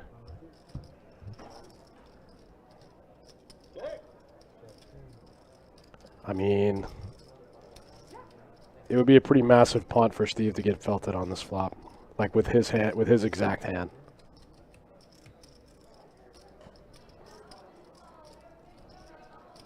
And I think it's time to give up.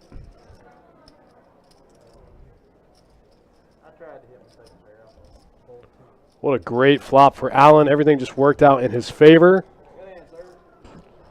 The old limp re-raise.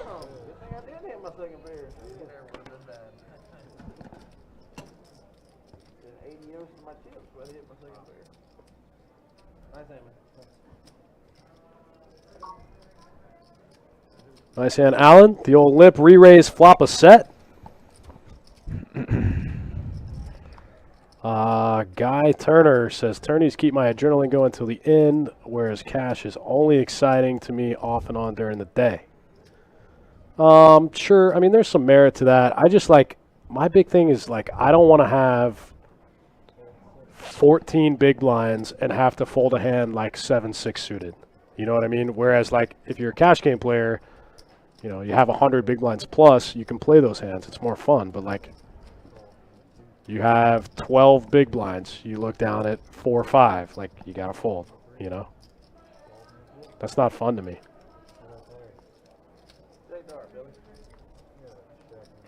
You have 25 big blinds. You raise deuces. Some guy jams on you. You have to fold. That kind of stuff's not fun. Tony, it's fine, man. You're not that far off the mark, buddy. When we go, we hit it hard.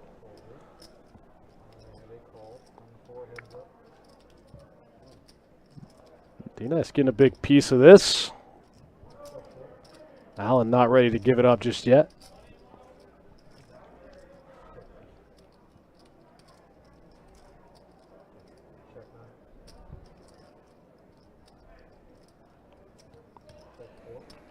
D-Nice just gets there right on the river.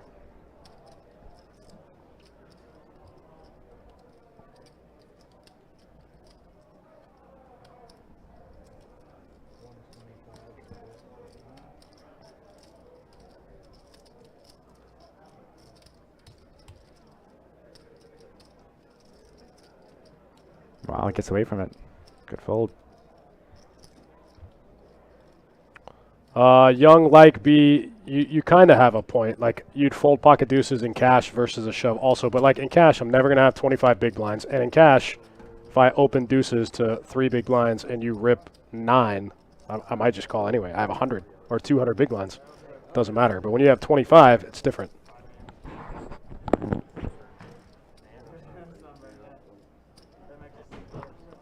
When I open off 25 bigs and you rip 9 or 10, yeah, I just fold deuces. Cash, I might just call.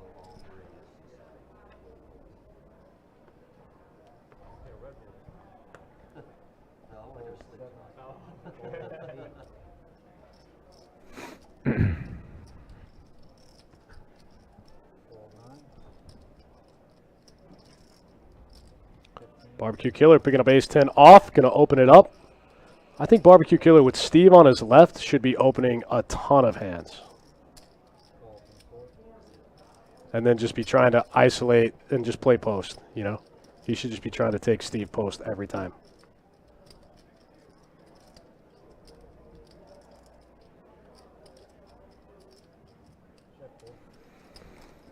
Kind of like a sneaky action flop, right? Everyone's got a lot of draws. Yeah, I'd still be feeling pretty comfortable betting here with the middle pair, but you also have the club blocker. Yeah, the club blocker is pretty huge in this spot.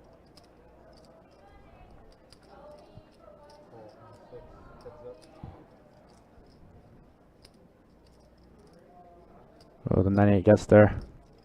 Bink. That's a great check by Seth. His hand looks like some kind of weird club draw. Oh, Barbecue Killer can't continue.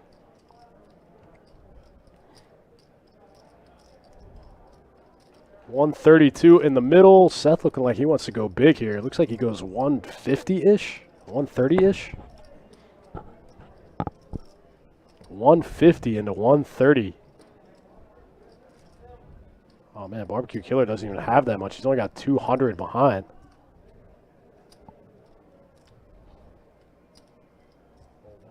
Yeah, definitely should have sized way smaller. Lost a lot of value not betting turn. I used to make that mistake a lot with Barbecue Killer's hand, like just bet with any pair into like multi-way like that. Mm-hmm. That should be a check. Always. That hand like kind of falls in the middle of your range, and with the middle of your range, you want to gear more towards bluff catching. I usually want to bet in hands where, it's very dry and I have the draw. Yeah, it's also like a bad board, for almost any hand. And because you're in position, you can always get a free card. Right, his hand can't go for 3 streets. So, like, I would rather go check, bet, or bet, check in position. But, like, bet, check, whatever, bet, check, call, like, that's just a weird line. Bet, check, bet looks weird. You're looking better if you have a draw and you bet, check. Eddie Mercado says, what's up? Looking from New Jersey. Love these live streams. Shout out to you, man. Shout out to your son, Fabian. Thanks for watching. Thanks for tuning in. We appreciate it, man. That's huge. Johnny and I have actually spent some time in New Jersey. We need to go back. I was going to tell you that. Oh, man, that Jersey trip was awesome. It was so fun. It was so fun. Guy says I have to drive an hour each way when I play, so I normally play both. I get that.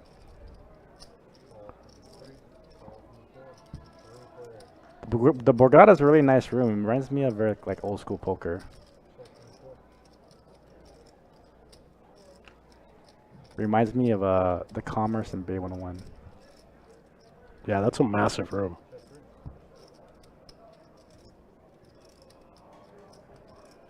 Seth gets there. Check mark. Queen 6. Lock it up. Eddie, that's awesome, man. Happy to do it. Thanks for watching. Thanks for tuning in.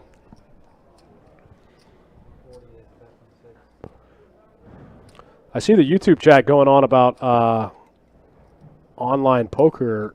You guys can correct me if I'm wrong, but I thought I read something about some part of some bill being revoked or something that might make it easier to transfer funds, digitally or something. You guys know anything about this? Am I just saying words that I heard on the internet?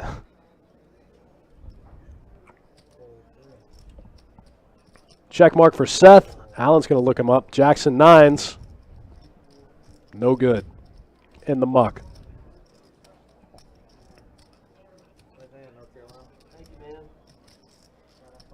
Alex O with a pretty good question. How does horse racing work, the industry work in America? Most races are simulcast. So I can really only speak for Florida. Johnny might have a little more insight, but in Florida, like gambling places, our pari-mutuel facilities have a license, and then we can simulcast live racing. We can facilitate the betting, you know, we can facilitate the wagers, and then we simulcast the live races. But there are still like horse race tracks, you know, and live betting. Up until recently, there were still dog races in Florida. Yeah, because I think in Florida, the simulcasting is what gave poker to the simulcast. So they started as a simulcast and then were able to have poker. Right. A lot of the card rooms didn't have the simulcast, and they were only in like a poker club or a poker room, and they couldn't get simulcast. But if you're a full casino, all bets are on. Well, maybe we can say to put a dent in your Christmas. Put it down.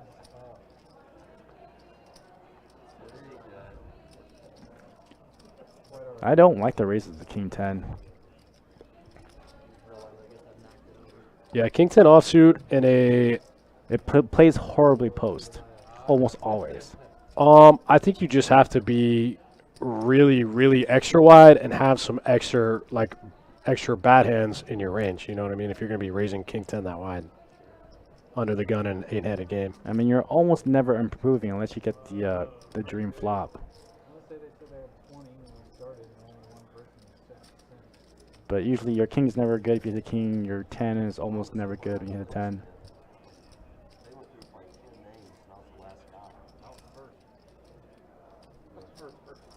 Alex O says, it's funny, I can legally bet on American sports that Americans can't bet on. We can't bet on anything in Florida, man. We could bet on dogs and horses. That's it.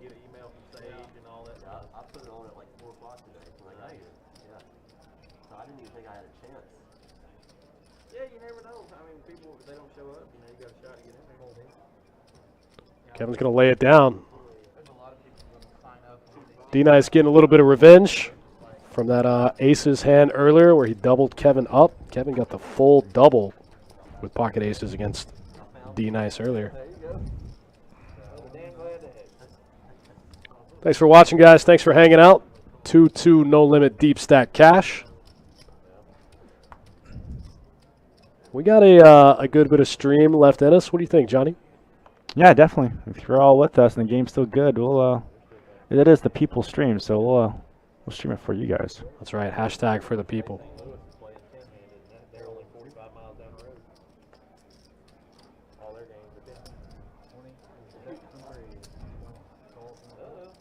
Michael T got the queens, raising the 20.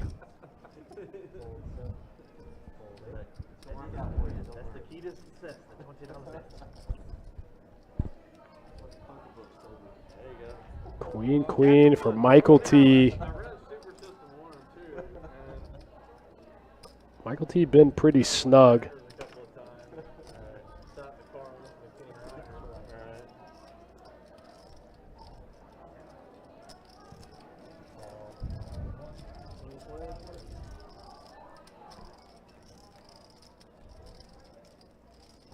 Oh, the set guess there. That's a bad board for Queen. It's a bad board for Queen in a multi-way spot. Michael T don't care. Yeah, Michael T goes big for a hundy. Goes big on a bad board in a multi-way spot. Ugh. It's okay. It took me a long time to learn that lesson too. Probably could with get some min-click all in. Definitely get the action. Yeah, that's like such a bad board for Queen. The only way it could be worse is if there was like 2 to a flush. Chop it up? Don't chop it up. I hate those. Flop set and have to chop because the straight gets out there.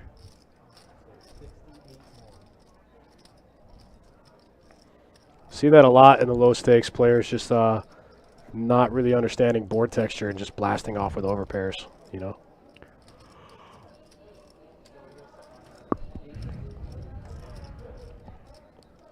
You wait all day to get dealt a hand like queen, queen. You don't want to check it on a 6-high board, you know, but sometimes you have to.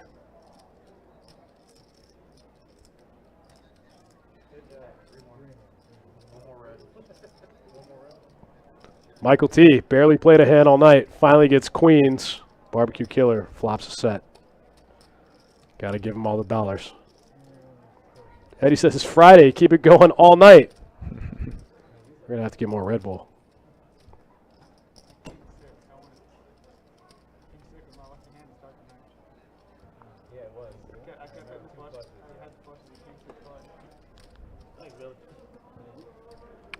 Whoa, this is interesting. Durbin Jag says the state of Florida reached the deal with the Seminole Indian tribe today to offer mobile and in-stadium sports betting. Article in the Miami Herald. Huh.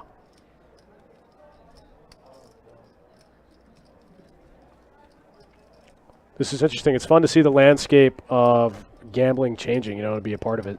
Some of these laws that have been in place forever feel like so archaic, especially in a digital age when states can be taxing this revenue and giving people jobs, you know.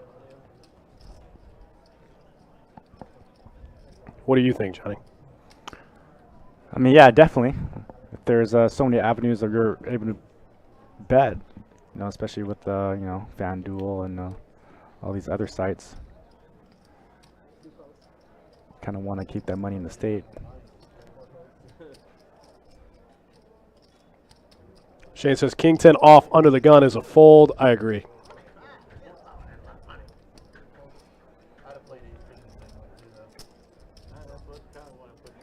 Seth going big here. Big slick suited. Kevin calling with the Jack 9 off out of the small blind. Alan Cullen going to come along.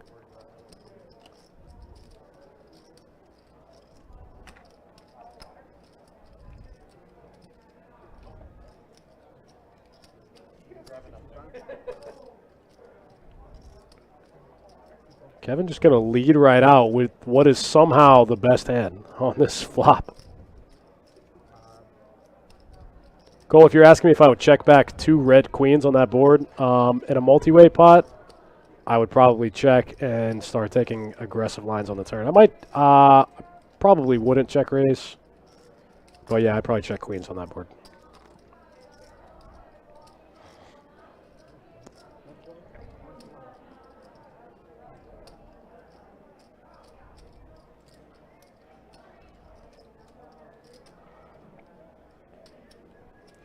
Nines and trays with a jack in the lead. Allen not going anywhere. This spot, like, you kind of, like, the 8 is kind of a terrible kicker. Like, what are you expecting to happen, you know? Right. I mean, there's no real other hand that you think you can beat if that player has a 9. Oh, man, he just snap calls him, too. Snap calls him. Yeah, like, what is he betting with here? Like a 5?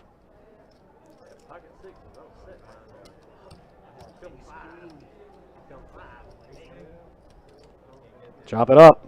I mean, he was going to take that line. I think you're going to be better off raising flop big with 9-8 rather than calling all 3 streaks down.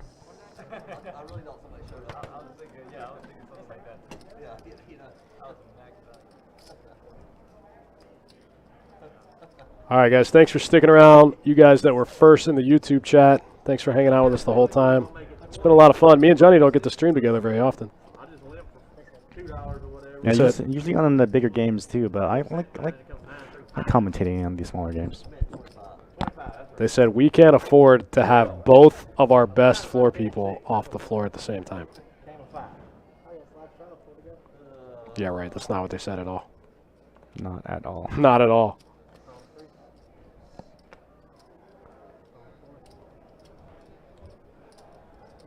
RC says that's not a chop. It was a chop. They both had 9s and trays with a king. I had to look twice myself. 9s and trays with a king.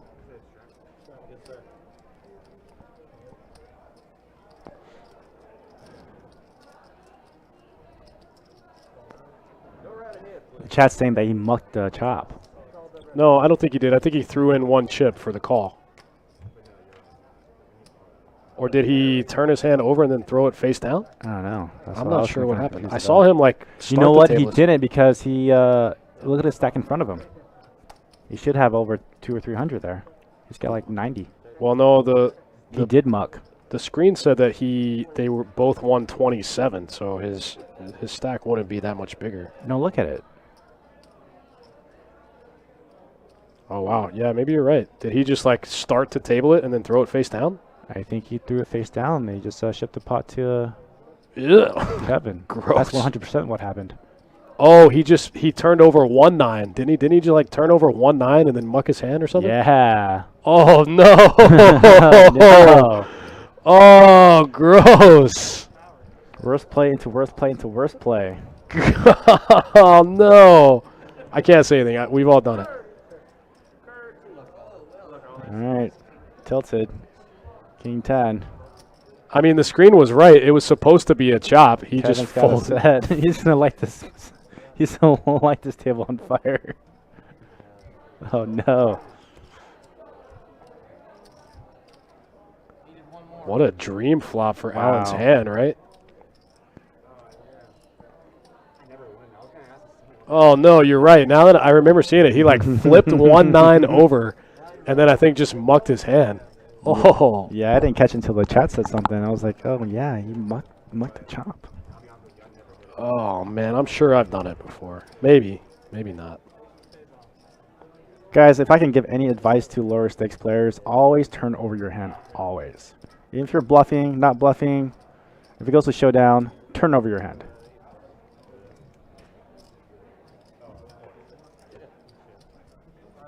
Sometimes, if you turn it over with authority, you can get the other player to muck, which has happened.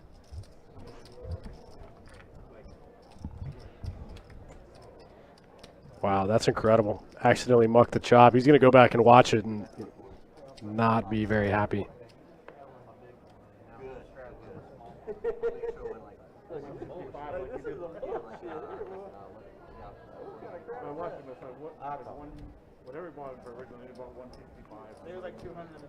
OTZ in the Twitch chat says they pushed the pot to the Jack 9. Yeah, we figured that out.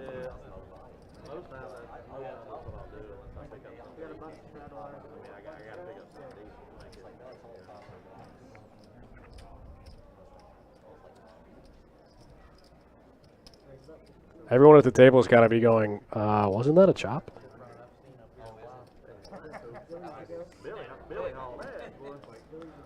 Auburn Steve getting there with the ace-5 off suit. Michael T, 9-7 suited.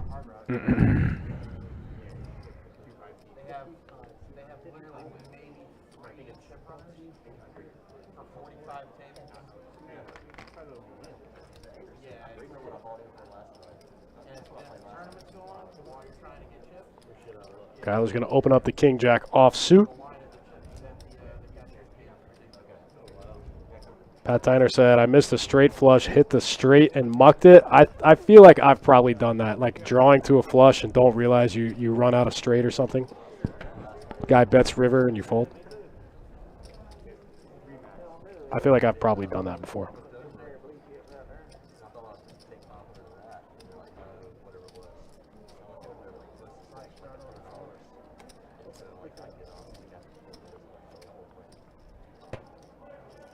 Racer Nerd says, I've seen some bad stuff happen to unprotected cards. I actually went to a floor call yesterday. Dealer was going too fast and accidentally took unprotected cards, put them in the muck. I've done it as a dealer. You ever done that one, Johnny? Oh, yeah. Oh, yeah. Unfortunately, mistakes happen. Dealers are human. That's a mistake you only have to learn once. You put a bunch of money into the pot. You look down. Cards are gone. Cards are gone. Chips are gone. Wait. Chips are gone. Cards are gone. Whoops. Yeah, that's an expensive mistake. You only got to learn once. Besides the burn and turn on the big pot, that's probably the worst mistake you can do as a dealer. That's why after it happens the one time, you tend to be a lot more careful.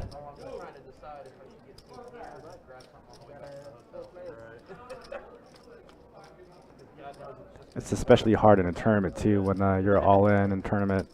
Sure, that's a nasty spot. You got the nuts for all your chips, And your hand's gone.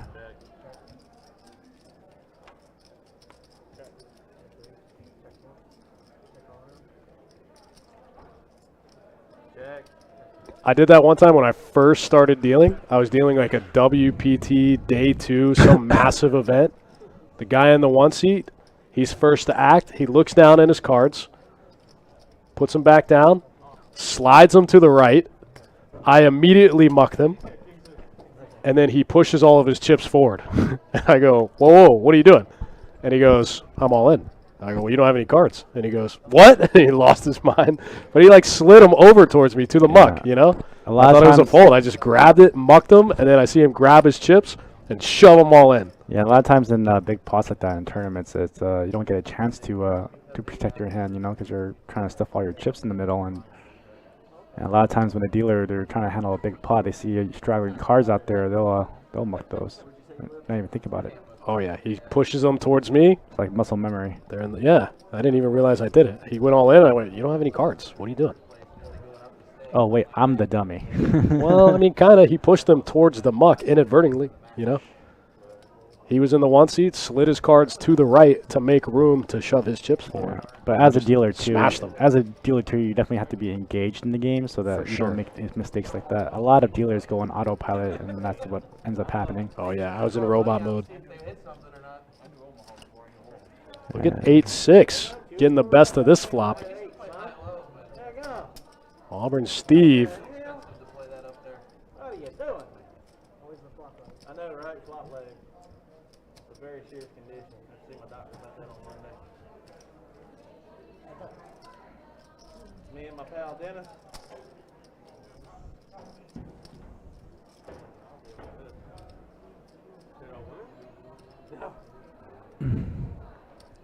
D-Nice picks up a pair, going to keep the bluff alive. Unfortunately, he can't win. Auburn Steve, think about it for a minute, man. Don't get your chips in so fast.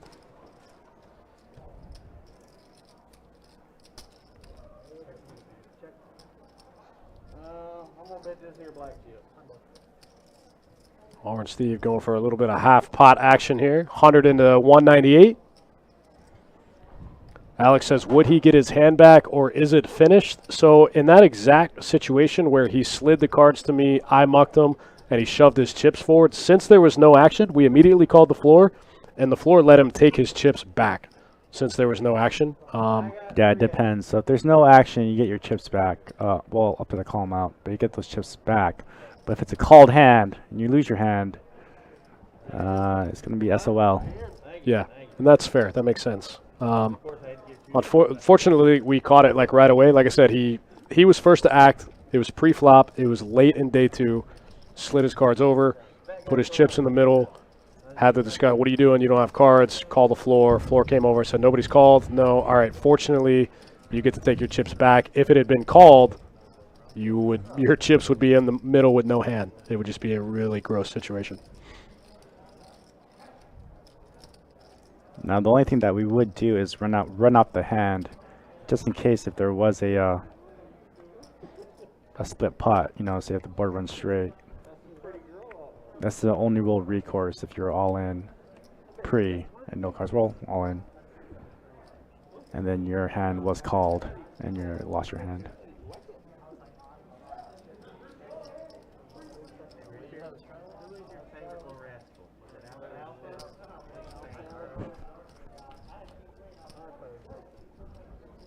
Guy turn, that might be one of the worst rulings I've ever heard. Turn a boat in a huge pot. The dealer dropped the deck into the muck, and it was ruled a misdeal? What planet was this on? What planet was this? I've probably heard of I've heard some bad rulings. That's probably in the top 5.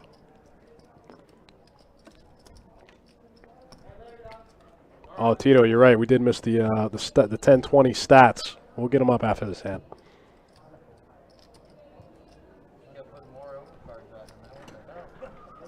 God, that's a bad ruling, man. I mean, ruling a misdeal is definitely not even in the options of making a ruling in that spot. Yeah, there's like a lot of ways you can rule that one, and ruling it a misdeal is not one of them. Alan stuck the most after mucking the chop. Seth up almost 700. Kevin finally unstuck. Probably a byproduct of Alan mucking the chop.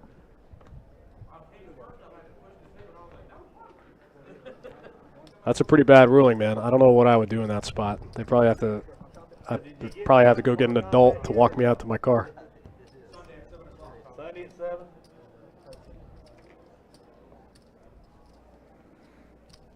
Brother told me he already watched it while he was at work. I'm like, how did you pull that one off? Matt EJ, that one's pretty standard. That doesn't even make the list of bad rulings. Yeah, unfortunately, if any cards sail off the table, it's always going to be turned face up. And if it's a dealer's fault, you're going to get a replacement.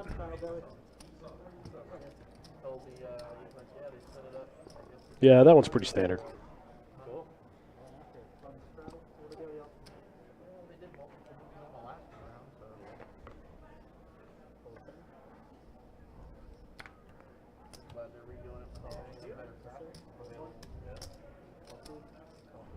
Can't fold my buddy's straddle. I can't fold. You gotta donate to the Disney trip. Thank you, man. Hey, man. You know. Brandon says, what about the dealer miscounting the chips like in the one drop? I mean, if the next hand starts, there's nothing you can do. You can't go back a hand. You know what I mean? I'll check. Good. Didn't get the email. We were checking. Shit. In the cash game, I think we do a little differently if it's a gross misunderstanding of what was being paid out. So if you can catch it on time and it's like a couple thousand that was shipped in the wrong way, and then we can probably make some kind of ruling on it, to be fair. But if you feel something's funky up with the pot, you definitely need to call the floor's attention right away before another hand starts. Yeah, once the next hand starts, man, there's nothing that can be done in a tournament. You know, a cash game, we'll do the best. We'll do the best we can. But yeah, for example, say it's a big pot, and somehow the all-ins got wrong. You got short of $3,000. You know, we're probably going to try to make every attempt to make that right.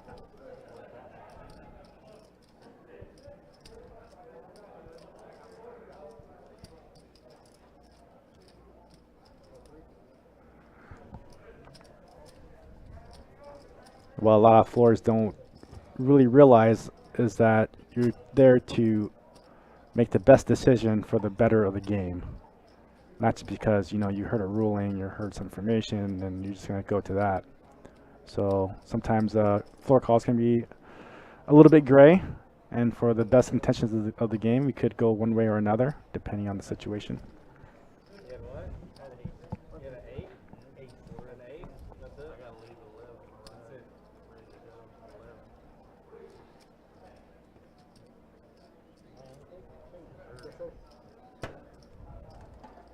I'll be nice. I won't even trail you. I'm going to be honest, guys. I've made some bad floor calls. I'm not even going to lie to you. It's happened, you know. We make mistakes, too.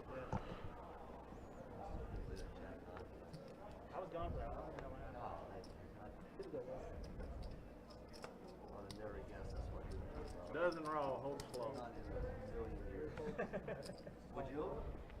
It's stuff like when you go to make a floor call and, like, players are yelling at you, the dealer isn't really giving you good information, you're trying to, like, ascertain everything that you can, you make a ruling, and then, like, the dealer comes up after you and tells you the story, and you're like, wait, why didn't you tell me that when I was there? Like, that's a whole different ruling. It doesn't make sense. Somebody down here gonna win. Or a player comes off the table and he's like, yo, man, this is actually what happened. You're like, oh, you know, what? Why didn't I have this information 10 Well, that's the minutes problem, ago? too. A lot of players don't speak up when they actually see what's going on because they're not involved in the pot. But definitely, if you see a gross misunderstanding of what is really going on, players definitely need to speak up. A lot of players are timid and won't do that. So we should try to do the best of our ability with the best information that we get.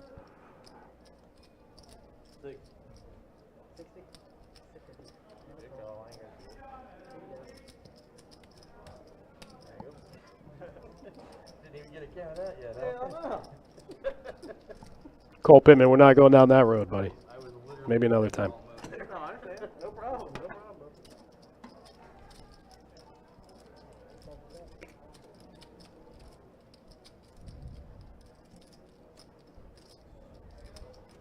Hartman says, Johnny, what's the tournament penalty for calling another player an a-hole? Ejected. Don't do it. I mean, definitely going to be a penalty, only because it's directed at a player and you're doing it out of spite. Minimum is going to be 3 hands. If it gets escalated, definitely an orbit. That's where I was like, I'm confused. Yeah, he said he was posting when he come back. 20. There he is. 20.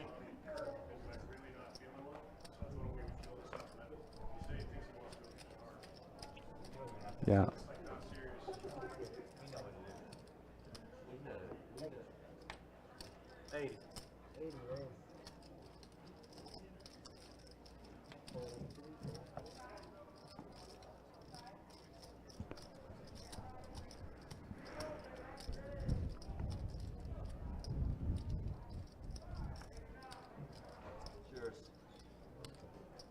I had to try you one time, cuz. Gotta make it look good on TV. Yes, sir. Yes, sir. Gotta make me look bad, man. Listen, let me see if I can 3-bet on North Carolina one I was time. gonna show my kids this, and now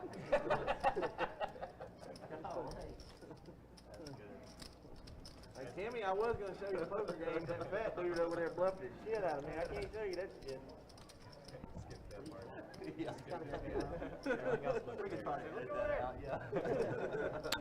Well, thanks, Brandon Tyler.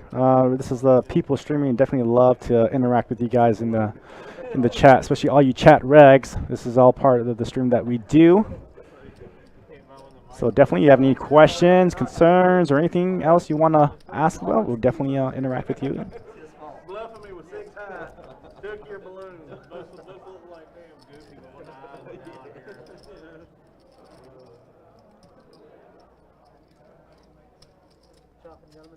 Absolutely. Yeah, definitely a hard man. I mean, if there's a floor there and he hears it, he definitely would be calling a penalty on that directly.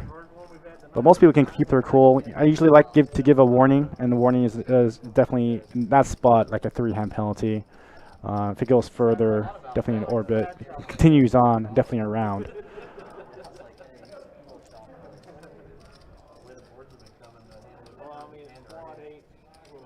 But I mean, if everybody can keep their cool and it doesn't escalate, I try to treat it lightly.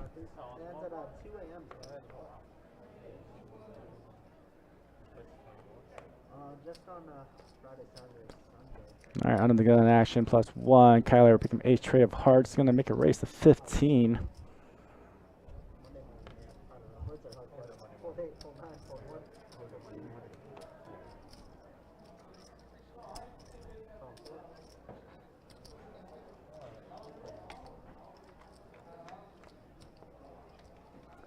You got Allen ace 4 suited going to make the call with queen jack, flop 9 deuce queen. Top pair for Seth. Checks around. Kyler going to see bet it, make it it's like 25.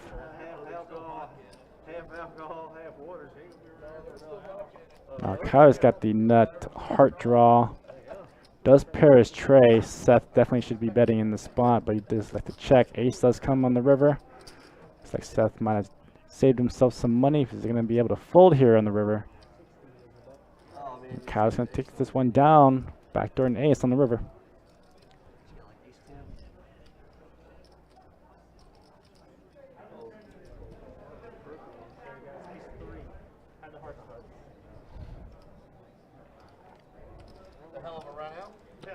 In case you guys don't know, the May live stream schedule is out on the website. Head over to Best Bet Jacks. There's a live stream tab in the drop-down menu. Mash that, and if you want to play on a game, there's a request a seat button. But the 2-2 and the 2-5 games fill up quick, so hit it now. These games fill up fast. The May games are already filling up.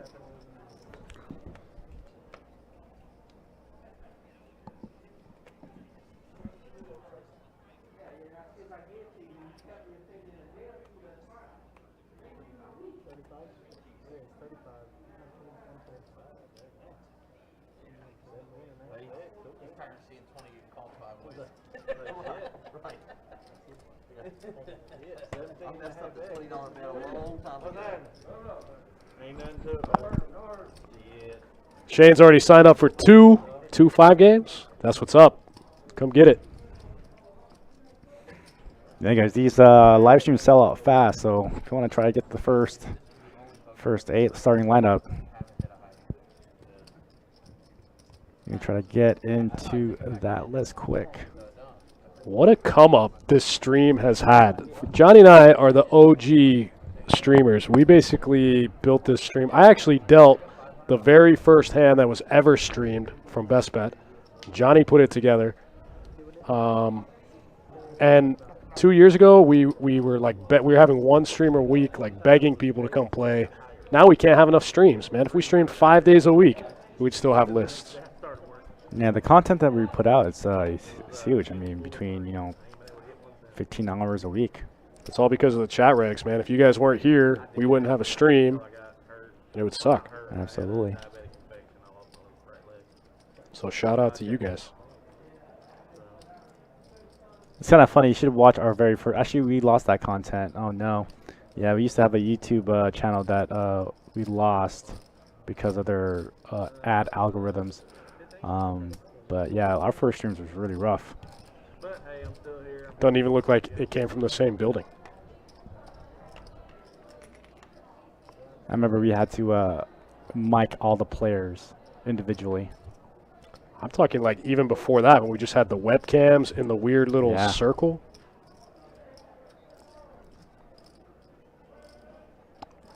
You know, it's funny too that our first live stream was actually during the World Poker Tour, and then we streamed what was like the final table of like the opening event was our very first stream, so you had to get it down right. It was first get-go. A WPT sit and go was the first thing we streamed. Yeah. I dealt it.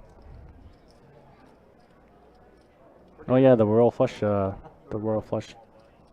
That's right. They call it the Royal Flush Crew or something. Yeah.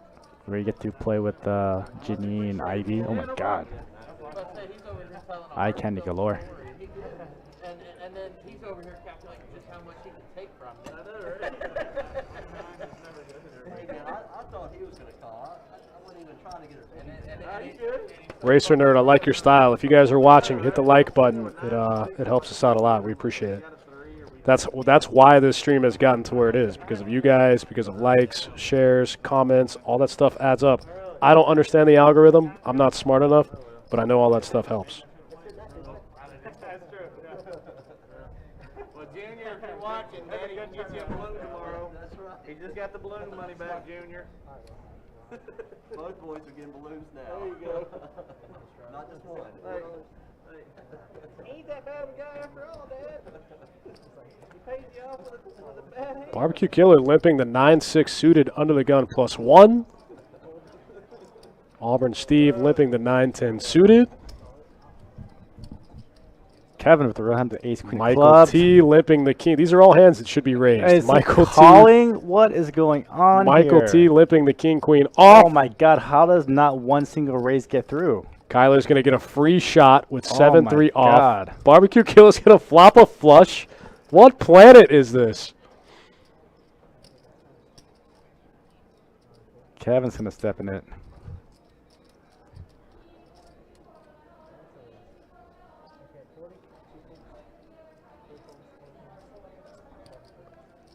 Oh, man. Kevin tried to get tricky, walked right into it. Oh, no, no call. No, he folded. Yeah, you got to fold in that spot. That's a snap.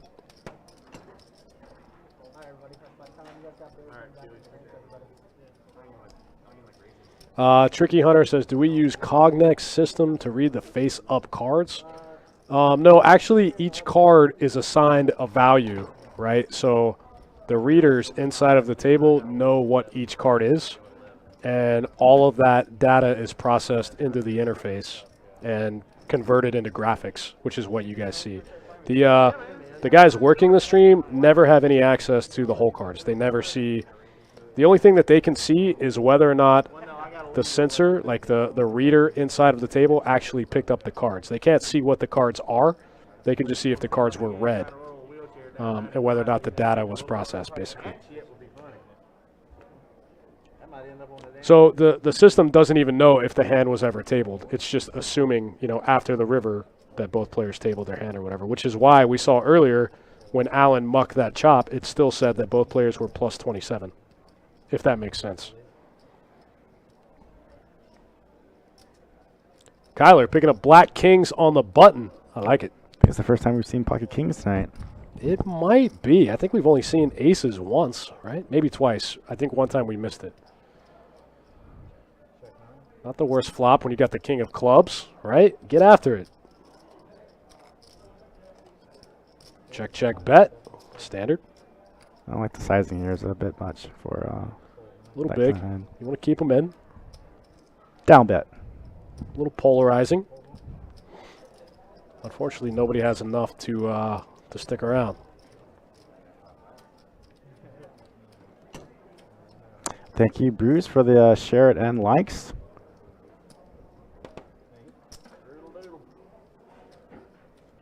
Thanks, Bruce. Appreciate it. Shout out.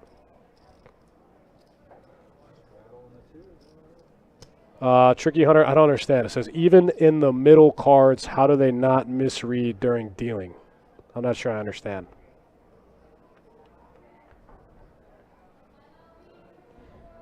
But this hand, we got an under-the-gun straddle from Big Steve in the 2-seat in the Ric Flair shirt. Woo! That's right. Shout out to one of my childhood idols. Kyler mixing it up a little bit, opening up the 5-4 suited. Kevin's going to call with the pocket trays. Auburn Steve's going to get in there with the mystery hand. Barbecue Killer Ace Jack, 5 ways, 70 in the middle. Seth flopping a big flush draw here. Gets 48% of the equity.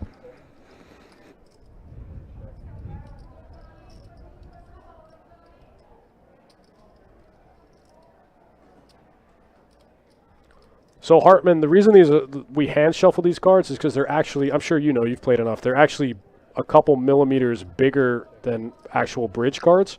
So they don't have a shuffle machine that's big enough to shuffle these cards, if that makes sense. We have to hand shuffle them. They won't fit in a deck mate. Nick, you're right. I get it.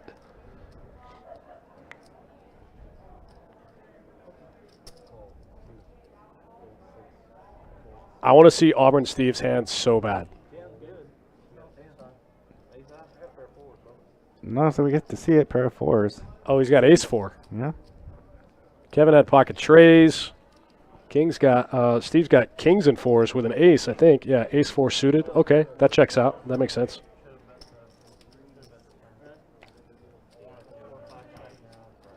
So Tricky Hunter, the community cards won't read until a certain aspect of the hand starts. So once all the actions complete, then the board in the middle activates to read the card. So it's not just reading the card adversely; it just waits until all the actions done, and then it can read. Then it will allow it to read the board.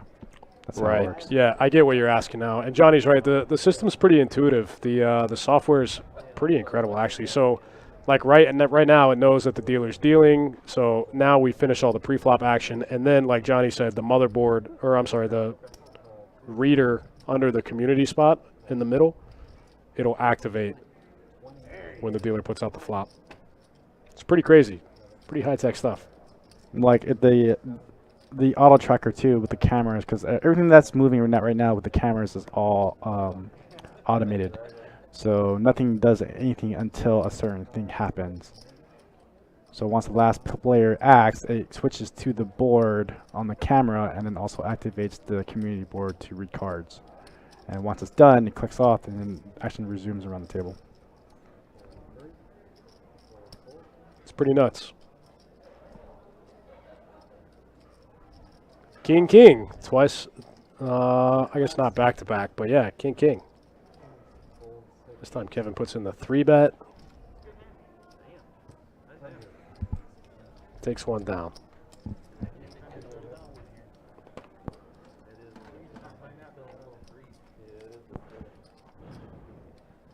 What's crazy about this software and this system is it hasn't really been duplicated. It's still like the only one on the market. All the streams that you see, they all use the same software, and it's pretty crazy because it's pretty much like one guy that built the stuff in his basement, and now he's almost got the monopoly on this stuff. Not necessarily. There are a few operations that create their own system. There's a lot of tours, like I forgot. So Joker Poker does their own live streams, and they do their own tours, and they created their own whole card software. So you see spots like a lot of World Poker Tour spots that use their own system, use the Joker system, and then I know Poker Go uses another system as well.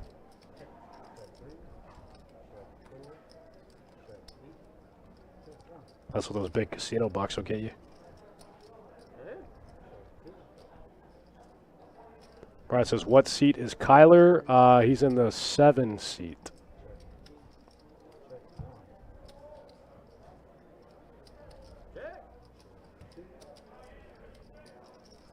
Oh, what I need to take you, Dustin. We need to go to Boston. We need to do some Boston poker once Win Everett ever opens back up for poker. It's a great spot to play. I'm down. It's pretty high on my bucket list. I've never been to Massachusetts. Yeah, Boston was dope. Guy Turner, have a good night, man. Thanks for tuning in. Thanks for watching. I'll tell you one thing. If you've never had clam chowder, if you like clam chowder, if you ever eat it in Boston, it's going to ruin your life because you're never going to be able to eat clam chowder again. I don't eat it very often, but I would definitely eat it in Boston. It's otherworldly. I didn't know like what clam chowder was supposed to taste like until I had it in Boston.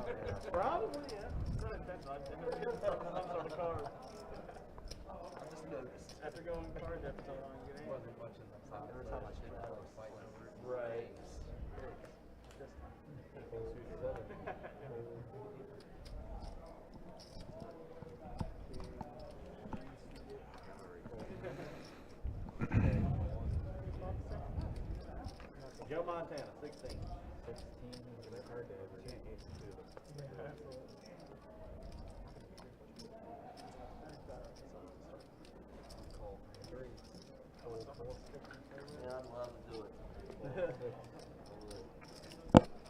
Oh my God. Auburn Steve opening up the ace deuce suited from the button. They just had 1,048 entries in day 1A of the WPT down south. I believe it. It's huge.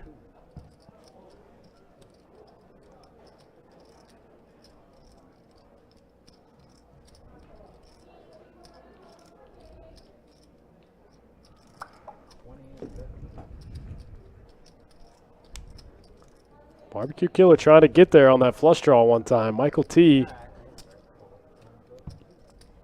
Steve trying to turn 2 pair. Everybody got a piece. Barbecue Killer is going to get there. Steve actually drawing thinner than he thinks. Can't hit the ace of hearts. Yeah, I don't know, Bruce. I think the word that I've heard was that they opened up their casino at Win Everett, but not the poker room. That's what I've heard, but this was a while ago. My intel is dated. Barbecue Killer gets the check mark. Leads right out, and Michael T pays him off with second pair. I think, is there a chance that he might have missed the flush come in there? He put it in there pretty confidently.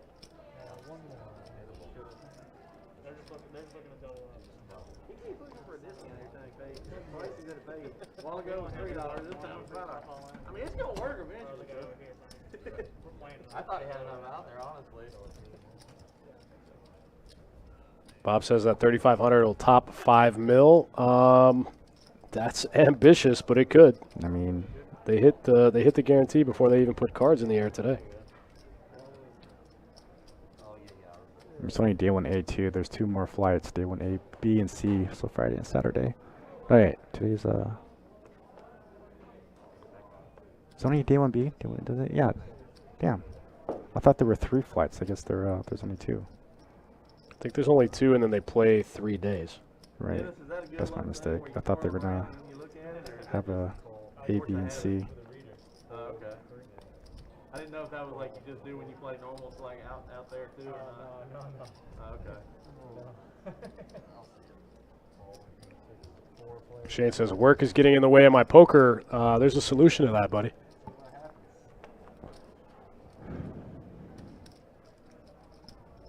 Check 4. Check 6. 30 is the death of 7. There you go, I'm having that 30 in my hand. Call. How'd you do that, sir? Tell you what, buddy. Call. 3. 4. Out. Fold. 6. Alan taking some weird lines. Calling off a lot of marginal hands. Check 4. Check 7. That's good. Definitely a, Check 4. yeah, definitely a weird spot here. 5. He kind of put himself in.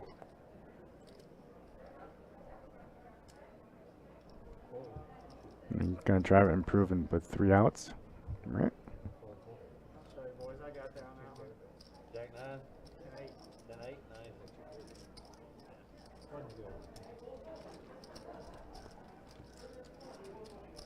Thanks, sir.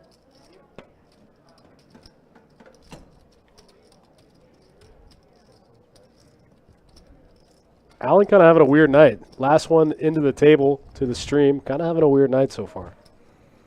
And I thought for a split second, I said, should I try him? I'm like, no. I've only got him one time out of 3. That's not a good enough batting average to try this fella. No. Figured somebody had me beat to the river there. Not ice, it's a fly. Fold 9. Okay. Auburn Steve getting there with the deuces. Seth picking up pocket queens. Let's see a big one time. I don't have a feeling that Steve's gonna flop a set here. I had the same feeling. It's always happened against queens also. Yeah, I had the same. I was like, he's going to flop a set of deuces. Brandon Tyler, thanks for hanging out. Thanks for watching, man. Come back anytime. Alright, I got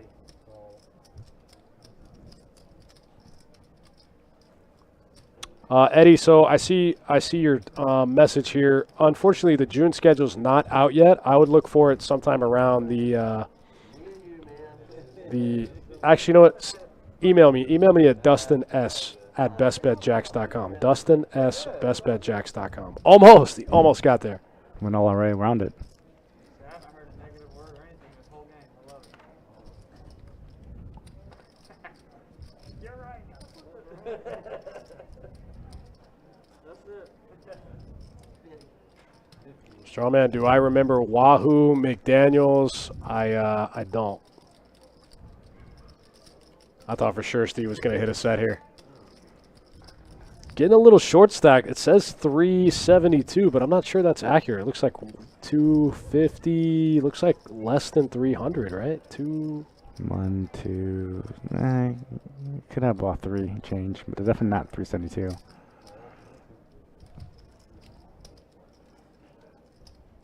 Oh, he just called it. Come on, This is so sick. dude.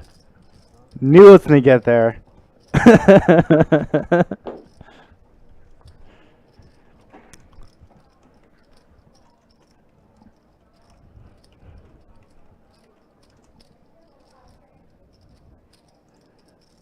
All right, this bet's gonna get Steve all in for the full double if he can fade another queen. The question is, can Seth get away from it? No, not for Steve's stack. No, Just stack off here. I mean he's only got what 170 behind. I mean, very disconjointed board.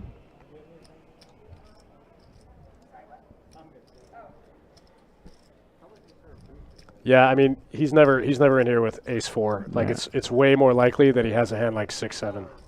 You know. Steve's got position. You just call here and just put the rest in the river. And put a little mix. I don't know. Yeah, that's a really good point. If he just calls here, like, and then he puts all his chips in on the river, he has to call instead of doing all this weird Hollywood jam stuff. Like, Yeah, just call here and then put the rest of your chips in. Did you get your set, man? Yeah, Oh, see? yeah, see. Smelled it. No, that gives a chance for Seth to get away from this hand. Memory loss. Well, you got a set of 5s? That would be a negative. So a set of 3s? I'll call. I'm going to call. Yeah, just because of the stack sizing, it's definitely an auto call. There's never going to fold in that spot. Like, Steve got lucky, but you're right, Johnny. Steve gave him the chance to fold, you know. Yeah. Oh, no! Woof. Oh, no. Oh, no. Sorry, Steve. Sick. What a sick game. That's all good, man. It's the way it is. It's all good. All right, guys. Y'all have a good night. Sometimes it'd be like that. Steve had a roller coaster of a night. Up, down. Finally get some momentum. Flop a set. Turn a set. Turn a set. 2 outer. And gets coolered. Oh. Well, I mean, he did call with an underpair. Wow. Yeah. Ouch. Yeah, ouch, sometimes ouch. that really does happen, so I mean, you got to take it in stride. Oh, it was only what, 30? No, you done 100? No, on the flop. Was it 30 or That really only stings when you're massively deep. 50 on the flop? I think that stings regardless. Oh, man, that was gross. I think he was maybe putting you on ace. Yeah, no, I get it. Ace is Kyler in the next hand. Seth got Jack 10 suited. Doesn't know the actions on him. I mean, I knew you. Yeah, pretty standard raise here. I thought he was going to try to limp for a second. Put in some red chips. There we go. Oh, man, that was gross. Yeah, like Seth knew he had a set. You're right, Johnny. Like, he could have just called that that turn bet, and then, like, he has to put all his money in on the river. I mean, he has to call his river bet. Yeah. I mean, if they were any deeper, that'd be the move.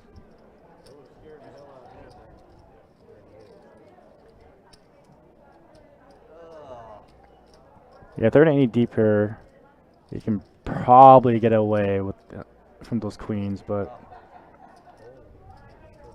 I've played Steve's hand like that before. You know that you're going to be so short going into the river that they have to call no matter what. Boss man swinging by the chat just in time for a massive double cooler. It went cooler, turn right. cooler, river cooler for piles.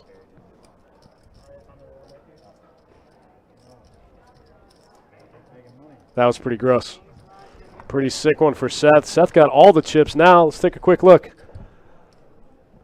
104 hands into this 2-2 no-limit deep stack cash game, and Seth is up $1,000. Wow. And Kyler right behind him up $700. Allen still stuck the most after he mucked the chop. Eddie, you got my email? Cool, man. Send me an email. We'll see what we can do. Seth opening up Jack 10 of hearts from the cutoff. He's got all the chips. He can do whatever he wants. Tricky Hunter says, no more shenanigans. The boss is here. nah, that's when we up the shenanigans. That's when the shenanigans start.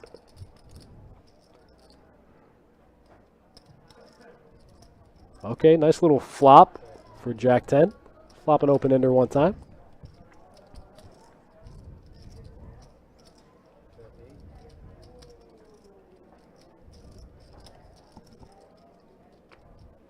That was sick. I still can't get past that last hand.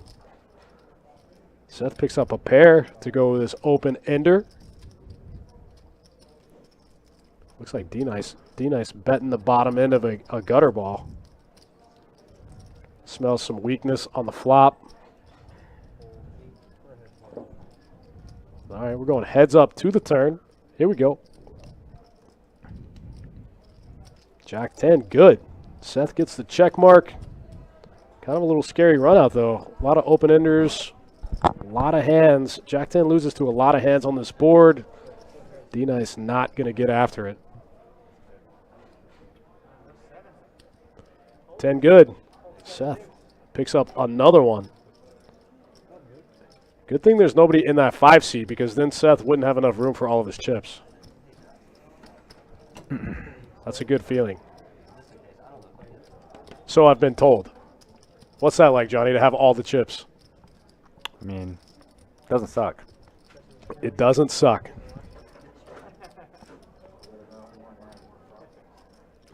Yeah, what about that, Johnny? What about more money, more problems? Still doesn't suck. I'll gamble, right? I'll take the gamble. What you say is still doesn't suck. Yeah, it still doesn't suck. I'll take.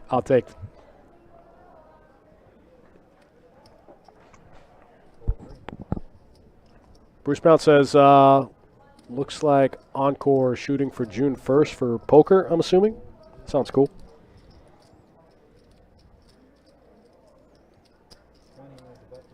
Yeah, poker is resurging. It's huge. Poker is huge. What a sick game. Guy gets all of his chips in good. There's 2 cards left in the deck. The guy hits one of them. Unbelievable. Unreal.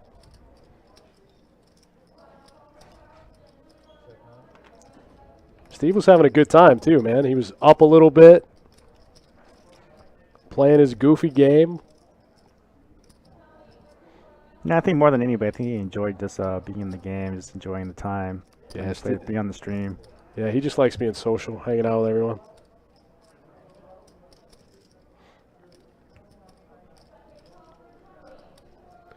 D-Nice gets some back here, gets the check mark. Looks like Allen was trying to sting him with the gut shot one time. Not going to work. Yeah, I think Allen's trying to force it. Allen's trying to force it, man. When you get stuck, I've been there. When you get stuck like that, you know. He's trying to force hands, force plays that you would not normally do. It's like you, it's kind of like you have blinders on. Like you're not really seeing the game clearly, and you're like pushing the wrong edges against the wrong players. It's tough. It's tough to get out of that. It's better to just rack it up and go home. But no, let's be honest, nobody ever does that. That's the hardest part. Like, it's hard to get up when you're winning. It's even harder to get up when you're losing, you know?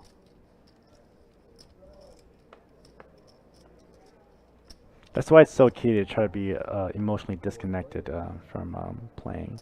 Absolutely. I just read a book called The Mental Game of Poker. Have you guys ever read it? It's by Jared Tendler. It's 10 years old, but it's still so relevant when dealing with tilt. It's no game strategy. It's all mental. It's all tilt. But it really helped me out a lot.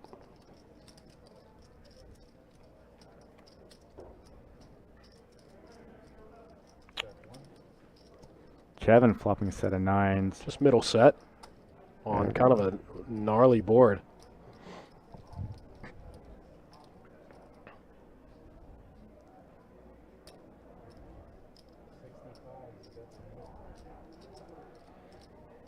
Kevin gonna get after it here with middle set. Shane's picking up what I'm putting down. Yeah, that's a great book, man. The Mental Game of Poker. There's a second one that I haven't read, but I just finished the first one, and it was, you know, like I said, it's 10 years old, still super relevant book.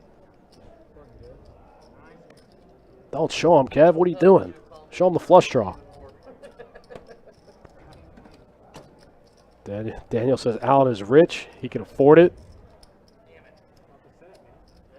Look, man, sometimes rich guys are the most competitive. They didn't get rich by being passive, you know, being lazy. They're go-getters. That's how you get rich. Sometimes those guys are the most competitive and some of the hardest to play against. Yeah, but he's just calling off. I think Sure. he definitely needs to step up the aggression if he's going to be playing like that. Being passive and loose is definitely not a good meta.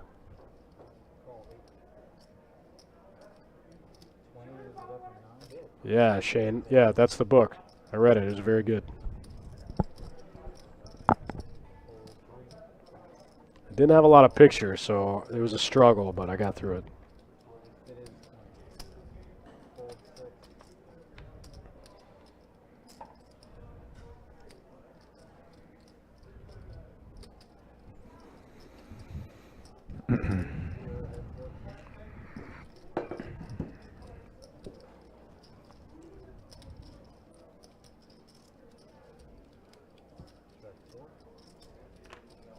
Oh, if you didn't know, This happened, got live like a week or two ago. On our website does have the games in progress. So if you want to look up on our website, we do have the list of all of our active games.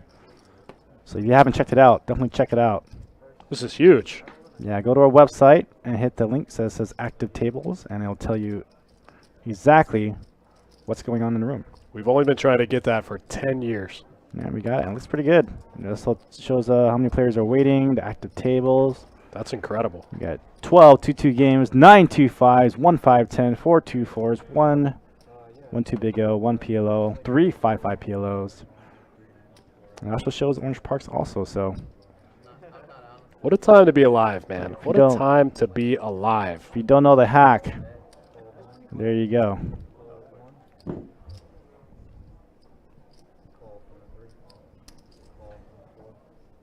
Wow, I didn't know this existed. I just looked at it. That's pretty sick. Yeah, I don't think very many people know. No, I'm gonna tell everyone. This is cool. I actually forgot about it for like a whole week and didn't tell anybody. Well, now we just told the universe.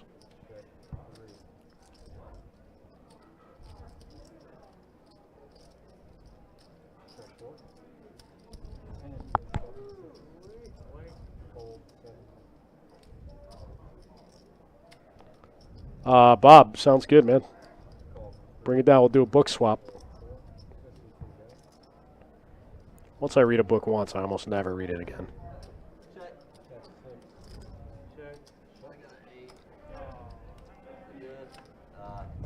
GT Jack says, just get Bravo, solve all those problems. Wouldn't that be nice? Chop it up. 8 Trey gets saved by the turn. All right, guys, that looks like that was our last hand. Thanks for hanging out with us here at Best Bet Live. Thank you all for your chat regs. And this is Dustin, Shocklock, and myself, Johnny Fantastic. Again, love seeing you guys on the stream. We'll hit you up tomorrow's stream, right? Tomorrow, what are we streaming tomorrow? Not streaming tomorrow. It's Saturday. Oh, it's Saturday. Well, I guess we'll see you guys next week. That's right. And if you're wanting to play some poker, the Trifecta series starts this weekend. Also, if you're into the Kentucky Derby, we got all the action for you. All right, guys, this is us signing off, and good night. You guys have been awesome. We'll talk to you soon. Thanks a lot.